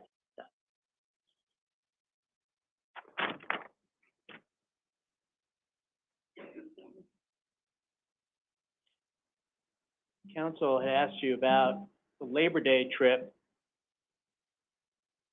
and asked whether Dylan had a good time. Showed you a report from the FBI. Do you recall that on cross-examination? Honestly, that sometimes in my brain it gets confusing as to who was FBI, who was La Plata, who was Bayfield. So I'm trying to keep it all straight, but it does kind of mesh together in my brain. Okay. Do you recall counsel showing you the report during cross-examination about the Labor Day trip? Yes. Okay. So I'm going to refer to the same report, the same paragraph, same Labor Day trip. Okay. Recall telling the FBI that Dylan was happy with the trip because he got to see his friends. Yes, Recall telling the FBI at one point during the Labor Day trip, Dylan contacted you to tell you that Mark was at the Ignacio motorcycle rally, that Dylan was stuck alone at the Vallecito house. Judge, I'm going to object. That's a different FBI report than the one that I was talking to the witness about. And I can show counsel what I'm talking about. Well, why don't you show, because I certainly have no idea.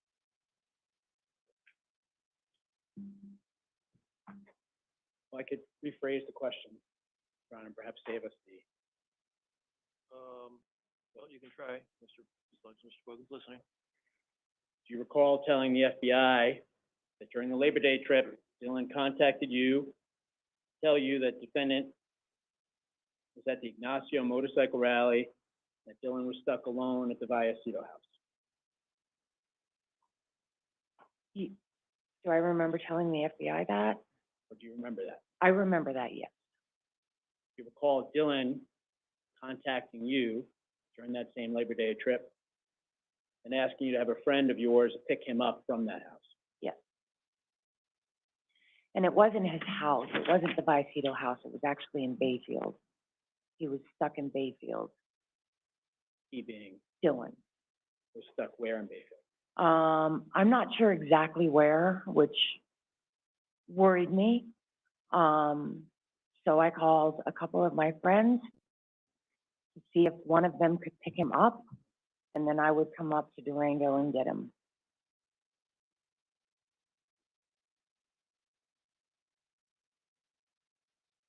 On cross, counsel mentioned there was a contested hearing in September in which primary custody was awarded to you. Yes. Is that after the Labor Day trip? Yes. And you mentioned on cross-examination that you recall the defendant booking the November trip on the same day you were awarded custody. I do remember, yes.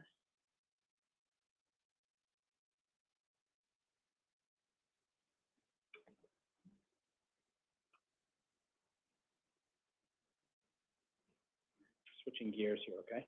Okay. Counsel asked you if the reason Dylan did not want to go to his father's house for the November trip was due to a couple reasons. And he talked about being at the end of the road in the middle of nowhere. He said that was one of the reasons. Is that right? Yes. Then talked about Dylan not wanting to sit around the house, and that was another reason. Yes. Fair to say there were others that you're aware of based on your discussions with Dylan? Yes. At the end of the cross, counsel asked you if you were aware of the compromising photos. Yes. And whether Dylan was aware of the compromising photos. Was he? Yes. What impact did they have on Dylan, to your knowledge? He was devastated. It was humiliating to him. It was embarrassing.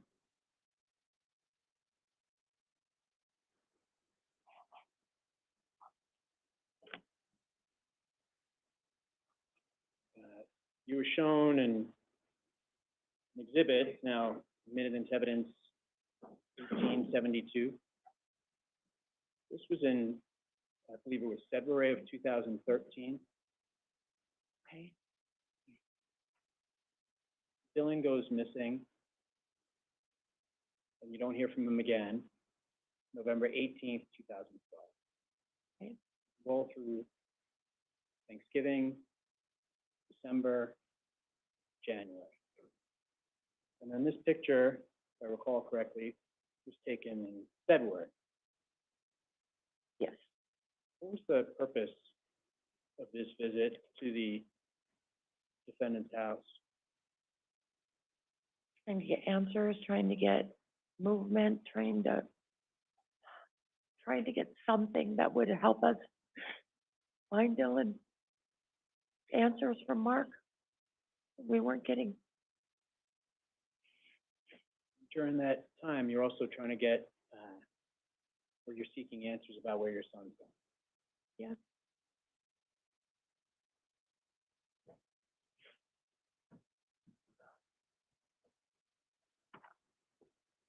Counsel asked you a number of questions about later discussions you had with individuals in which you stated you believed the defendant was responsible for Dylan's disappearance. Yes.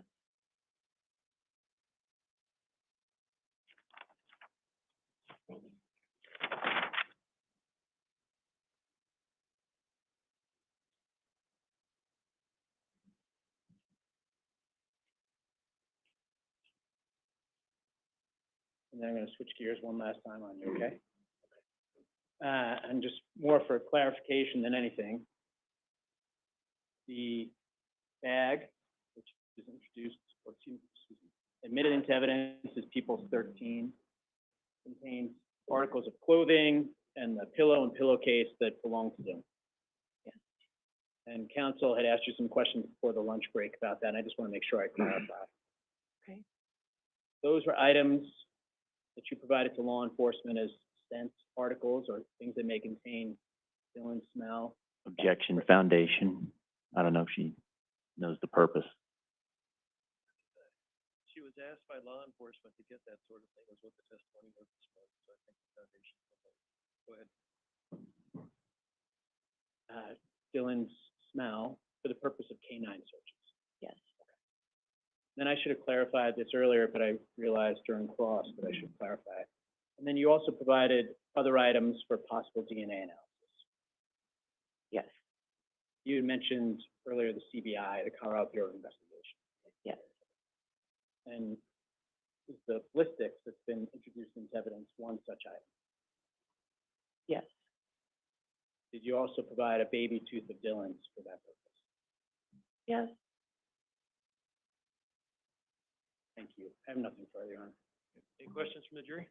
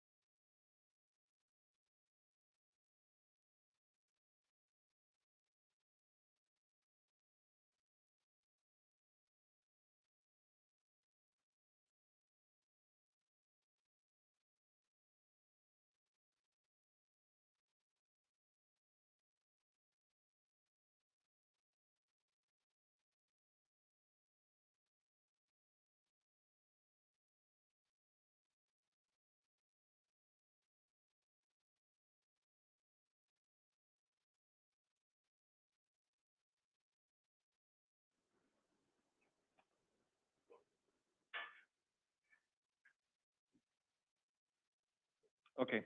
Ms. Hall, there's a question, but I do not want you to answer it. Okay, I'm just reading this into the record. Okay. When Mr. Redwine texted, he said he left the marshal's office, implying he went in person. When you called and asked if Mr. Redwine called, they said no. Were they assuming your question? Were they answering your question, or was the marshal's office saying he never made any contact with him? This is something that Ms. Hall really wouldn't have any personal knowledge of. It'd have to be a question for somebody else to answer. And so I'm not going to let her answer the question. But with that, can you know she'll be here? So, can you see when she'll be? Yes, Your Honor. Thank you. She's not under service from us, Judge. All right, you can step down. Thank you. Your next witness? People call Ron Armstrong to the stand. Okay.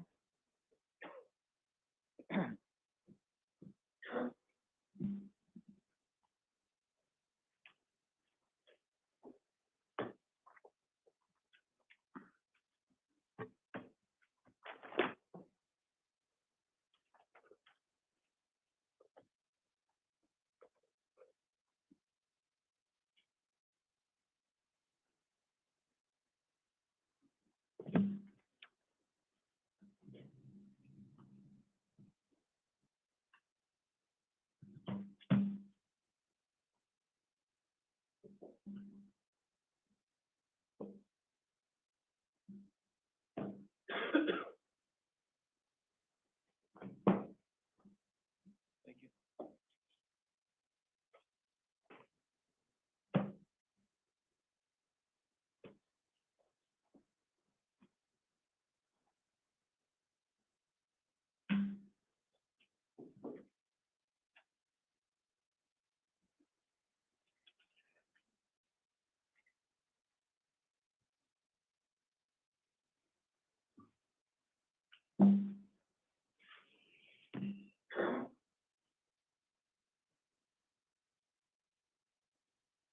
Mr. Armstrong, if you come up to the witness stand up here next to me, please.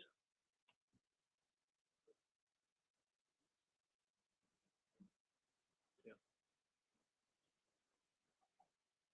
And if I could have you raise your right hand before you sit down? Do you solemnly swear or affirm, under penalty of perjury, the testimony you're about to give is the truth, the whole truth, and nothing but the truth? Have a seat, please.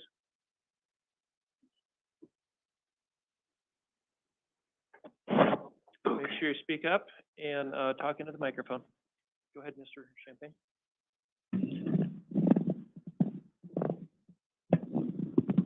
Thank you, Judge. I think if it's down, if you speak up, it's good enough. Better. It's just got to be pointed toward it. Okay, thank you, Judge. Good afternoon, Mr. Armstrong. Hi. How are you today? I'm doing pretty good. Good. Can you state your name and spell your name for the record, please? Yeah, Ronald G. Armstrong, How do you spell your last name? Armstrong. And if you have any trouble with any of my questions or hearing me, anything like that, just let me know, okay? Okay. Great. Tell us just a little bit about yourself, sir. Where are you from? Twin Falls, Idaho. How long you've lived in this area? In this area, about 18 years, 20 years, I think. Okay. And what kind of work do you do? I was a general contractor, but I'm retired now. Okay. And were you working as a general contractor in 2012, 2011, that time period? Yeah. What was the name of your company? RAC Restoration Services, Inc. Okay. I want to focus you in now on our case. Did you take a job relating to work with Mark Redwine? Yes, I did. And do you remember the address of the home? No, I don't. Okay. Was it in the Vallecito area, to the best of your memory? Yes. And tell us about the nature of that work. Well, his house had caught on fire, so we completely rebuilt it back up. The structure was still good, but we had to do a lot of the restoration on the smoke damage and fire damage to it. And that's basically what we did. Okay. And you said the structure was still good, but there was a lot of smoke damage and that type of damage. Yeah. I want to just take a quick step back. I think we do need to establish the address a little more clearly. You remember doing a building permit for that address? Yes. If I showed you that building permit, would it refresh your recollection to the address? Yes. I've got exhibit number 193, page 2.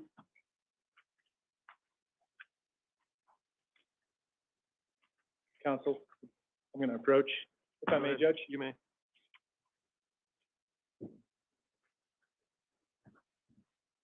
So this is the building permit or the CO?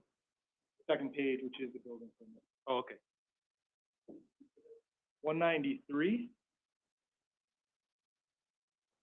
Yeah. And sir, I'm just directing your attention to the top corner there. Does that refresh your recollection as to the address? I'm still not sure of the address. I had so many jobs going on at the time, I Okay. can't remember everything. But you reviewed this document and it states, well, do you remember the name of the customer or who was seeking the permit? Should have been Mark Redwine. Okay, is that what you saw on this document? Yeah. Okay. And then a list of the address below, is that correct? I think so. I didn't look at it in detail. Okay. We'll get there in a second.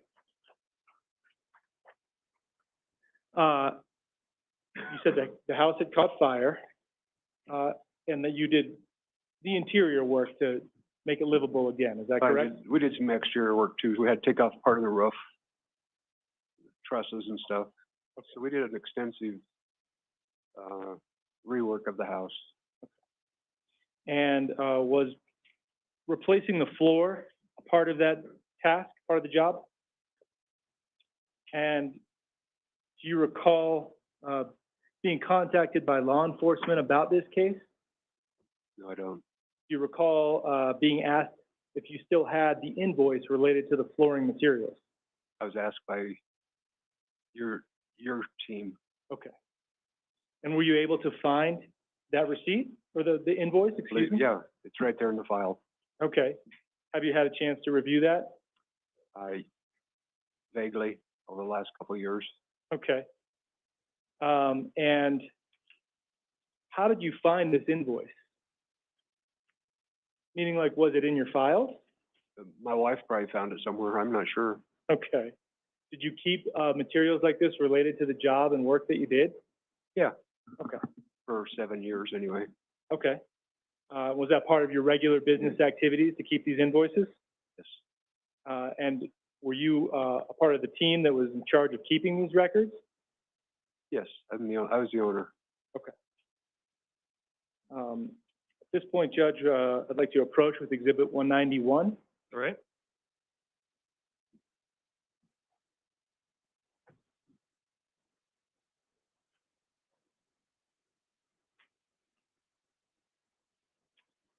So I'm handing you a copy of what's been marked as Exhibit number 191.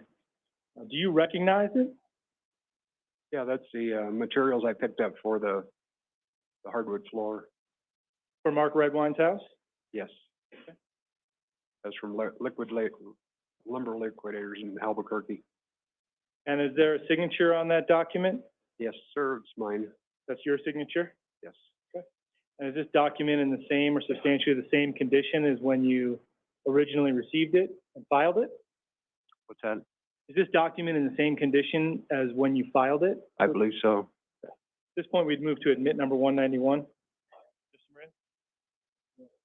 Submitted. Okay. Permission to publish to the jury? Sure.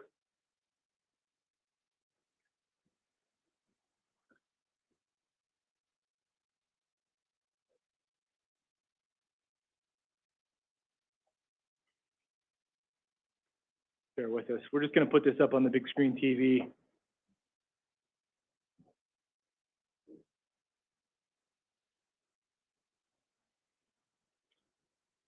Behind you, I'm showing the exhibit that you have in front of you.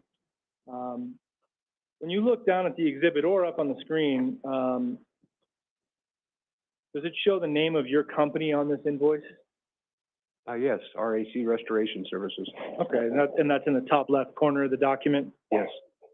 And as I look down through the document, does it have a date across from your, I'm sorry, it's actually on the right side of the document, document date? You see that? Document date is 12/2/2010. Okay, and is that when you, in fact, receive or purchase these materials, receive this invoice? Probably, yes. And as we scroll down, it says item product, and then it says 10 red oak. What is that? What is it? Where is it? Sorry, that's the first product on the invoice section. It's redwood oak, 3 by 2 1/4 inch hardwood floor. Okay. And is that the flooring that you actually installed in Mark Redwine's home? I saw the, excuse me, what was that? Is that the flooring that you actually installed at Mark Redwine's house? Myself and my crew. Okay. And do you remember doing the job? Yes. As we look down a little farther at the bottom there, that's your signature as you've described it? Yes, it is. When you finish a job like this, well, let me step back. When you're working a job like this, is the home habitable? Are people allowed to live in the house? Like what now? I can barely hear you. Is the home habitable when you're doing this type of a project? No. And this type of project requires permits from the county, is that correct? Correct. And after a job like this is finished, is there any documentation that's required before someone returns to living in the home? Correct. What is the name of that document? It's called a certificate of occupancy. And have you in fact reviewed the certificate of occupancy for this house? Yes. If I may approach with exhibit number 193. Yes.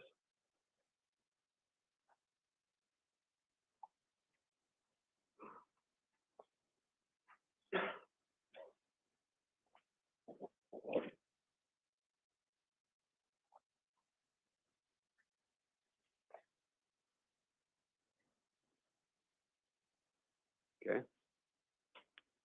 Sir, what is that document in front of you? It's a certificate of occupancy, which is which allows the owner to move back into the property because it's been rebuilt.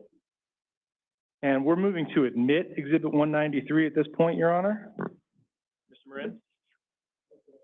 Admitted. What is the date on the certificate of occupancy, sir? Looks like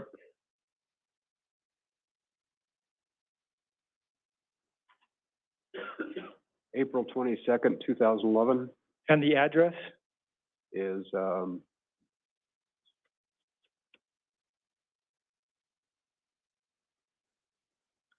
2343 County Road 500, And the owner of that address? Mark Redwine. Thank you. No further questions for this witness. Any cross?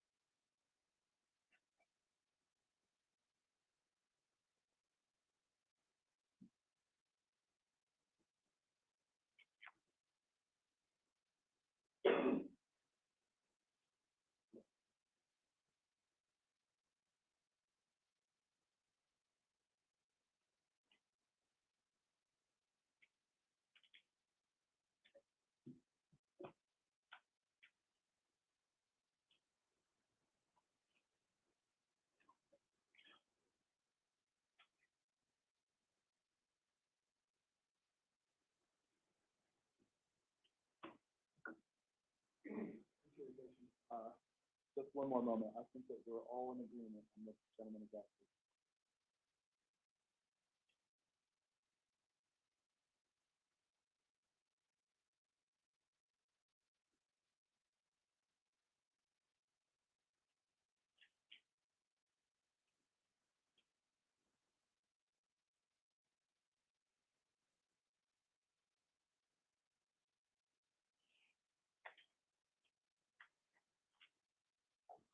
Just a little clarification.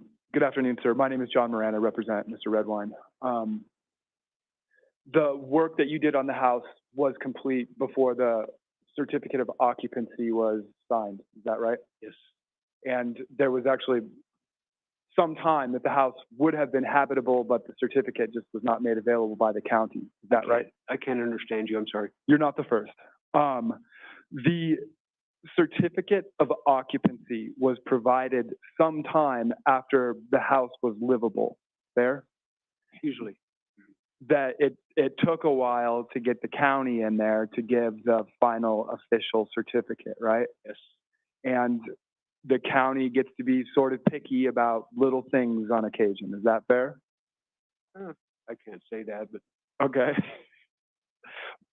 Things like the fan isn't properly installed, light switches on the wrong side of the door, that kind of stuff.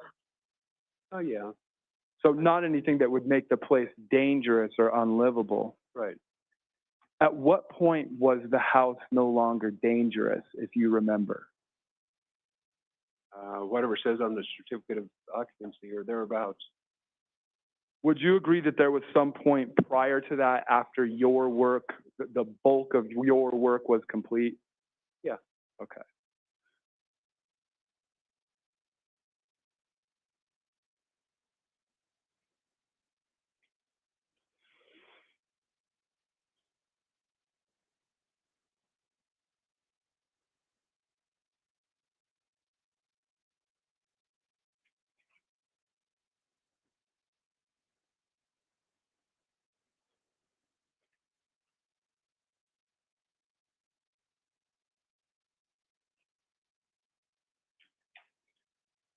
And sir, your authorization to proceed with work, that was signed on April 14th, 2010. Do you recall?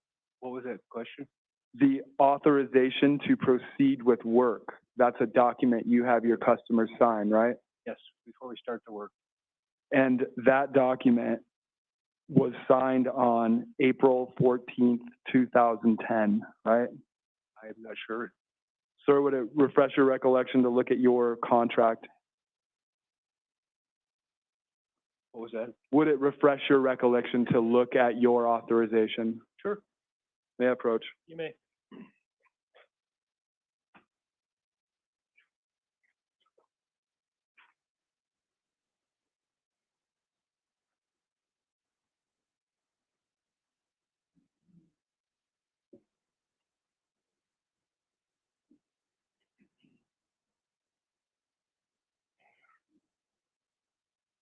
Okay, that's my, And it's April of 2010, correct? I don't know. Next to your signature, Yeah, sir? April, or 4/14/10. Thank you.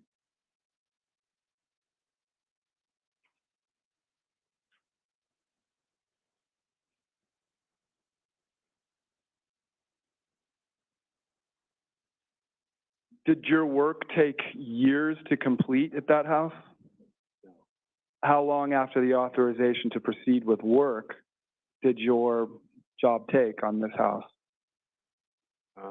Sometime before the certificate of occupancy. Okay, it's I'm not been a sure. while. All right, I'll leave it at that, sir. Thank you. One more. This was not the sort of project that would have taken months and months and months and months. After the authorization to proceed with work, you get in there and get the job done. Is that fair? Right. Okay, thank you. Any redirect? No, Your Honor. Any questions from the jury?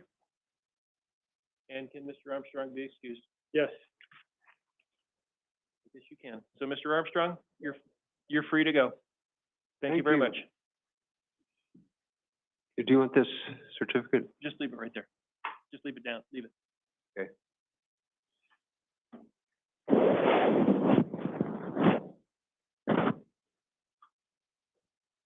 Next witness?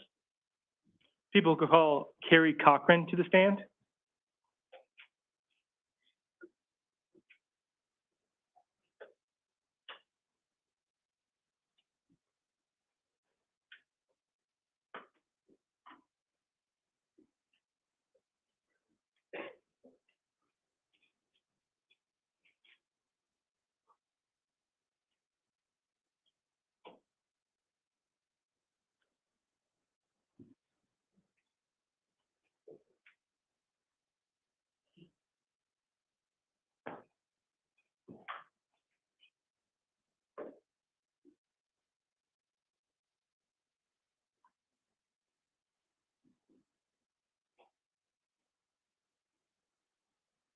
Before you sit down, Ms. Cochran, would you raise your right hand for me, please?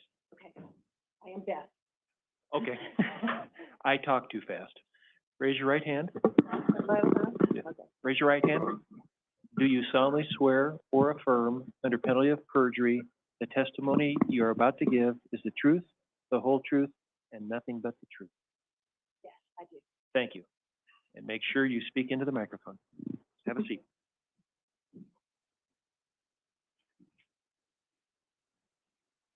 Hello, ma'am. Hi, Please introduce yourself to the jury. I am Carrie Jean Cochran. I'm 60 years old, was born in Atlanta, Georgia. I am completely deaf. I have one cochlear implant on the right side, nothing here. And if we speak slowly and into the microphone, Yes. is that helpful? Yes, If at any time you can't understand me or have trouble, please let me know. will do. Where do you currently live? Where did I live? Where do you live now? I live now below Tucson, Arizona, How long have you lived there? since 2016 Okay. And where did you live before that? in Vallecito. Okay. And how long did you live in Vallecito? I moved there in 2002, and I left in 2016. What was your address when you lived there? 2400 County Road 500, Did you have neighbors? Yes, Was Mark Redwine one of your neighbors? yes. How far away from Mark Redwine's house did you live? About 100 yards, maybe more. Okay. Could you see his house from your house? Yes, Could you see his house while you were inside your house? yes. Describe that for us. My house was long, ranch style. His house was on the opposite side of County Road 500, 100 yards down the way. And at certain windows, if I just looked, I could see it. Okay. Was it a fairly clear sight line, or were there a lot of trees between the two? In the summer, there were some bushes, but I could always basically see that front stoop or porch. Okay. Could you see his house specifically from your bedroom? Yes,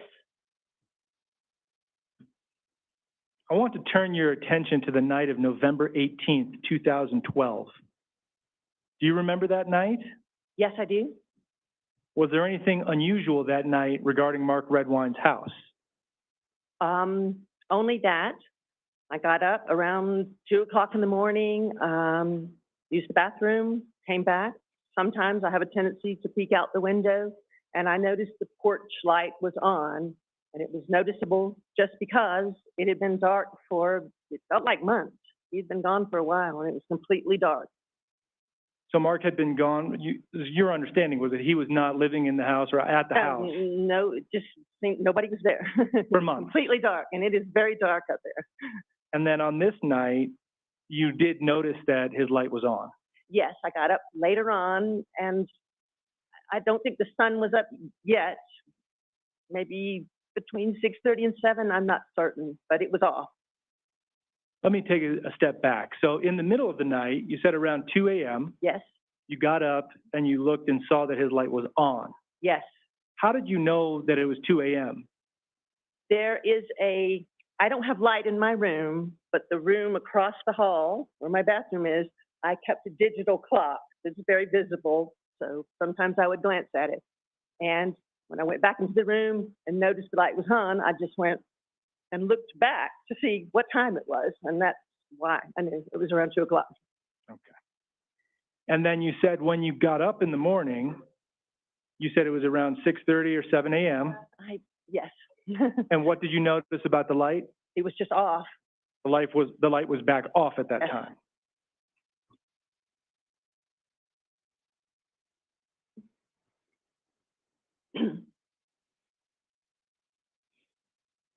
One moment, please. Yes.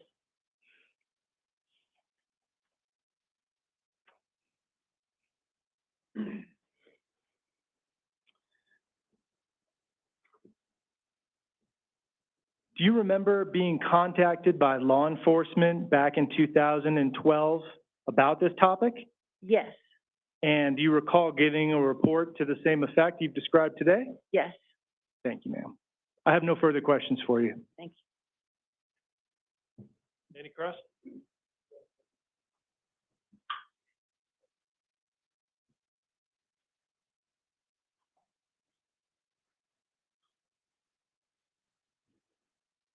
Good afternoon, Ms. Cochran. Good afternoon. I've been made aware that it's hard to hear me, so please let me know. I will do that. Thank you. And the microphone does help, but if I, Yes, it does. okay, sweet. You are friends with Elaine Hall, correct? Yes, we were acquaintances, yes. And when we reached out to you to speak about seeing the light on, you refused to speak with us, correct? Yes, Your, what you informed us is that you would not speak with defense counsel. So we weren't able to take photographs from your house, right? I assume so, yes. Okay. I do want to go over photographs that law enforcement took. And if I might approach Your Honor, I'll provide the witness with the defense exhibits 1136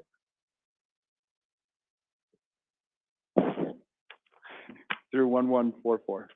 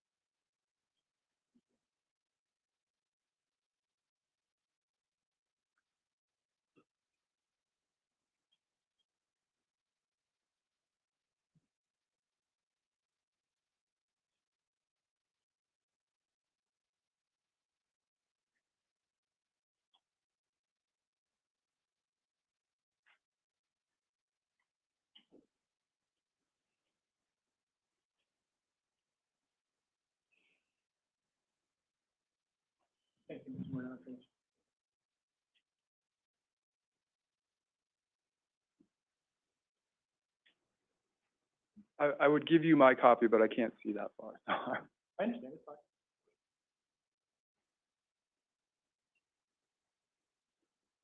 And Judge, we'll stipulate to admission of these photographs, that's fine. Okay. Did you want to admit it then, Mr. Moran? All right. 1136 through 1137 are admitted.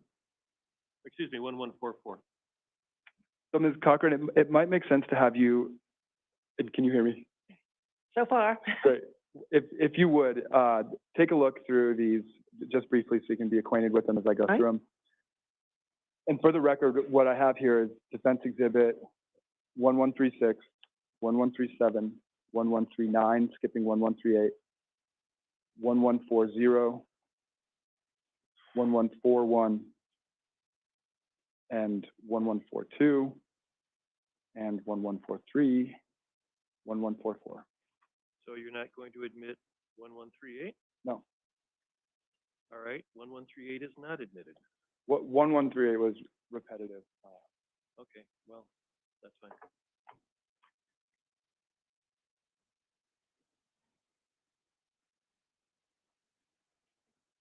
Go ahead. Ms. Cochran, were you aware law enforcement was there? Were you still living at Vallecito when these photographs were taken January 5th, 2020? 2020? Yes, ma'am. I was not there in 2020. I see. So law enforcement did not need to approach you to ask if they could take these photographs? No, I see. Is this, referring here to Defense Exhibit 1136, that's the one on the top, hopefully. Does this photograph look familiar? Are you familiar with the scene depicted in this image? And this is facing... House that was right next door to me in a lot. I'm here. And I think that that Chevrolet parked there is a law enforcement vehicle. But otherwise, you recognize this scene? Yes. Okay. Permission to publish? Yes. And you have permission to publish all of these since they've been admitted.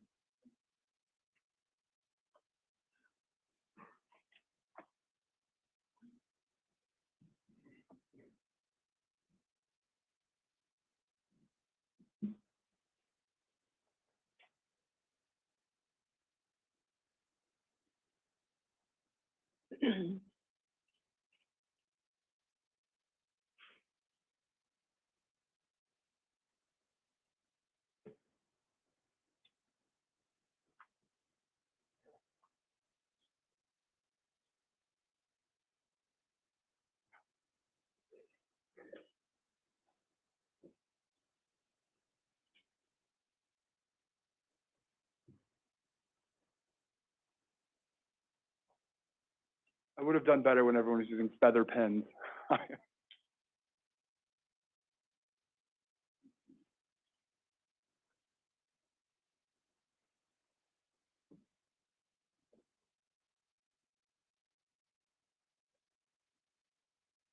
Thank you.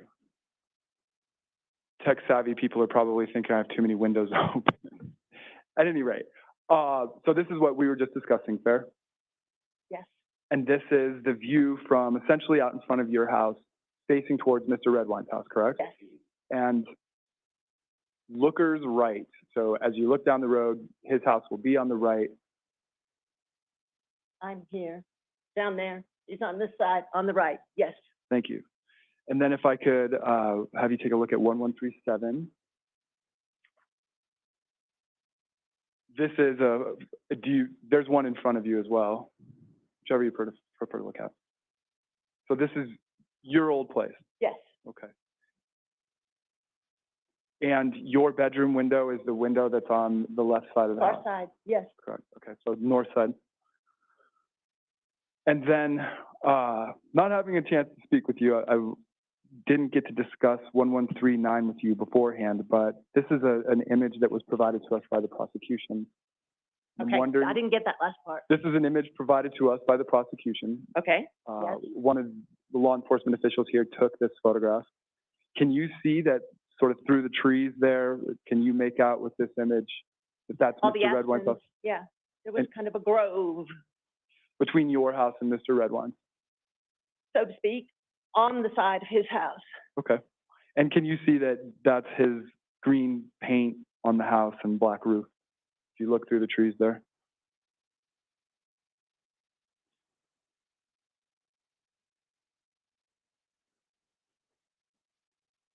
I think this is kind of a deceptive photograph because of where my house was. You would have to be down there kind of on the side where he was. And yes, but you would have to be in towards that grove. Okay. I was far enough out that I could see. That's close to the grove that was, you know, kind of beside him, but yet set back. Okay. I'll let the law enforcement official know you think this is Okay. deceptive. If I could have one. You can see an outline, yeah, but it wasn't that crowded. That view was not that crowded to me where I was. I was worried to go in your yard. I didn't take it, but Okay. it's trees that you're generally familiar with what we're looking at. Okay. 1140, please.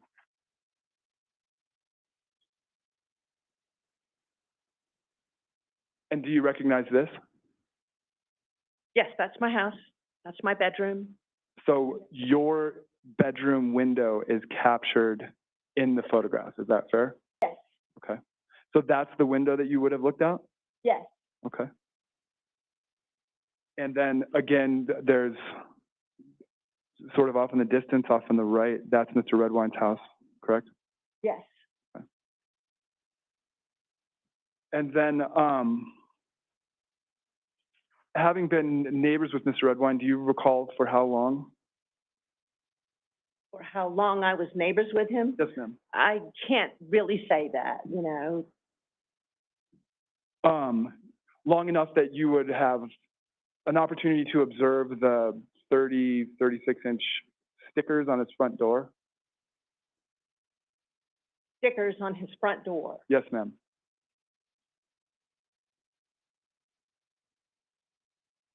I do not remember any stickers on his front door And before. you I didn't would look agree that way that very often. I didn't look that way very often. I see. You were not keeping close tabs on Mr. No. Redwine. I see. But there was only one door on the front of that house. Does that sound familiar? Yes, and then the two garage doors, yes. I could have 1141.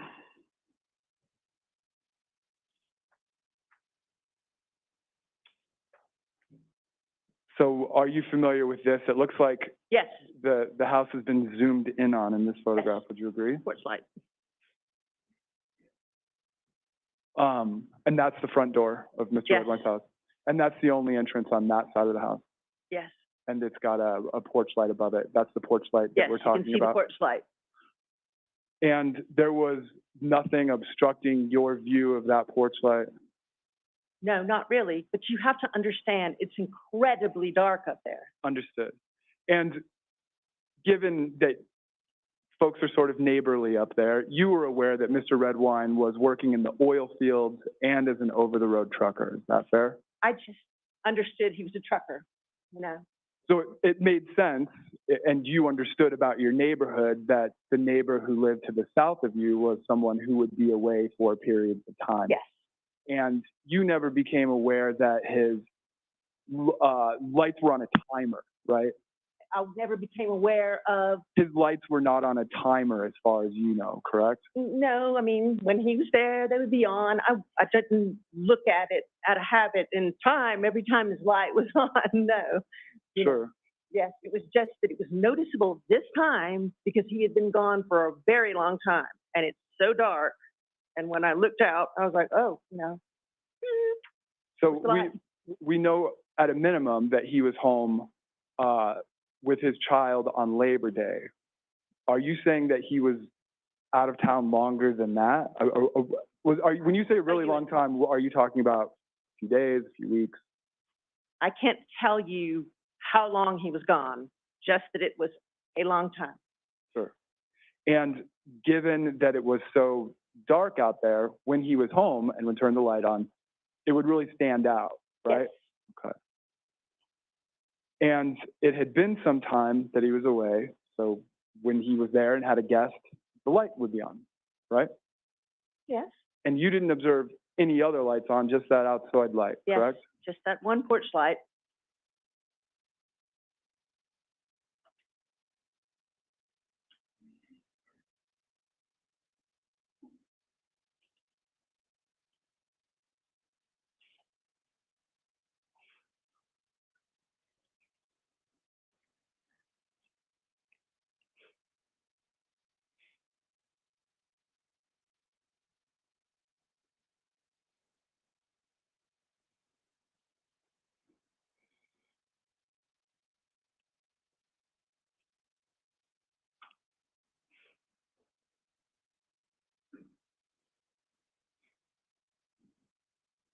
Do you recall, and I know it's been some time, but do you recall that Mr. Redwine stacked wood on his front porch? I'm sure he did. A lot of people do that up there, but it wasn't, the only thing that I remember definitely was that he would have a grill sometimes on this side.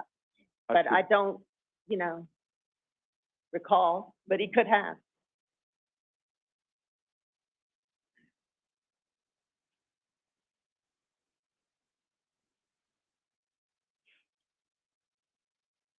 Ms. Cochran, you did not see Dylan Redwine at the house on November 19th, right?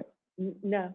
And how long prior to the 19th was it that you had seen Dylan at the house? You know, quite a long time. I can't give you definite. It's sketchy. Sure, I understand that, and that makes Yeah. a lot of sense. Thank you.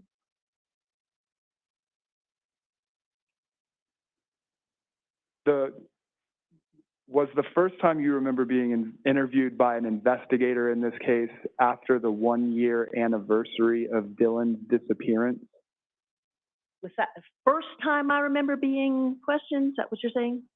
By an investigator. I think that they did a door-to-door canvas, but do you remember that the more in-depth one occurred on the 1-year anniversary? I really don't. I don't remember, but I do remember being talked to twice. But don't ask me dates. Okay. Do you recall that the second interview came sometime after the disappearance? Sometime, yes. After there had been police vehicles outside of Mr. Redwine's house? Now, are you talking about 10 days after or much later? However often you saw law enforcement. Say 10 days after, yes, I saw a lot of police people. Okay. And then did you see law enforcement outside the house anytime thereafter, before you were interviewed by the investigator? No, but I'm not somebody who's always looking out the window. They could have been there and I missed them completely. They were there and gone and I didn't see them. Okay. Do you remember that there had been a nationally televised program about this case in the interim before you spoke to the investigator? Objection, Judge. We're way beyond the scope, and I think we're treading into some dangerous waters here. What's the point of this, Mr. Moran? Permission to approach. Sure.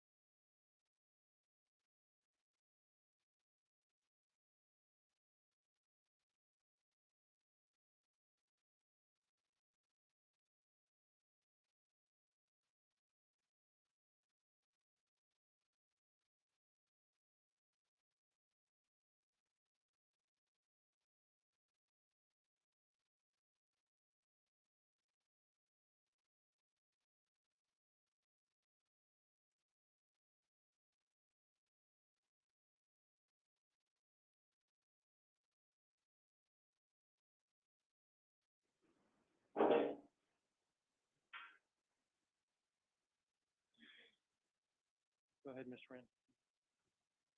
Do you recall that there had been a protest outside Mr. Redwine's house? Yes. And do you recall that the investigator came to speak with you after the protest? I actually don't. Okay. I don't. do you recall that sometime around the protest and that winter that you became reacquainted and closer with Elaine Hall? I spoke to her just in saying I'm sorry, but I wouldn't say that we reconnected and, you know, we're very close, but yeah, Were you asked to keep an eye on the house, no. Mr. Redwine's house? No, Okay. not that I remember. Please don't.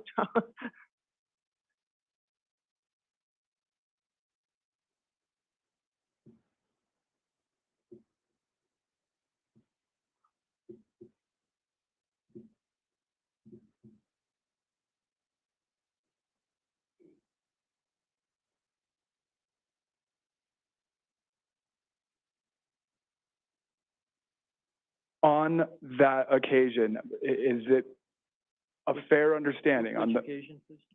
just about to go there. On the evening of November, or I'm sorry, the early morning of November 19th, did you see Mr. Redwine driving up and down out of his driveway? Did you observe any vehicle traffic? No, I wasn't And- paying attention that way. With as dark as it is up there, vehicles are sort of noticeable, especially around 2 in the morning, right? Well, yeah, but I did not see a vehicle, only the porch light.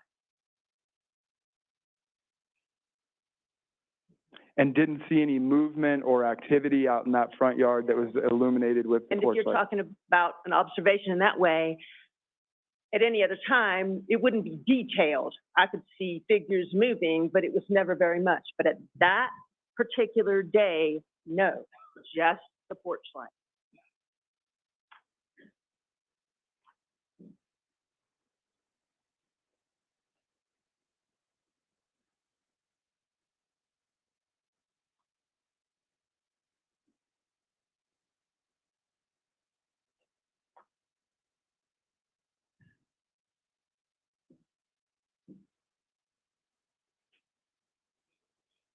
Mr. Redwine parked his vehicles in his driveway, right? For the most part, yes, yes. And the street is so narrow, you would not park vehicles on County Road 500 near your house, is that right? On the street, like in front, maybe temporarily, but yeah, the shoulders were so that it would be difficult. Maybe temporarily somebody might. You mentioned to investigator, well,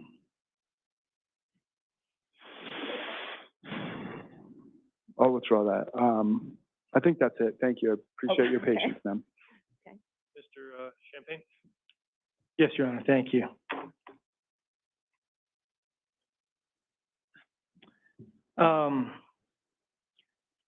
You mentioned that, let's see, defense counsel asked you, when the last time you saw Dylan Redwine at Mark Redwine's house? And you said you weren't sure, I am not, and that's fine. because it was just visits, you know. Well, tell us about how you know Dylan Redwine. I was doing some front yard work and moving some dirt and putting it through a strainer and taking the time to pick out the earthworms because I was going to put them in the garden soil in the bed. And this little kid zooms up on his bike and just gets off and comes over and squats down, didn't say a word. I just said, hi. He probably said, hi. And then I said, I'm picking out the earthworms. And we just picked out earthworms in the church. So, and then he just disappeared. He was like a little phantom. He would come and go. Was that the first time you met him? Yes, Did you have other encounters with him over the years? yes. Tell us about that.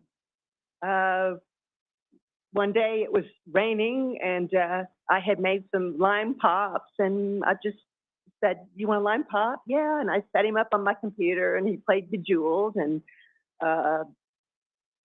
I saw his bike in my backyard one day and saw that he was in the pen with my two dogs. He was in the dog bed and they were all over him licking him. And he brought over some friend's little dachshund because he wanted me to see this little dog one day. He didn't speak much. But, Did he actually come inside your house? oh, yes. How many times? Your Honor, Oh, Hold on, please. for a moment, but we're going to let it go, but this is beyond the scope at this point. it is beyond the scope, Mr. Champagne, and that's, you can tell me why it should continue. Your Honor, defense counsel went well beyond the scope when they were asking questions Right, about the and last you time. did not object, so I didn't do anything, because Right. maybe you wanted it in. Yes. I don't want it in now, and it's beyond the scope, so why should I let it go forward? Well, I'm trying to establish her knowledge level and understanding, but I'll move on. That's fine, Judge. One final question on the topic. No, not on that topic. It's Okay. beyond the scope. Fine. Thank you, Judge.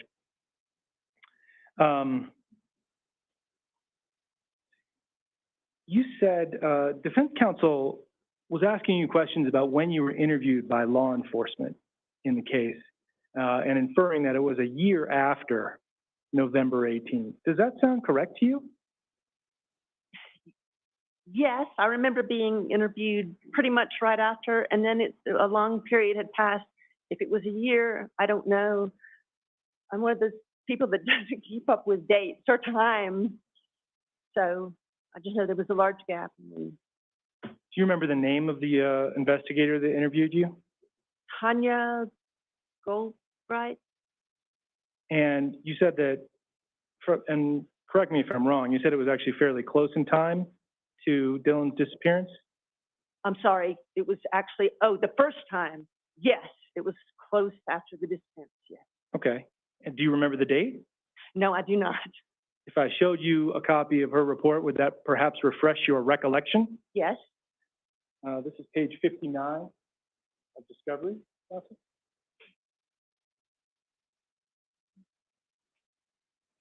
thank you.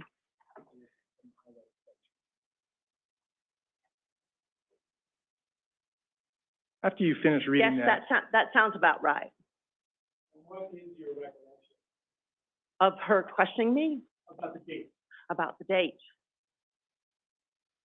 The date that she came and questioned me, Yes.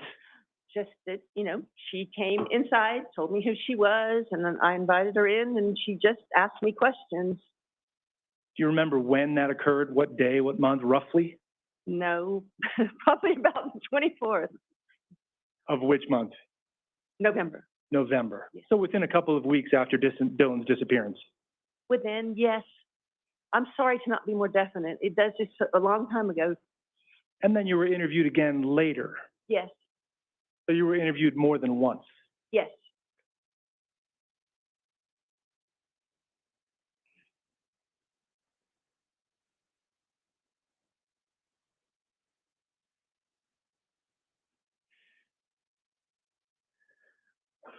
You were asked questions about whether you recall a wood stack out in front of Mark Redwine's house. Yes, You described that you don't recall a wood stack per se, but he did have items on his front porch. yes. Did any of those items ever obstruct your view of his nightlight or his porch light? Oh, not the light, no, because the light was high. I'm talking about something waist high. Thank you. One moment, please.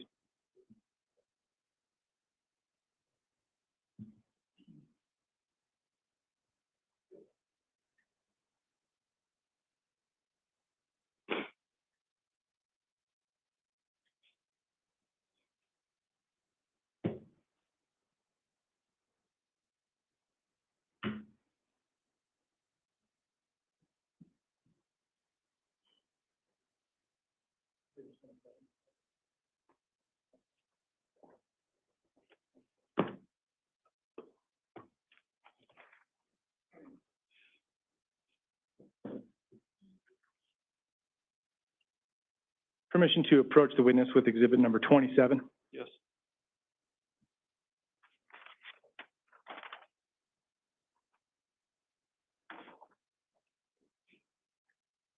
Ma'am, do you recognize that picture? Yes, And is it a fair and accurate representation of the perspective from your bedroom window to Mark Redwine's house? yes. Move to admit People's 27. Mr. Moran? Admitted. Move to publish, Your Honor. Go ahead.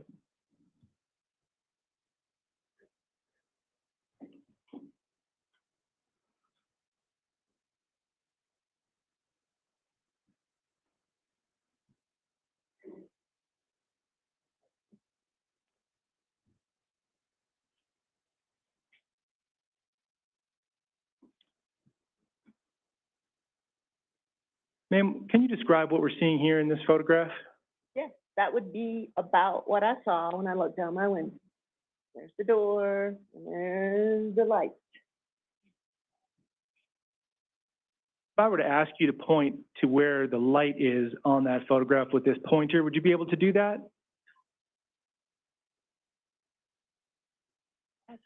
Oh, okay, get up.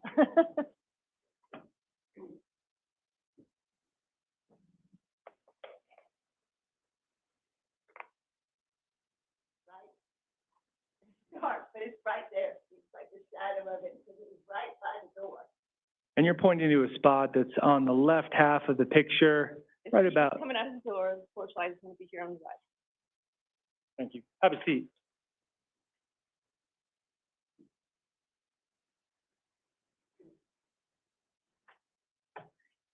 That's Defense Exhibit 1139. And is that the picture that you described as deceptive as far as Yeah, your? because I know his house is through there, but you would have to be down there on that side. That's not what I saw from my house. So the picture 1139 that Defense Counsel introduced. Yeah, and remember, there is a lot of aspens. There's even a whole grove back here. There were a lot of aspens across the field, but they were kind of back from the road. But Defense Exhibit number 1139, that is not an accurate description of your perspective. Yeah, no, I would have to go down there and go to the side where his house was in order to be obstructed by these trees. Okay. But Exhibit number 27, People's Exhibit 27, is that fair and accurate from your viewpoint? Is it this right here? Yes, that would be more like it. And all this is to say, could you see his light on November 18th? Oh, yes, definitely. No further questions.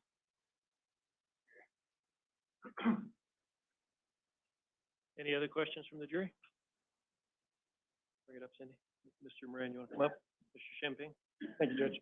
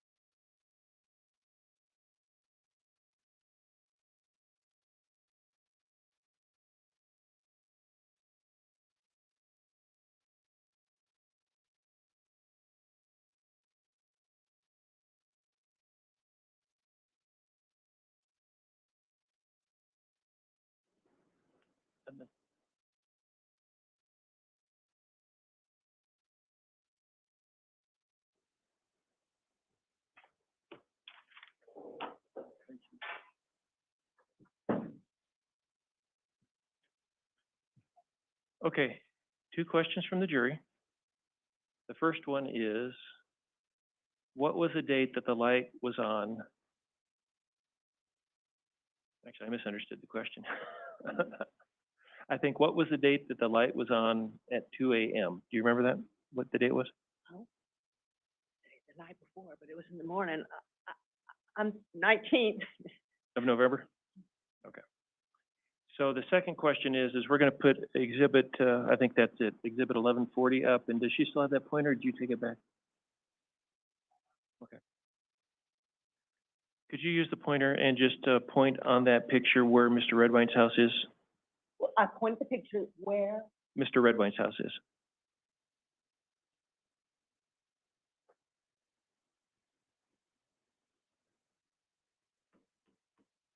Thank you. Any other questions? Any follow-up? Briefly. Go ahead. Ms. Cochran, I must apologize. I think I asked you a poorly worded question about the date that the light was on. Okay. So it was the evening of the 18th into the 19th? Yeah, that's where I was confused because it was night, but then, yeah, the line of demarcation, it would be, yes, the 19th, 18th. Right. Thank you. Anything from anybody else? Okay, can this witness be excused? Yes, thank you. Yes, thank you. Thank you. You are free to go. Okay, thank you, sir. Thank you very much.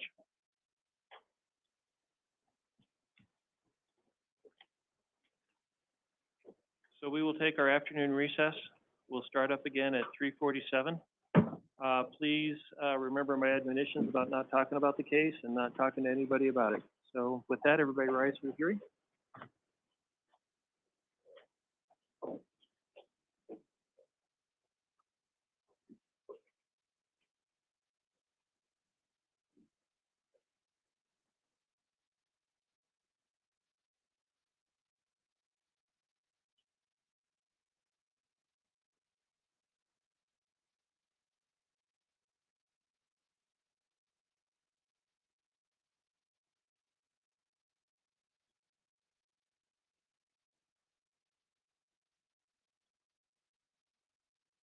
Okay. 3:47.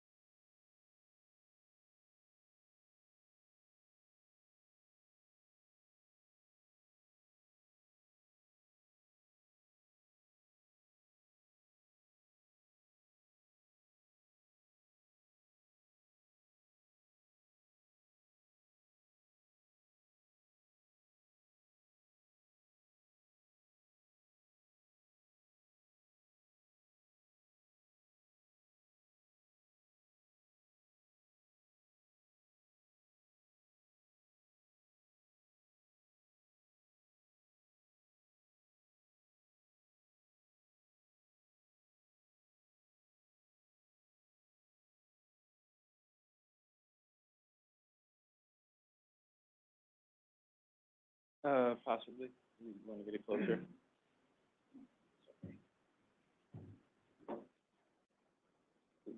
Yeah, I'll make some room for it right here.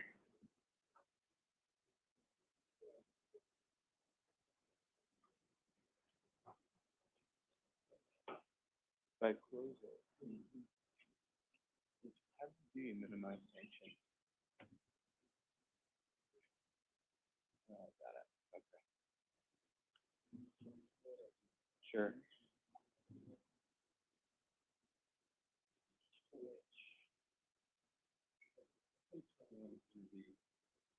We'll have others first, if you think it's like get it on the desktop.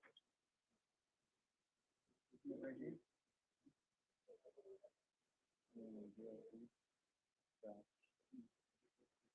Well, I don't want to go on screen.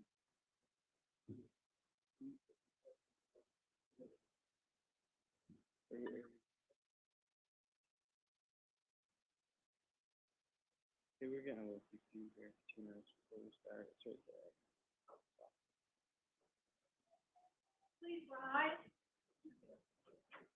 Is there? Please remain standing, jury.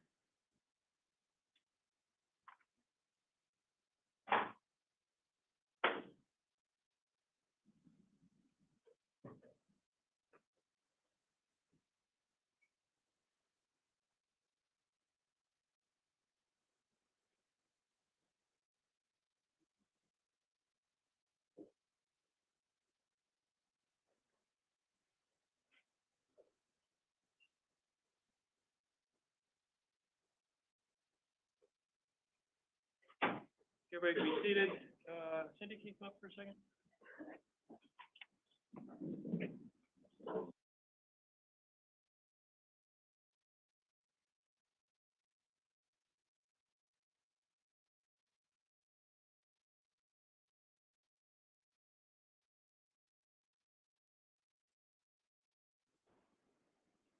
Ladies and gentlemen, we now have 2 fans here. I'm sorry about the heat. I know maintenance is working on it, but they're having problems, which you probably didn't notice. So just be ready tomorrow. I imagine the afternoon it will be hot again. So with that. Thank you, Your Honor. The people call Corey Redwine.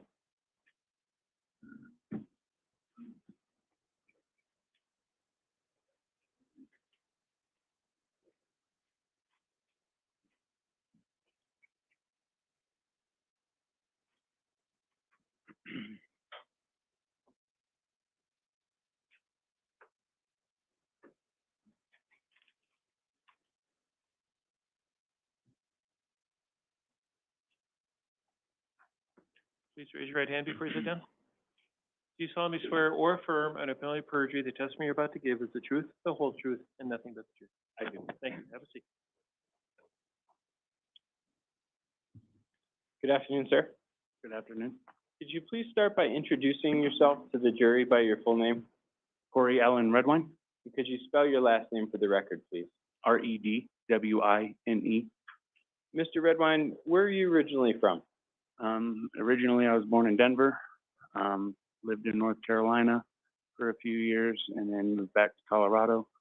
And have been, lived in Durango for 10 years, and then since 2012, I've lived up in the Colorado Springs area. So did you grow up in Colorado? Yes. And then when did you move to Durango, roughly? In 2004, And I want to talk a little bit just about your family. So what is your mother's name? Elaine Hatfield, And what is your father's name? Mark Allen Redwine. And does your mother go by Elaine Hall sometimes? Yes. And do you see your father here in court, Yes, I do. Mark Redwine? Yes. Where is he sitting and what's something that he's wearing? He's sitting to the left of me, wearing a gray suit and glasses.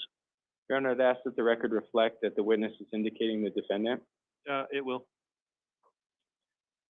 And did you have any siblings, Mr. Redwine? Yes. How many? I have a full brother, Dylan Redwine, and then 2 half brothers. And how about your parents? Was there at some point in time a divorce? Yes. So when did they first split up? They split up in 2005, roughly for just a separation. And they kind of just had a separation relationship, just keeping me and the kids up until 2012. Was there a point in time after that separation that they split up in terms of where they were living? Yes, And then where did they each live after the separation? my mom lived on 61 Windmill Drive in Durango, and then my dad lived up on County Road 501. I can't remember the address name though. And does that, County Road 501, does that lead all the way up to 2343 County Road 500?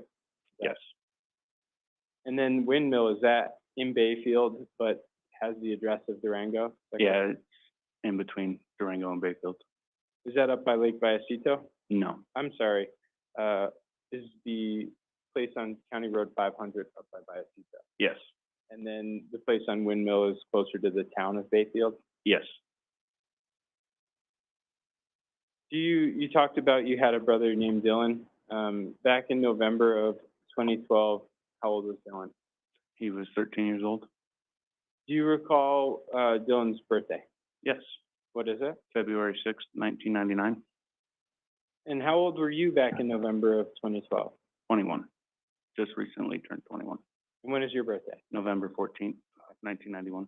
So by November 18th of 2012, you were 21 years old? Yes, Is that a 7-year age difference? yes, When the separation happened, did you live with your brother? yes, And where did you primarily live? with my mother. Is that at the Windmill address? Yes, Did you also live with your father? in stints, but not, I mean, periodically, but never full-time. Visits, would that be a good way to characterize it? Yes, How was your relationship with your brother? it was great. Obviously, their 7-year age difference, you know, we were kind of in different parts of our lives, but as far as living under the same household, and having, you know, to go, you know, living together, we assumed, or had a very strong and tight-knit relationship.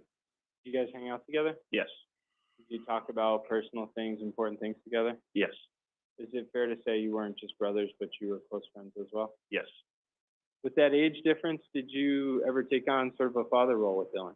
yes. And what did that look like? Dylan needed someone to take him to practice, to play catch with him, to take him shopping, to talk about girls with him. And these are all things that being a primary figure in his life, you know, driving him to school and taking him, you know, to practice, that I was able to provide for him. So, How would you describe your brother Dylan, Mr. Redwine? joyful, positive, you know, goofball. There's, you know, he had a laugh that was, you know, still to this day, you know, it's one of my fondest things about him. So, you know, he was a person you just wanted to be around. Did he like to play sports? Yes. Can you talk about that just a little bit? Well, he was a very gifted athlete. He was, you know, very quick, and it was something I had an interest in as well. So naturally, it was just a common ground for us. So, you know, he liked to train and, you know, to be outside and be physical, and you know, he knew that he was gifted physically, and he liked to show that ability off. What sports did he like to play? Baseball, football, were his main sports. He, you know, other than that, he just really liked being outside. Did he like watching sports as well? Yes, he wasn't, you know, as big, you know, on watching sports as he was about playing them, but he, you know, he kept up with his favorite teams and, you know, watched them play, you know, throughout the season, depending on what time of the year it was. I'm gonna ask you about a few other things about Dylan, just slightly more specific. But did Dylan like fishing? He liked to be outside.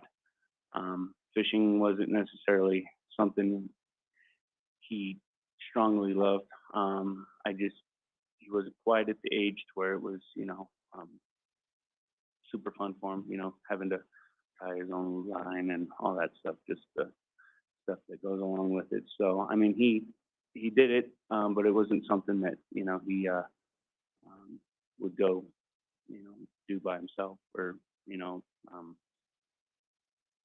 do just, without as a hobby kind of thing. Did he have a fishing pole? Yeah. And you knew what it looked like? Yes. Had you been fishing with him? Yes. But he wasn't someone, as you're saying, that would go out on his own and fish by himself? Yeah. Did he know how to tie a lure? No, he tried, really hard. It was one of the things that, was a struggle for him and for me when we went fishing. So, he didn't know how to do it, but, he certainly tried to do it. In particular, when he was 13 years old, was that an interest of his that he would go off and do on his own, or was that not really one of those interests at that time? No, that was. Ask an answer. Pardon me. Objection. We've covered this. It was asked, he's already answered. Thank you, Your Honor. Let's talk about. It was asked, and he already answered it. Excuse me, Aaron. Go ahead. Thank you, Your Honor. Let's talk about phone usage, Mr. Redwine. You lived with him for a long time? Yes. And did you live with him up to close to the age where he was 13? Yes. Okay. Was he someone who used his phone a lot? Yes. Did you see him on it all the time, kind of thing? Yes. Did he have a cell phone? Yes. Did he have an iPod? Yes. Did he have Facebook? Yes. Talk about his habits with that. He's, kind of, he was new to it, so he, technology was something he was very interested in. And, his friends, in the world we live in today, it's super easy to just keep in contact with your friends via text message, no matter where they're at. So, he was always into, keeping close relationships and talking with his friends regardless of where he was at. Was he someone that kept his phone on a ringer or a vibrate setting? It kind of depended. I can't really recall any certain circumstances, but I'd imagine, he kind of knew when to keep it silent and when he could have it ringing. Is it fair to say he was a typical 13-year-old, communicating with his friends all the time on his phone, things like that? Yes. Is that at morning, nighttime? Throughout the whole day. Mr. Moran? Your Honor, we'll just lodge an objection to the ongoing leading question. You're overruled.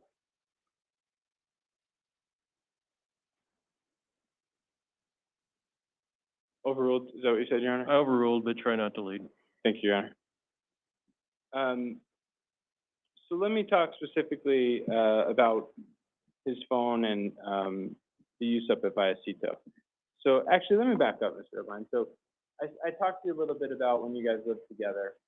Is there a point in time when your family moved out of the Windmill area? Yes. I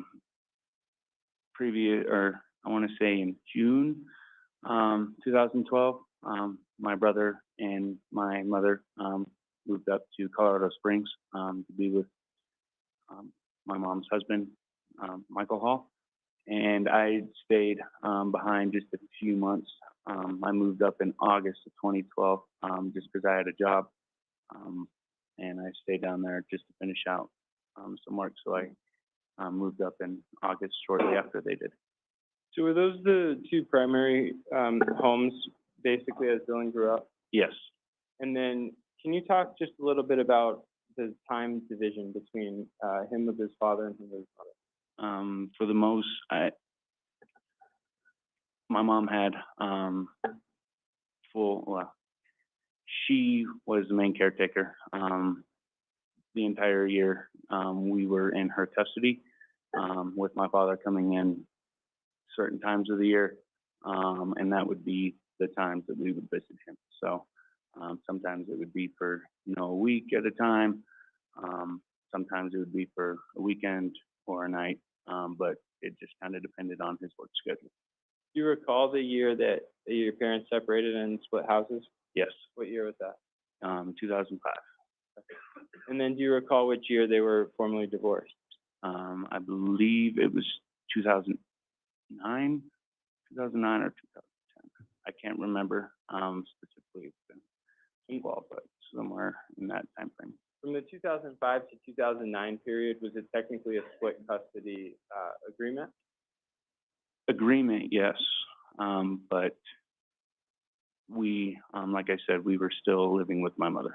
He had never really exercised his visitation rights. So as it was split custody, we still maintained all of our time, with our mother. And what years did you live with your mother until? I lived with my mother until 2012. That's when I moved out, got my own place. And I've lived with her, my entire life up until that point. So. Okay. And then when the divorce happened, after that, was there a point in time where there was where the windmill house, was that issue? And Mr. Johnson, you really have to stay next to the microphone, please. You can put the microphone on the other side of the lectern if you want. I'll try to stand here, Your Honor. Thank you. So, Mr. Redwine, did your mother ultimately move out of the windmill house? Yes, Why did she move out of the windmill house? because when the divorce was finalized, Mark Redwine received possession of it over the house. And then where did she move to after that? She moved in with her current husband, Michael Hall. And that's when Dylan moved out of Bayfield? Yes, Was that around July of 2012? yes. And did you move out of Bayfield at that time as well? I moved, a few months later in August. Okay. So I want to talk a little bit about that house in Vallecito. I'm going to approach Your Honor with People's Exhibits 22, 23, and 24. All right. They've been previously provided to defense. Okay. Mr. Redwine, do you recognize the maps in People's 22 and People's 24? Yes, I do. Do you recognize the photographs? Yes, I do. 23 fair and accurate photographs of the map of the area up in Vallecito, close to your father's house? Yes, they are. And then is the picture 24 a fair and accurate picture of the defendant's home? Yes, And that's 2343 County Road 500 in Vallecito? yes. This time I'd move to admit People's 22, 23, and 24, Your Honor. Any objections? I beg your pardon, Mr. Johnson, if I've misplaced those, but I don't see that in my pile of pictures. Nor in mine. Apologize. May I approach? Yeah, go ahead.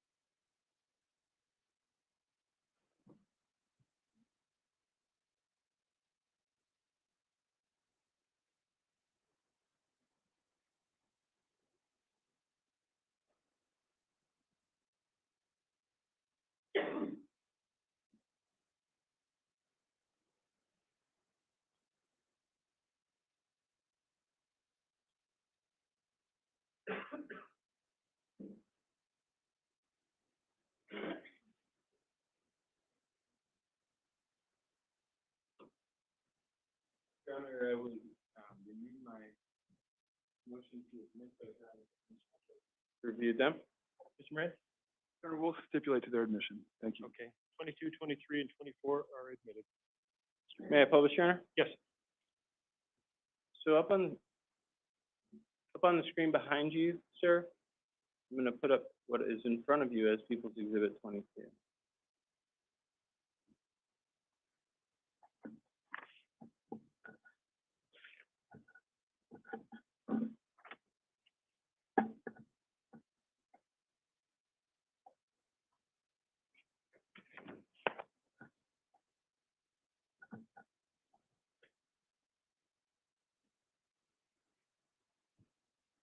That's the same map that's in front of you, sir? Yes. I'm gonna approach with a pointer. Can you just demonstrate the jury with that pointer where your father's residence is on that map?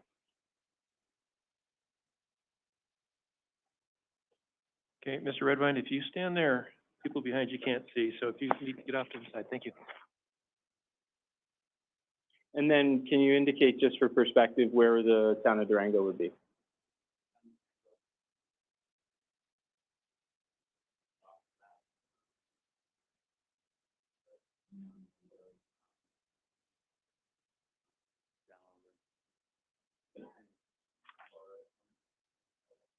Okay. People's Exhibit 23. Is this a closer up view of that same area? Okay. And can you show the jury where the north side of the lake would be?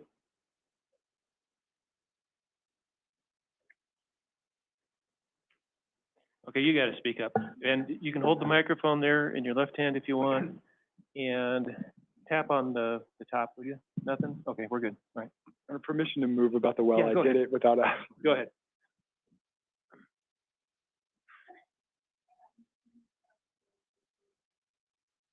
Can you show the jury, Mr. Redwine, just to orient them? Thank you. And so what would be the route that you take up to your father's house if you were coming up here? County Road, I believe this is 500. And this is where it splits off. That is County Road 501. And you follow this road. This is a dead-end campground. And just before then, there's a field right here in Mark Redwine's house. Okay. Is this generally a busy area or a secluded area around November? In November, it's secluded. Okay. So what is the traffic like up there?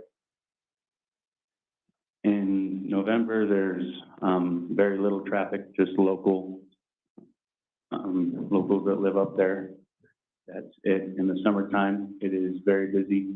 A lot of people come through for visitation. It's a beautiful place, so it attracts a lot of tourism. Are some of those homes seasonal? Yes, And then it looks like a dead end at the top, am I right? yes. What's at the top, if anything? At the very top is a campground. I believe it's the Blue Spruce Campground. But that is all the way at the top with a few residential homes being in between the campground and Mark's house. Is that a seasonal type of campground? Yes, Is it closed in November? yes. And just generally speaking, are there a lot of houses up there or very few houses up there? There's quite a few houses. Just across the street from Mark's house, there's kind of a little subdivision. And then going up on the road, there's close to 6 to 7 houses just off the road. So there are quite a few houses up there. And then are those houses occupied more so in the summer? More so in the summer. Not very many people stay in those houses in the winter. Now, on the other side, to the right on the picture, which would be, I believe, east, what is that road that goes up onto the mountain? This is Middle Mountain Road. And what is that, a residential road or is that more of a recreational road? That is a recreational road. And as you go up that road, is there a point on that road somewhere where there's a gate that closes for the winter? Yes. Is there, if I could approach that? Yes. Is there a little, are there any houses at the bottom part of that?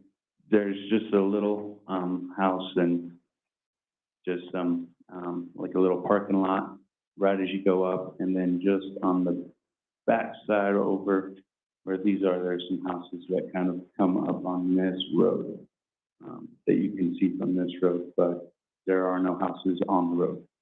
And then where approximately is the gate on the road? Approximately, I want to say somewhere in this area. It's hard to see being zoomed out that far though. And then is that also a dead end road up there? Yes. So is this the northmost end of Vallecito that we're looking at right now? Yes, And so your father's, the defendant's home is on the northmost part of County Road 500, and then Middle Mountain Road would be the northmost road on the right there. yes. What is that road like, the terrain on it? It's dry, it's bumpy, and there's a ton of wildlife, all year round on it. Have you been up that road before? Yes, Is it difficult and impassable at times in the winter? yes. Is it a walking distance from the defendant's home? No, So what are we looking at in terms of mileage? Have you ever walked from the defendant's home up to Middle Mountain Road? I've walked from Mark's house to where these two roads meet, County Road 500 and County Road 501. Is that in and of itself a significant walk? Yes, How long would it take for you to walk from the defendant's home all the way up to the gate on Middle Mountain Road? by foot going the highlighted route, it would take between, I'd just guess, say between 6 and 7 hours. But that's with the speed walk and you know where you're going. Have you ever done it? No, Has Dylan ever done it? no, Have you been at the defendant's residence with Dylan before? yes, And have you ever heard of him doing it? no. Now, in terms of the terrain between Middle Mountain Road and the defendant's residence, what is that terrain? There's a river that runs, right through, you can see it through this canyon, and it's just on the other side of Mark's house. But to get from here to there, you'd have to find the bridge. There is a lot of housing in this area, so there's a lot of roads where you could possibly find that. But even coming through and walking through all this housed and residential roads leading up to is still a hike in its own. And I can't say for sure that he would be, nor would I be too familiar in that area. Have you ever known him to go hiking up that mountainside with Middle Mountain Road? No, Have you ever done that? no. Is it, as you go from the defendant's house north, is that terrain extremely steep? Yes. What does it look like in there? All the terrain around this area, minus the subdivision, is this cliffs all the way up the backside of Mark's house. The cliffs run alongside to this campground. There's a little trail that takes you back there that's pretty treacherous, but then all of across the river and the other side of the street is the same. It's cliffs and very steep terrain. Is the defendant familiar with Middle Mountain Road from your experience? Yes. How's he familiar with it? I know he's been up there to gather his firewood, to just exploring the area, knowing where he's living, to just going up there to, do what he enjoys to do. How about recreation and ATVs? Yes, it's a very frequent ATV road. The whole way up, there's a little gravel pit that entices a lot of motor vehicles up there. Did the defendant own an ATV? Yes, he did. I'm gonna go to People's 24. And can you explain to the jury this house? Yes, this is Mark Redwine's house. It is after he had it remodeled, at least from what it appears to be out the outside.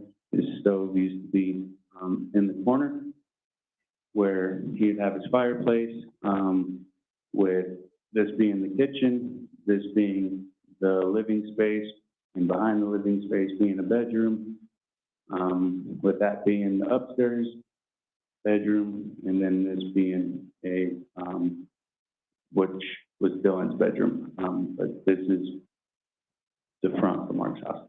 Does that face in the direction of Middle Mountain Road? Yes, You mentioned a remodel. Was there a fire at some point at the house? yes. When was that? I believe it was in 2010, but being as long as it was, I can't fully,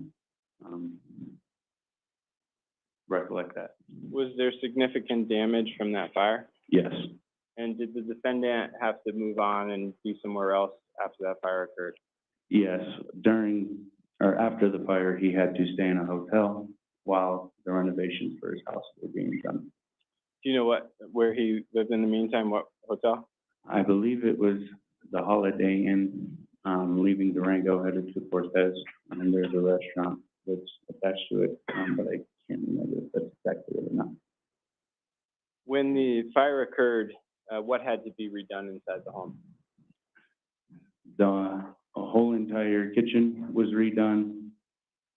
This living room, space was done. There used to be a back bedroom, behind the kitchen, and that got turned into stairways that led up into the top, which was Mark's room. And then this whole room got put in, and that was Dylan's room, which had previously been Mark's house, or Mark's room, up here, and then this was the secondary living room. Were the floors redone after the fire? Yes, And was the furniture replaced after the fire, yes, including in the living room area? yes. When did the defendant move back into the home? He moved back into the home in 2011, although I can't remember, exactly which month it was. Does April sound right? Yes. And you can sit down, sir. Thank you. So by November of 2012, how old were the floors and furniture in the living room of that home? They were a few months.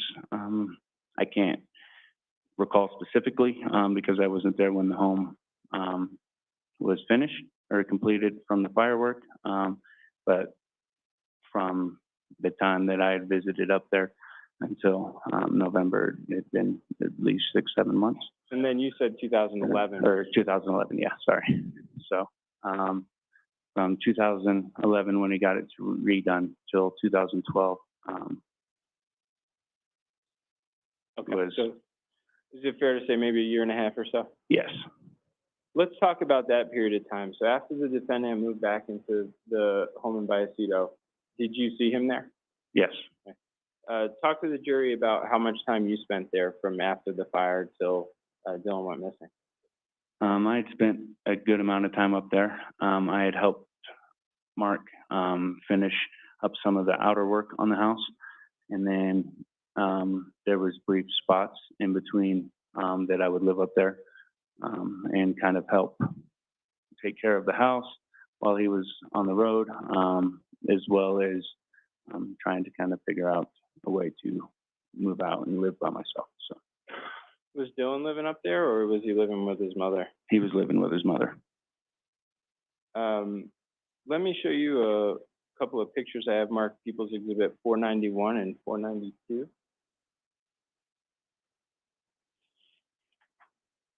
I believe, counsel, you have copies of these.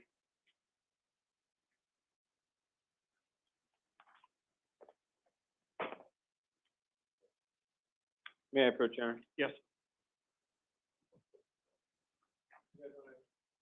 This is marked People's Exhibit 491 and 492.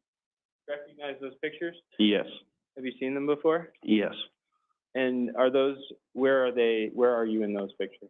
Those, 492 is, right at the front door when you walk in, facing the living room.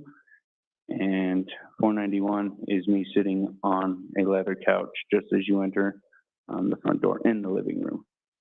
So back in April of 2012, is that a time when you would have been living there? Yes, And do those pictures capture what that room looked like around that time? yes, Are they fair and accurate of that room? yes. Your Honor, at this time, I would move to admit People's Exhibit 491 and 492 into evidence. I know this is a strange request, but I'm not certain if this came off of a phone. I'm not familiar with these particular photographs. I'm happy to ask Mr. Johnson if I could briefly, or would Well, Lord Deere, I what suppose. difference does it make? For admissibility, it's just are they fair and accurate instead of it was. So is there anything, any objections you have? You can talk to Mr. Johnson later about it. Whether they were disclosed. They are, they're in Discovery. Okay, They're from a iPad device. okay, thanks. That's sufficient. Okay, all right. They'll be admitted. Thank you, Your Honor. So I'm gonna start with 491. Okay. So, Mr. Redwine, is that you in the picture? Yes, And this, furniture, is that furniture from after the fire? yes, it is. Or is it from after the fire? Yes, Do you have the pointer up there still? yes. Is there a rug underneath the coffee table? Yes, it is from this corner. And is this a period of time in which you were living at the house, or was this just a visit? Mr. Redwine, turn the microphone towards you. It's directional. It won't pick up unless you're right in it. Can you repeat that? Were you living at the house at this time? Yes, I was staying up there. Okay. I'm gonna move on to 492. Is this also a similar time frame? Yes, And is this looking into that, same living room would be at the top of the picture, am I right? yes, this would be the same table, but the opposite corner, from the other picture, with the bottom corner of the carpet showing. And then whose dog is that? That would be my dog, What was your dog's name? Sapphire.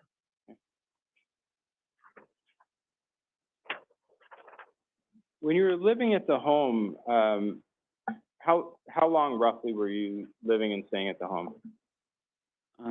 That span on and off of between 4 and 5 months, I'd say. Okay.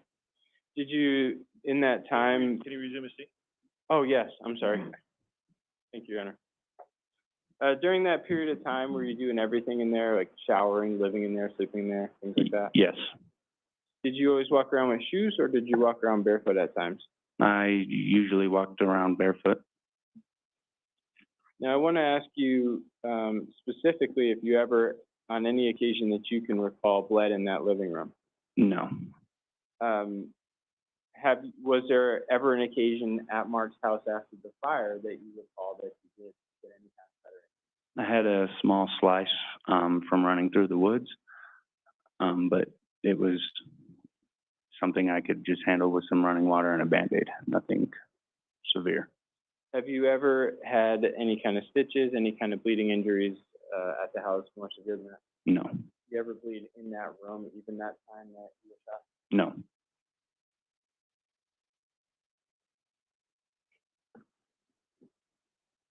I'm going to show counsel a couple of exhibits, Your Honor, that I'm not admitting, but I just want to show to the witness. All right.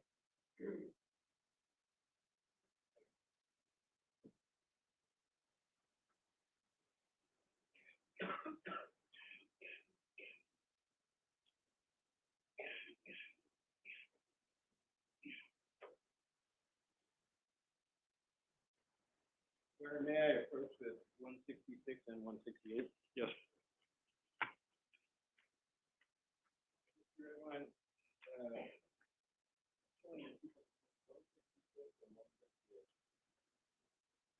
That looks like the same type of floor as in the living room of the bar shop. Yes, Say for argument's sake that that flooring, middle there was, would that be your blood? no, Is there any chance that no,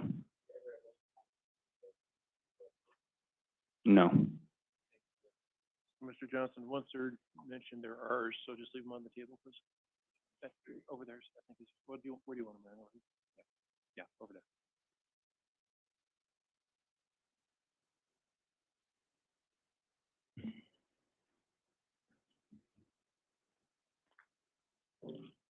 So, Mr. Redwine, I want to Hold move on on. a second. Mr. King,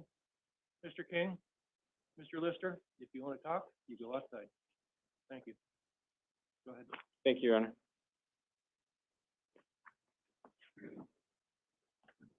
So, Mr. Redwine, I'd like to move on and talk to you a little more about Dylan, if that's all right. Mhm. So with regard to Dylan, you had mentioned there were some visits up to Vallecito, correct? Yes. All right. Did he like to visit the defendant in Vallecito? Not Mark himself, but he did enjoy being up in that area. Why did he enjoy being in that area sometimes? It's just a cool place to visit. Did he have friends up there? He had a few, as I recall, but none that I've ever met. And did he like to visit the defendant himself? Not particularly, no. Did he talk to you about that? Yes. So back in 2012, was he visiting a lot or was he visiting infrequently? He wasn't visiting very often. He usually would just go for 1 or 2 visits throughout the year. Had their relationship changed over the years? Yes. Could you talk about that just a little bit? Yeah. Dylan was growing into, a young man and was kind of going, just through, being a teenager, puberty and stuff like that, and needed just some people in his life. And the ones, that he had in his life that he wanted to contact, he did contact, and the ones that he didn't really want to be in his life, he kind of excluded them. So. Over the course of the 4 years or so, leading up to 2012, about how many days would you approximate the defendant actually saw Dylan? Objection. This is going to call for speculation. Approximation is not for this courtroom. You know what, you can cross-examine him on it, I think it's fine. Go ahead. You had mentioned that you guys were with your mother all the time, Yes. and the defendant wasn't very involved in having time with people. Yes. Can you give me that estimate over a course of about the 4 years leading up to 2012? How many actual days the defendant would have spent with Dylan? If I had to say a number, I'd say anywhere between 40 and 60 visits. And are we talking about visits or days? Just visits. I mean, they might last for a week or they might last for a few brief hours, just coming in to have lunch. It just kind of depended on what his schedule was. Now, as we moved into 2012, were those visits fewer and fewer? Yes. So do you recall what visits Dylan Redwine actually took to his father's house since the fire and everything was redone at the house? I recall him going there for I want to say it was a Memorial weekend. I can't specifically recall I know it was a holiday weekend, something like that, where it was just him and Mark, and then I know they went on the vacation to Chicago in 2012. Is that the baseball trip in August? Is that what you're referring to? Yeah, I believe so. The one they went to Boston and saw the Red Sox in 2012, and those are the only specific ones I can remember. I know there's, a few just brief ones that were in between there too.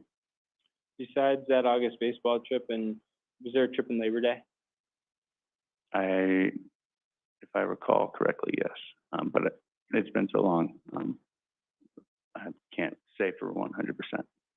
Is it fair to say it was only a few visits in 2011 and 2012? Yes. And some of those visits, it sounds like you're describing, were on the road? Yes. In any of those times that Dylan went to visit the defendant up there, did he ever return with a bleeding injury that you recall? Not specifically, no. Did he ever talk to you about being injured up there? No.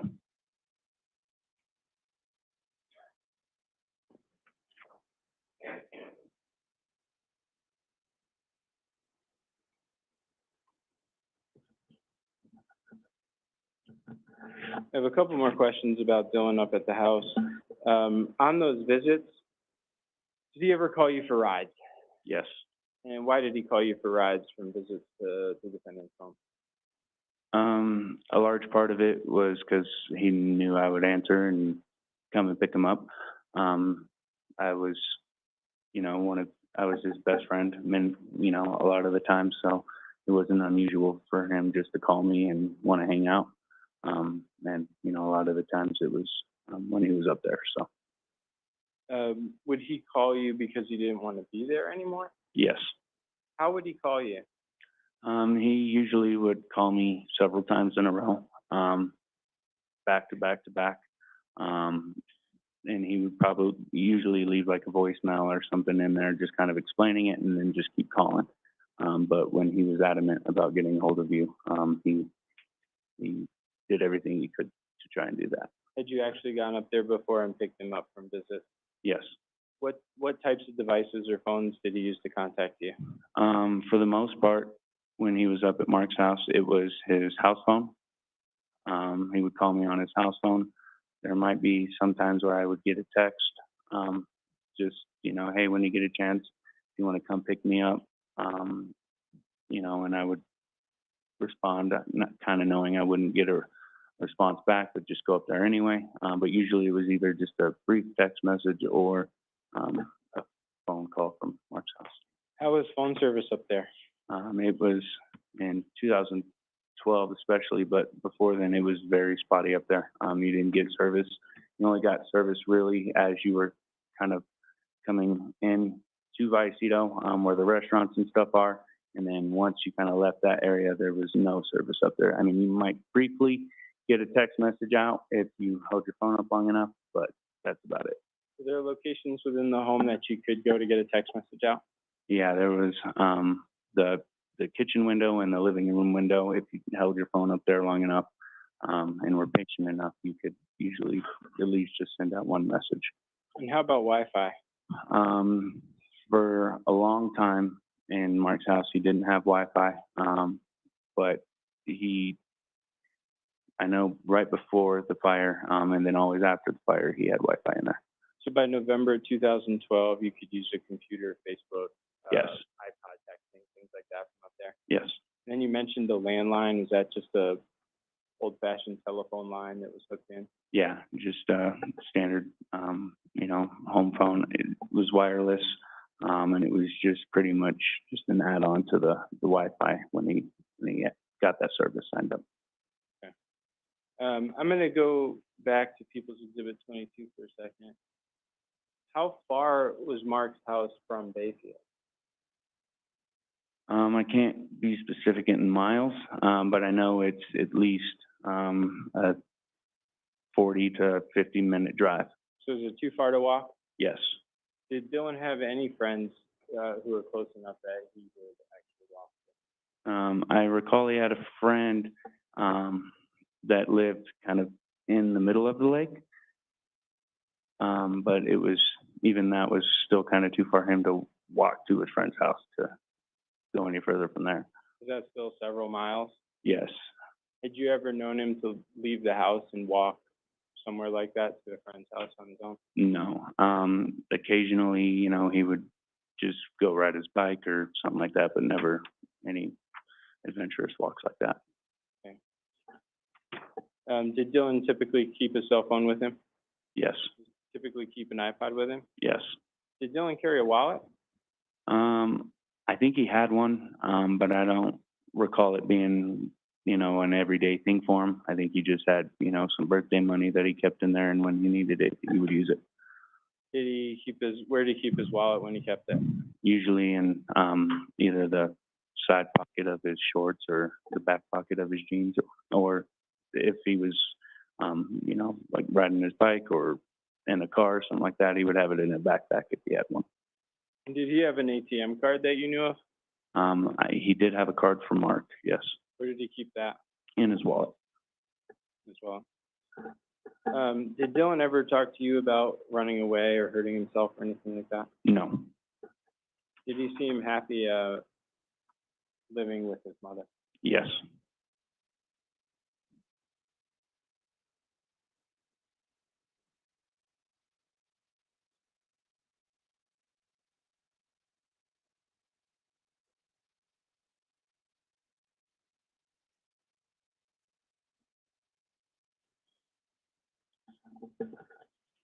Your Honor, at this time, I would ask the court to read the limiting instruction to the jury. All right. In regard to the photograph? Yes, Your Honor.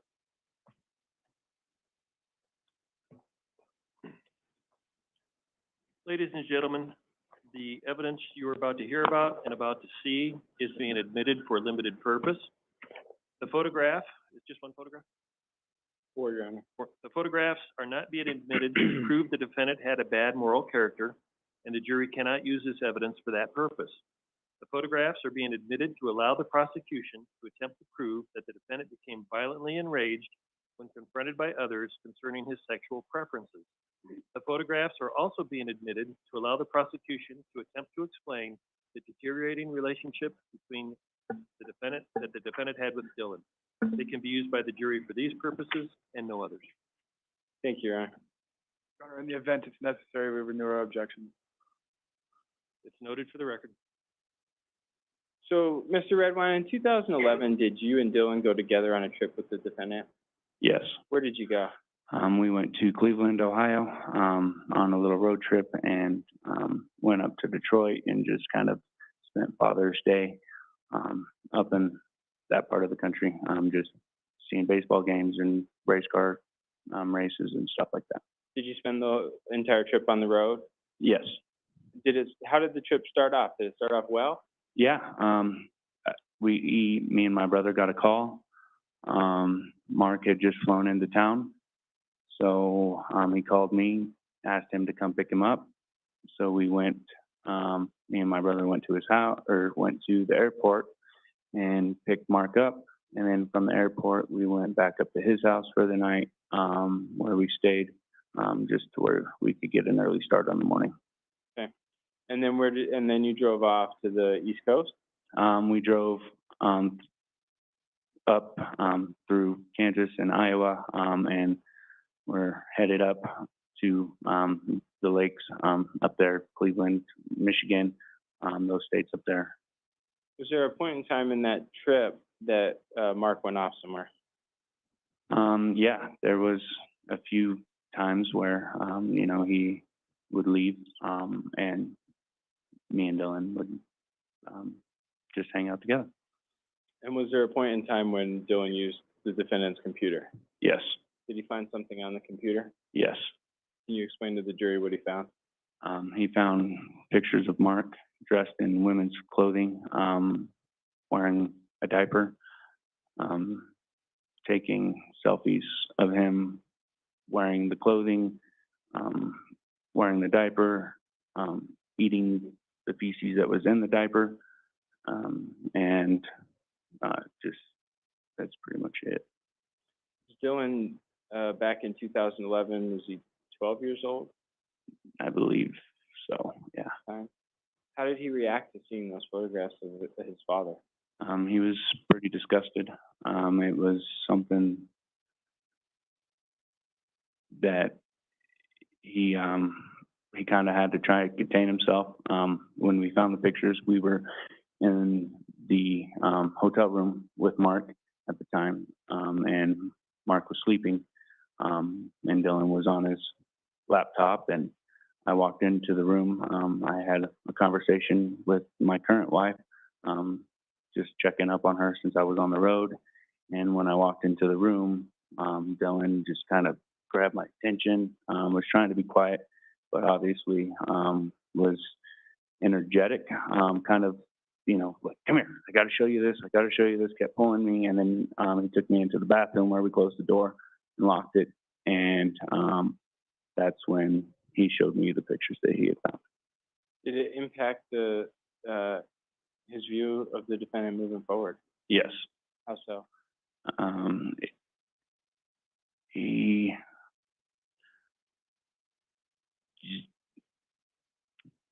Dylan lost any reasons for him to look up to Mark that day. Did you notice that in observing their relationship together from that point moving forward? Yes.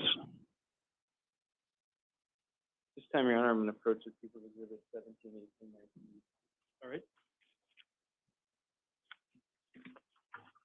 Before you go through those, Mr. Redwine, did you or your brother do anything to document or make copies of those photographs you'd seen? No. Did you have copies of them moving forward? No. Take photographs of them or anything? The only pictures I took were of these on the computer. So, I grabbed my camera and took a picture of them on the laptop. That's all I've done, or the only thing I did. And by that, do you mean photographs with your phone, like as a camera? Yes, And have you seen People's Exhibit 17, 18, 19, and 20 before?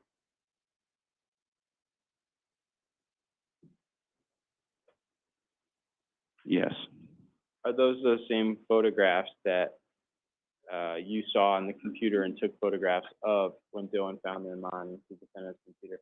yes, I move to admit People's Exhibit 17, 18, 19, and 20 into evidence at this time.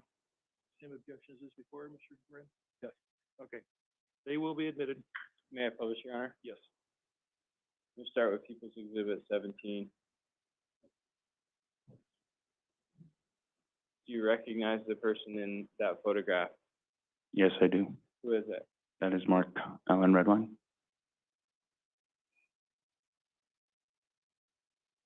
Do you recognize the person in that photograph? Yes, I do. Is that the defendant? Yes,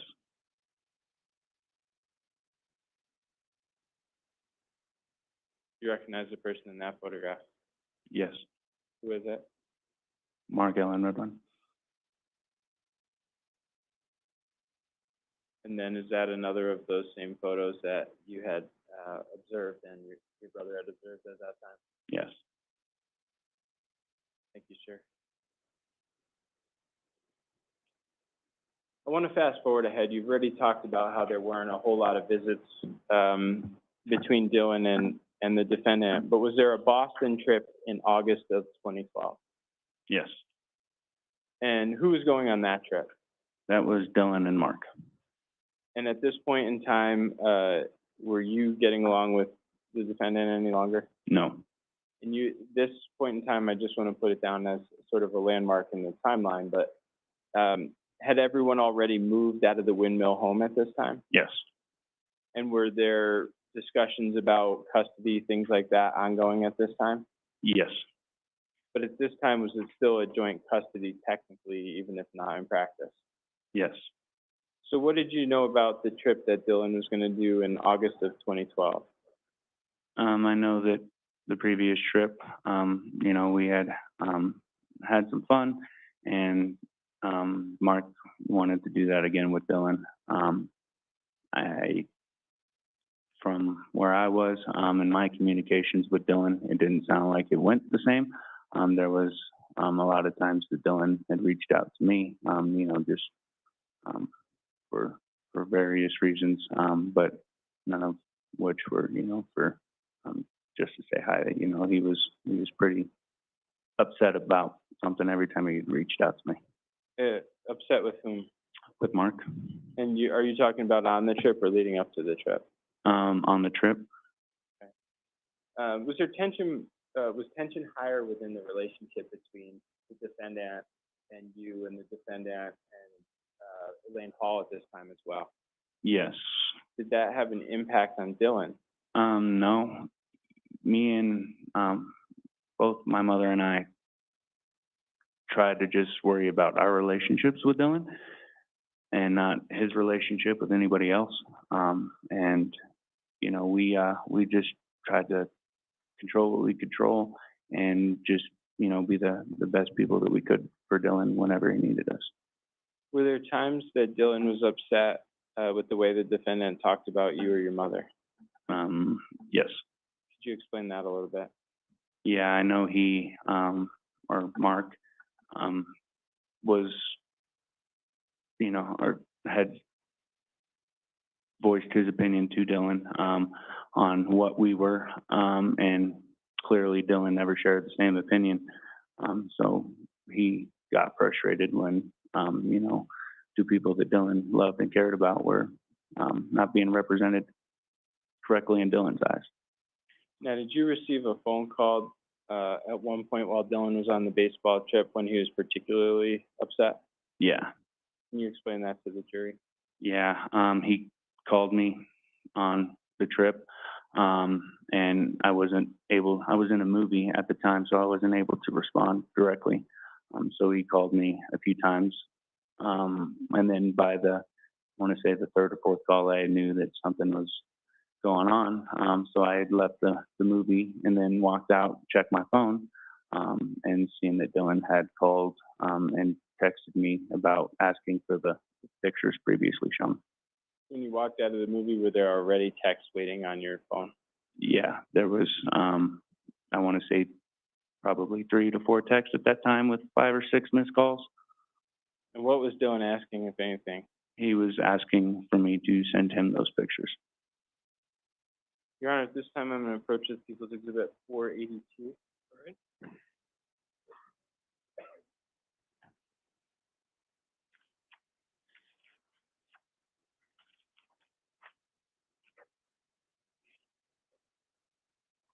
Mr. Redwine, I've handed you to mark People's Exhibit 482. Can you take a look at it, please, and review it? It's a 3-page document.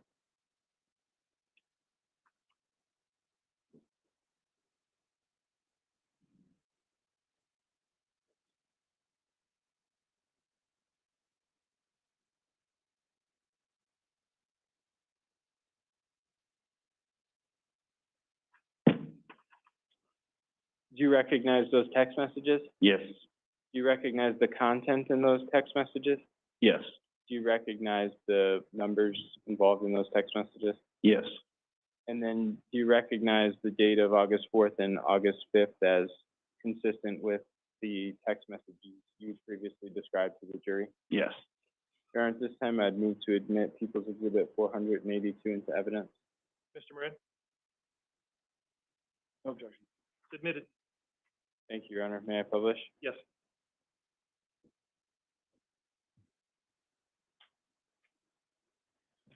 So, Mr. Redwine, the screen itself can have small print, so I'm gonna ask you to assist the jury here. This is the same exhibit that's in front of you, People's Exhibit 482. Do you recognize who the numbers are and who's in the exhibit?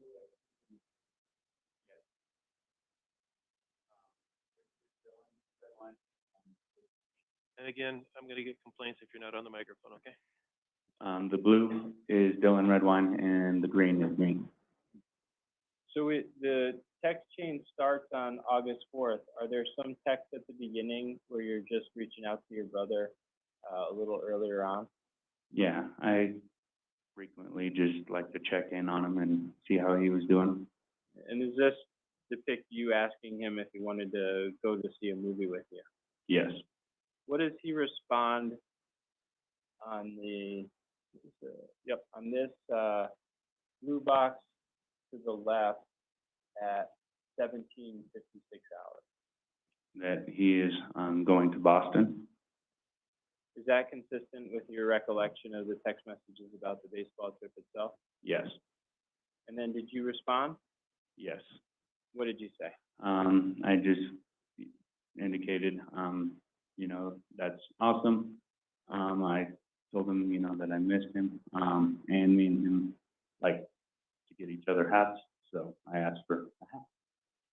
Now, the next text message from your brother, I'm going to ask you to read verbatim, Mr. Redwine, so that the jury hears what's on the exhibit if they can't see it from where they're sitting. What's the next text message at 18:01 hours to you from Dylan? Hey, you should go to the old house and get the liquor bottles out of the trash, because Papa has picked and I'll delete those before I leave. What is that text message about? That is, Mark and Dylan had been talking about, some beer bottles that were left that Mark, said that were mine. And so he was just trying to, reach out to me and let me know, you know, what I should be expecting, I guess. So is it fair to say, was this a point of contention between you and the defendant at the time? Yes. And is your brother giving you a heads up here? Yes. Then moving down to 18:03 hours, do you respond to Dylan? Yes. What do you say to Dylan? I said, and if you need anything, I'm always here for you, and I can't, it's all locked up, but it's okay. I got pics too, so whatever. And then what does Dylan respond to you after that? He says it's in the trash. And then after that, there's a gap in time. Am I correct about that? Yes, You can see 18:04 hours, and then it moves on to 10:35. I'm sorry, 22:35 hours on the same day, correct? yes, So that would be roughly 4 hours later. yes. And 4 hours later, what does Dylan text to you? He said, hey, send me those poop pics of Papa, because he gave me a speech about you guys being a bad example, and I want to show him what he really is. Now, did you learn from your phone calls with Dylan and conversations with Dylan what was going on around this point in time between Dylan and the defendant? Briefly, I don't recall, any specifics between Dylan or Mark, but I do remember just the discussion I had with Dylan. Was there an argument? Yes, And was he upset with the defendant? yes. Your Honor, if I may, the witness has answered he doesn't know. He said he didn't know, I can't remember exact words, but he said he didn't know this much, and so I think it's okay. There was an argument with the defendant. Yes, He was upset about that. yes. Objection, move to strike. I mean, it's leading. It's Well, I'm not gonna asked and try. answered. So did Dylan explain to you why he was asking you for the pictures? Yes. Why?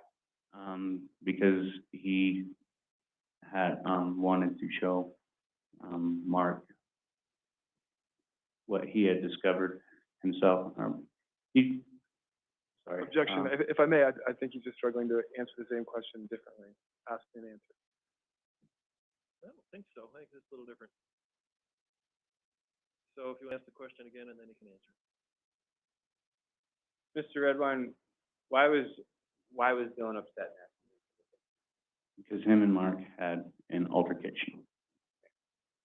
And then is some of that in this text message itself, in the content? Yes, And it talks about a speech about you guys being a bad example. yes, You talked earlier about how Dylan responded if Mark was badly about you. yes, Is that what's going on here? yeah. What was his next text message to you shortly thereafter? He was asking me if I had gotten them yet. What exactly did the text say at 23:03? He said, you got him, or hey, or you got him yet? And then he sent a duplicate, moment, or roughly, 12 minutes later. So he sent you got him yet at 23:03? Yes, Did he send it again? yes, When did he send it again? at 23:15. Then did he send again the request of you at 23:19?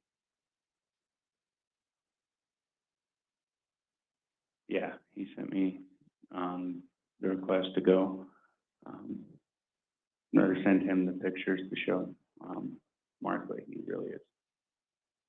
So moving forward from 23:19, how many times did he resend the message to try to get you to send in these pictures? I'll scroll down if it's helpful. Yes. Your Honor, if I may, that last message is specifically, and this testimony goes to the forbidden inference, who you really are, and the like is more prejudicial than probative, specifically prohibited by 404B and Your Honor's instructions. I think this is a good time to have the court give the instruction again, and I'll give the instruction again. I don't think this is prohibited. This does show the deteriorating relationship, and it also goes to motive, like everybody talked about. But all this evidence about these photographs and Dylan wanting to show them to Mr. Redwine is being admitted for a limited purpose. This evidence is not being admitted to prove the defendant has a bad moral character, and the jury cannot use this evidence for that purpose. The photographs are being admitted to allow the prosecution to attempt to prove, well, this part of it is not for that. The photographs now are being admitted at this time to allow the prosecution to attempt to explain the deteriorating relationship the defendant had with Dylan, and it can be used by the jury for that purpose and no other. Thank you, Your Honor. May I continue? Yes. So, Mr. Redwine, how many times, and I'll scroll up and scroll down, how many times did your brother ask you for those pictures that evening while he was on the trip in a row after that? I believe 7. I believe there's one more at the, One more at the- way top. He asked you over and over. As you scroll down, did you in fact send the pictures to your brother? No, I did not. Why not?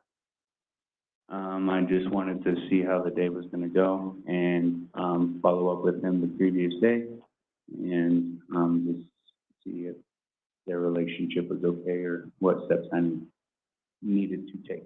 So the next day you followed up with him? Yes. Did you have concerns about if they were in an argument sending those photographs, to Dylan in that context? Yes. Why? I was just worried about where Dylan was, and I didn't want any more confrontation, with Dylan being as upset as he was and sending those messages. I didn't really want to send something more to fuel a bigger fire. So as he was asking, did you ever send the pictures to Dylan on that occasion? No. And then moving on to the next, text messages, what did you tell him at 23:38 hours? I told him that my email had gotten wiped out. And then, did you speak with him after that the next day? Yes. And can you just read those texts to the jury, starting with Dylan's first one the next day at 12:16? Yeah, he said, "What's up?" And then I replied, "I just wanted to see how you were doing." And then he responded, "I'm fine." And then, I followed up and asked, "Okay, just checking, what are you doing today?" And he said, "Going to Pittsburgh." So is it your impression that, after you didn't send the photographs, that argument had ended and the trip moved on the next day? Yeah, and when Dylan responded going to Pittsburgh, I had assumed that everything was okay and Dylan was fine. Have you seen a portion of an interview where, the defendant was asked about those pictures themselves? Yes. Your Honor, at this point in time, I'm going to ask to approach the People's Exhibit 21. I want to ask you how much longer you're going to be. It is 5 o'clock. I don't know if this is a good spot to stop. I don't know how much more you got. Given that you gave the instruction, I think I can finish the portion that involves the instruction in less than 10 minutes. All right, let's do that. Approach to 21? Yes. Thank you, Your Honor. Mr. Redwine, People's Exhibit 21. Yes. How do you know that? I signed and dated it. Yes. What's on that disc? This is, a clip from the Dr. Phil show, where me and Mark discussed the pictures. Okay. And is he talking about the pictures themselves in a interview clip basically on that disc? Yeah. Is that a fair and accurate clip of the interview clip involving the defendant's explanation for those photographs? Yes. Can I see the parties up here? Yes, Your Honor.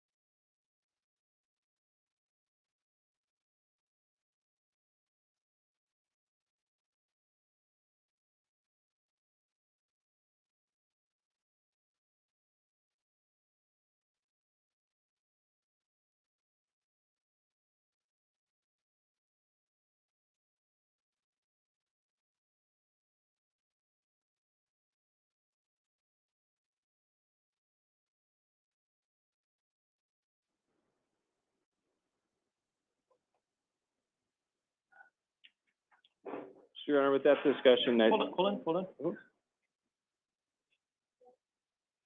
on. With that discussion, we're going to take a break for the day. There's something that we need to do outside your presence. Please remember my admonitions, which I have here somewhere. Do not discuss this case, either amongst yourself or with anyone else during the course of the trial. Do not initiate, post, or respond to anything about this case on social media. In fairness to the parties of this lawsuit, you should keep an open mind throughout the trial and reach your decision only during your final deliberations. Do not permit any third person to discuss this case outside of your, discuss this case in your presence. If anyone attempts to do so, please report that to me. During the course of the trial, don't talk with any witnesses, the defendant, or lawyers in the case. Don't attempt to gather any information on your own. Do not engage in any outside reading on this case. Do not attempt to visit any places mentioned in the case. Do not read about the case in the newspaper. Obtain information about it from the radio, television, internet, social media, or any other media source. Do not in any way try and learn about this case outside. Your verdict must be based solely upon the evidence that you hear inside this courtroom. With that, I hope you guys have a good night. I hope maintenance gets the air conditioner fixed. We'll try and start up again shortly after 8, so please get here at 10 to 8 so you can come in the building. Everybody rise for the jury, please.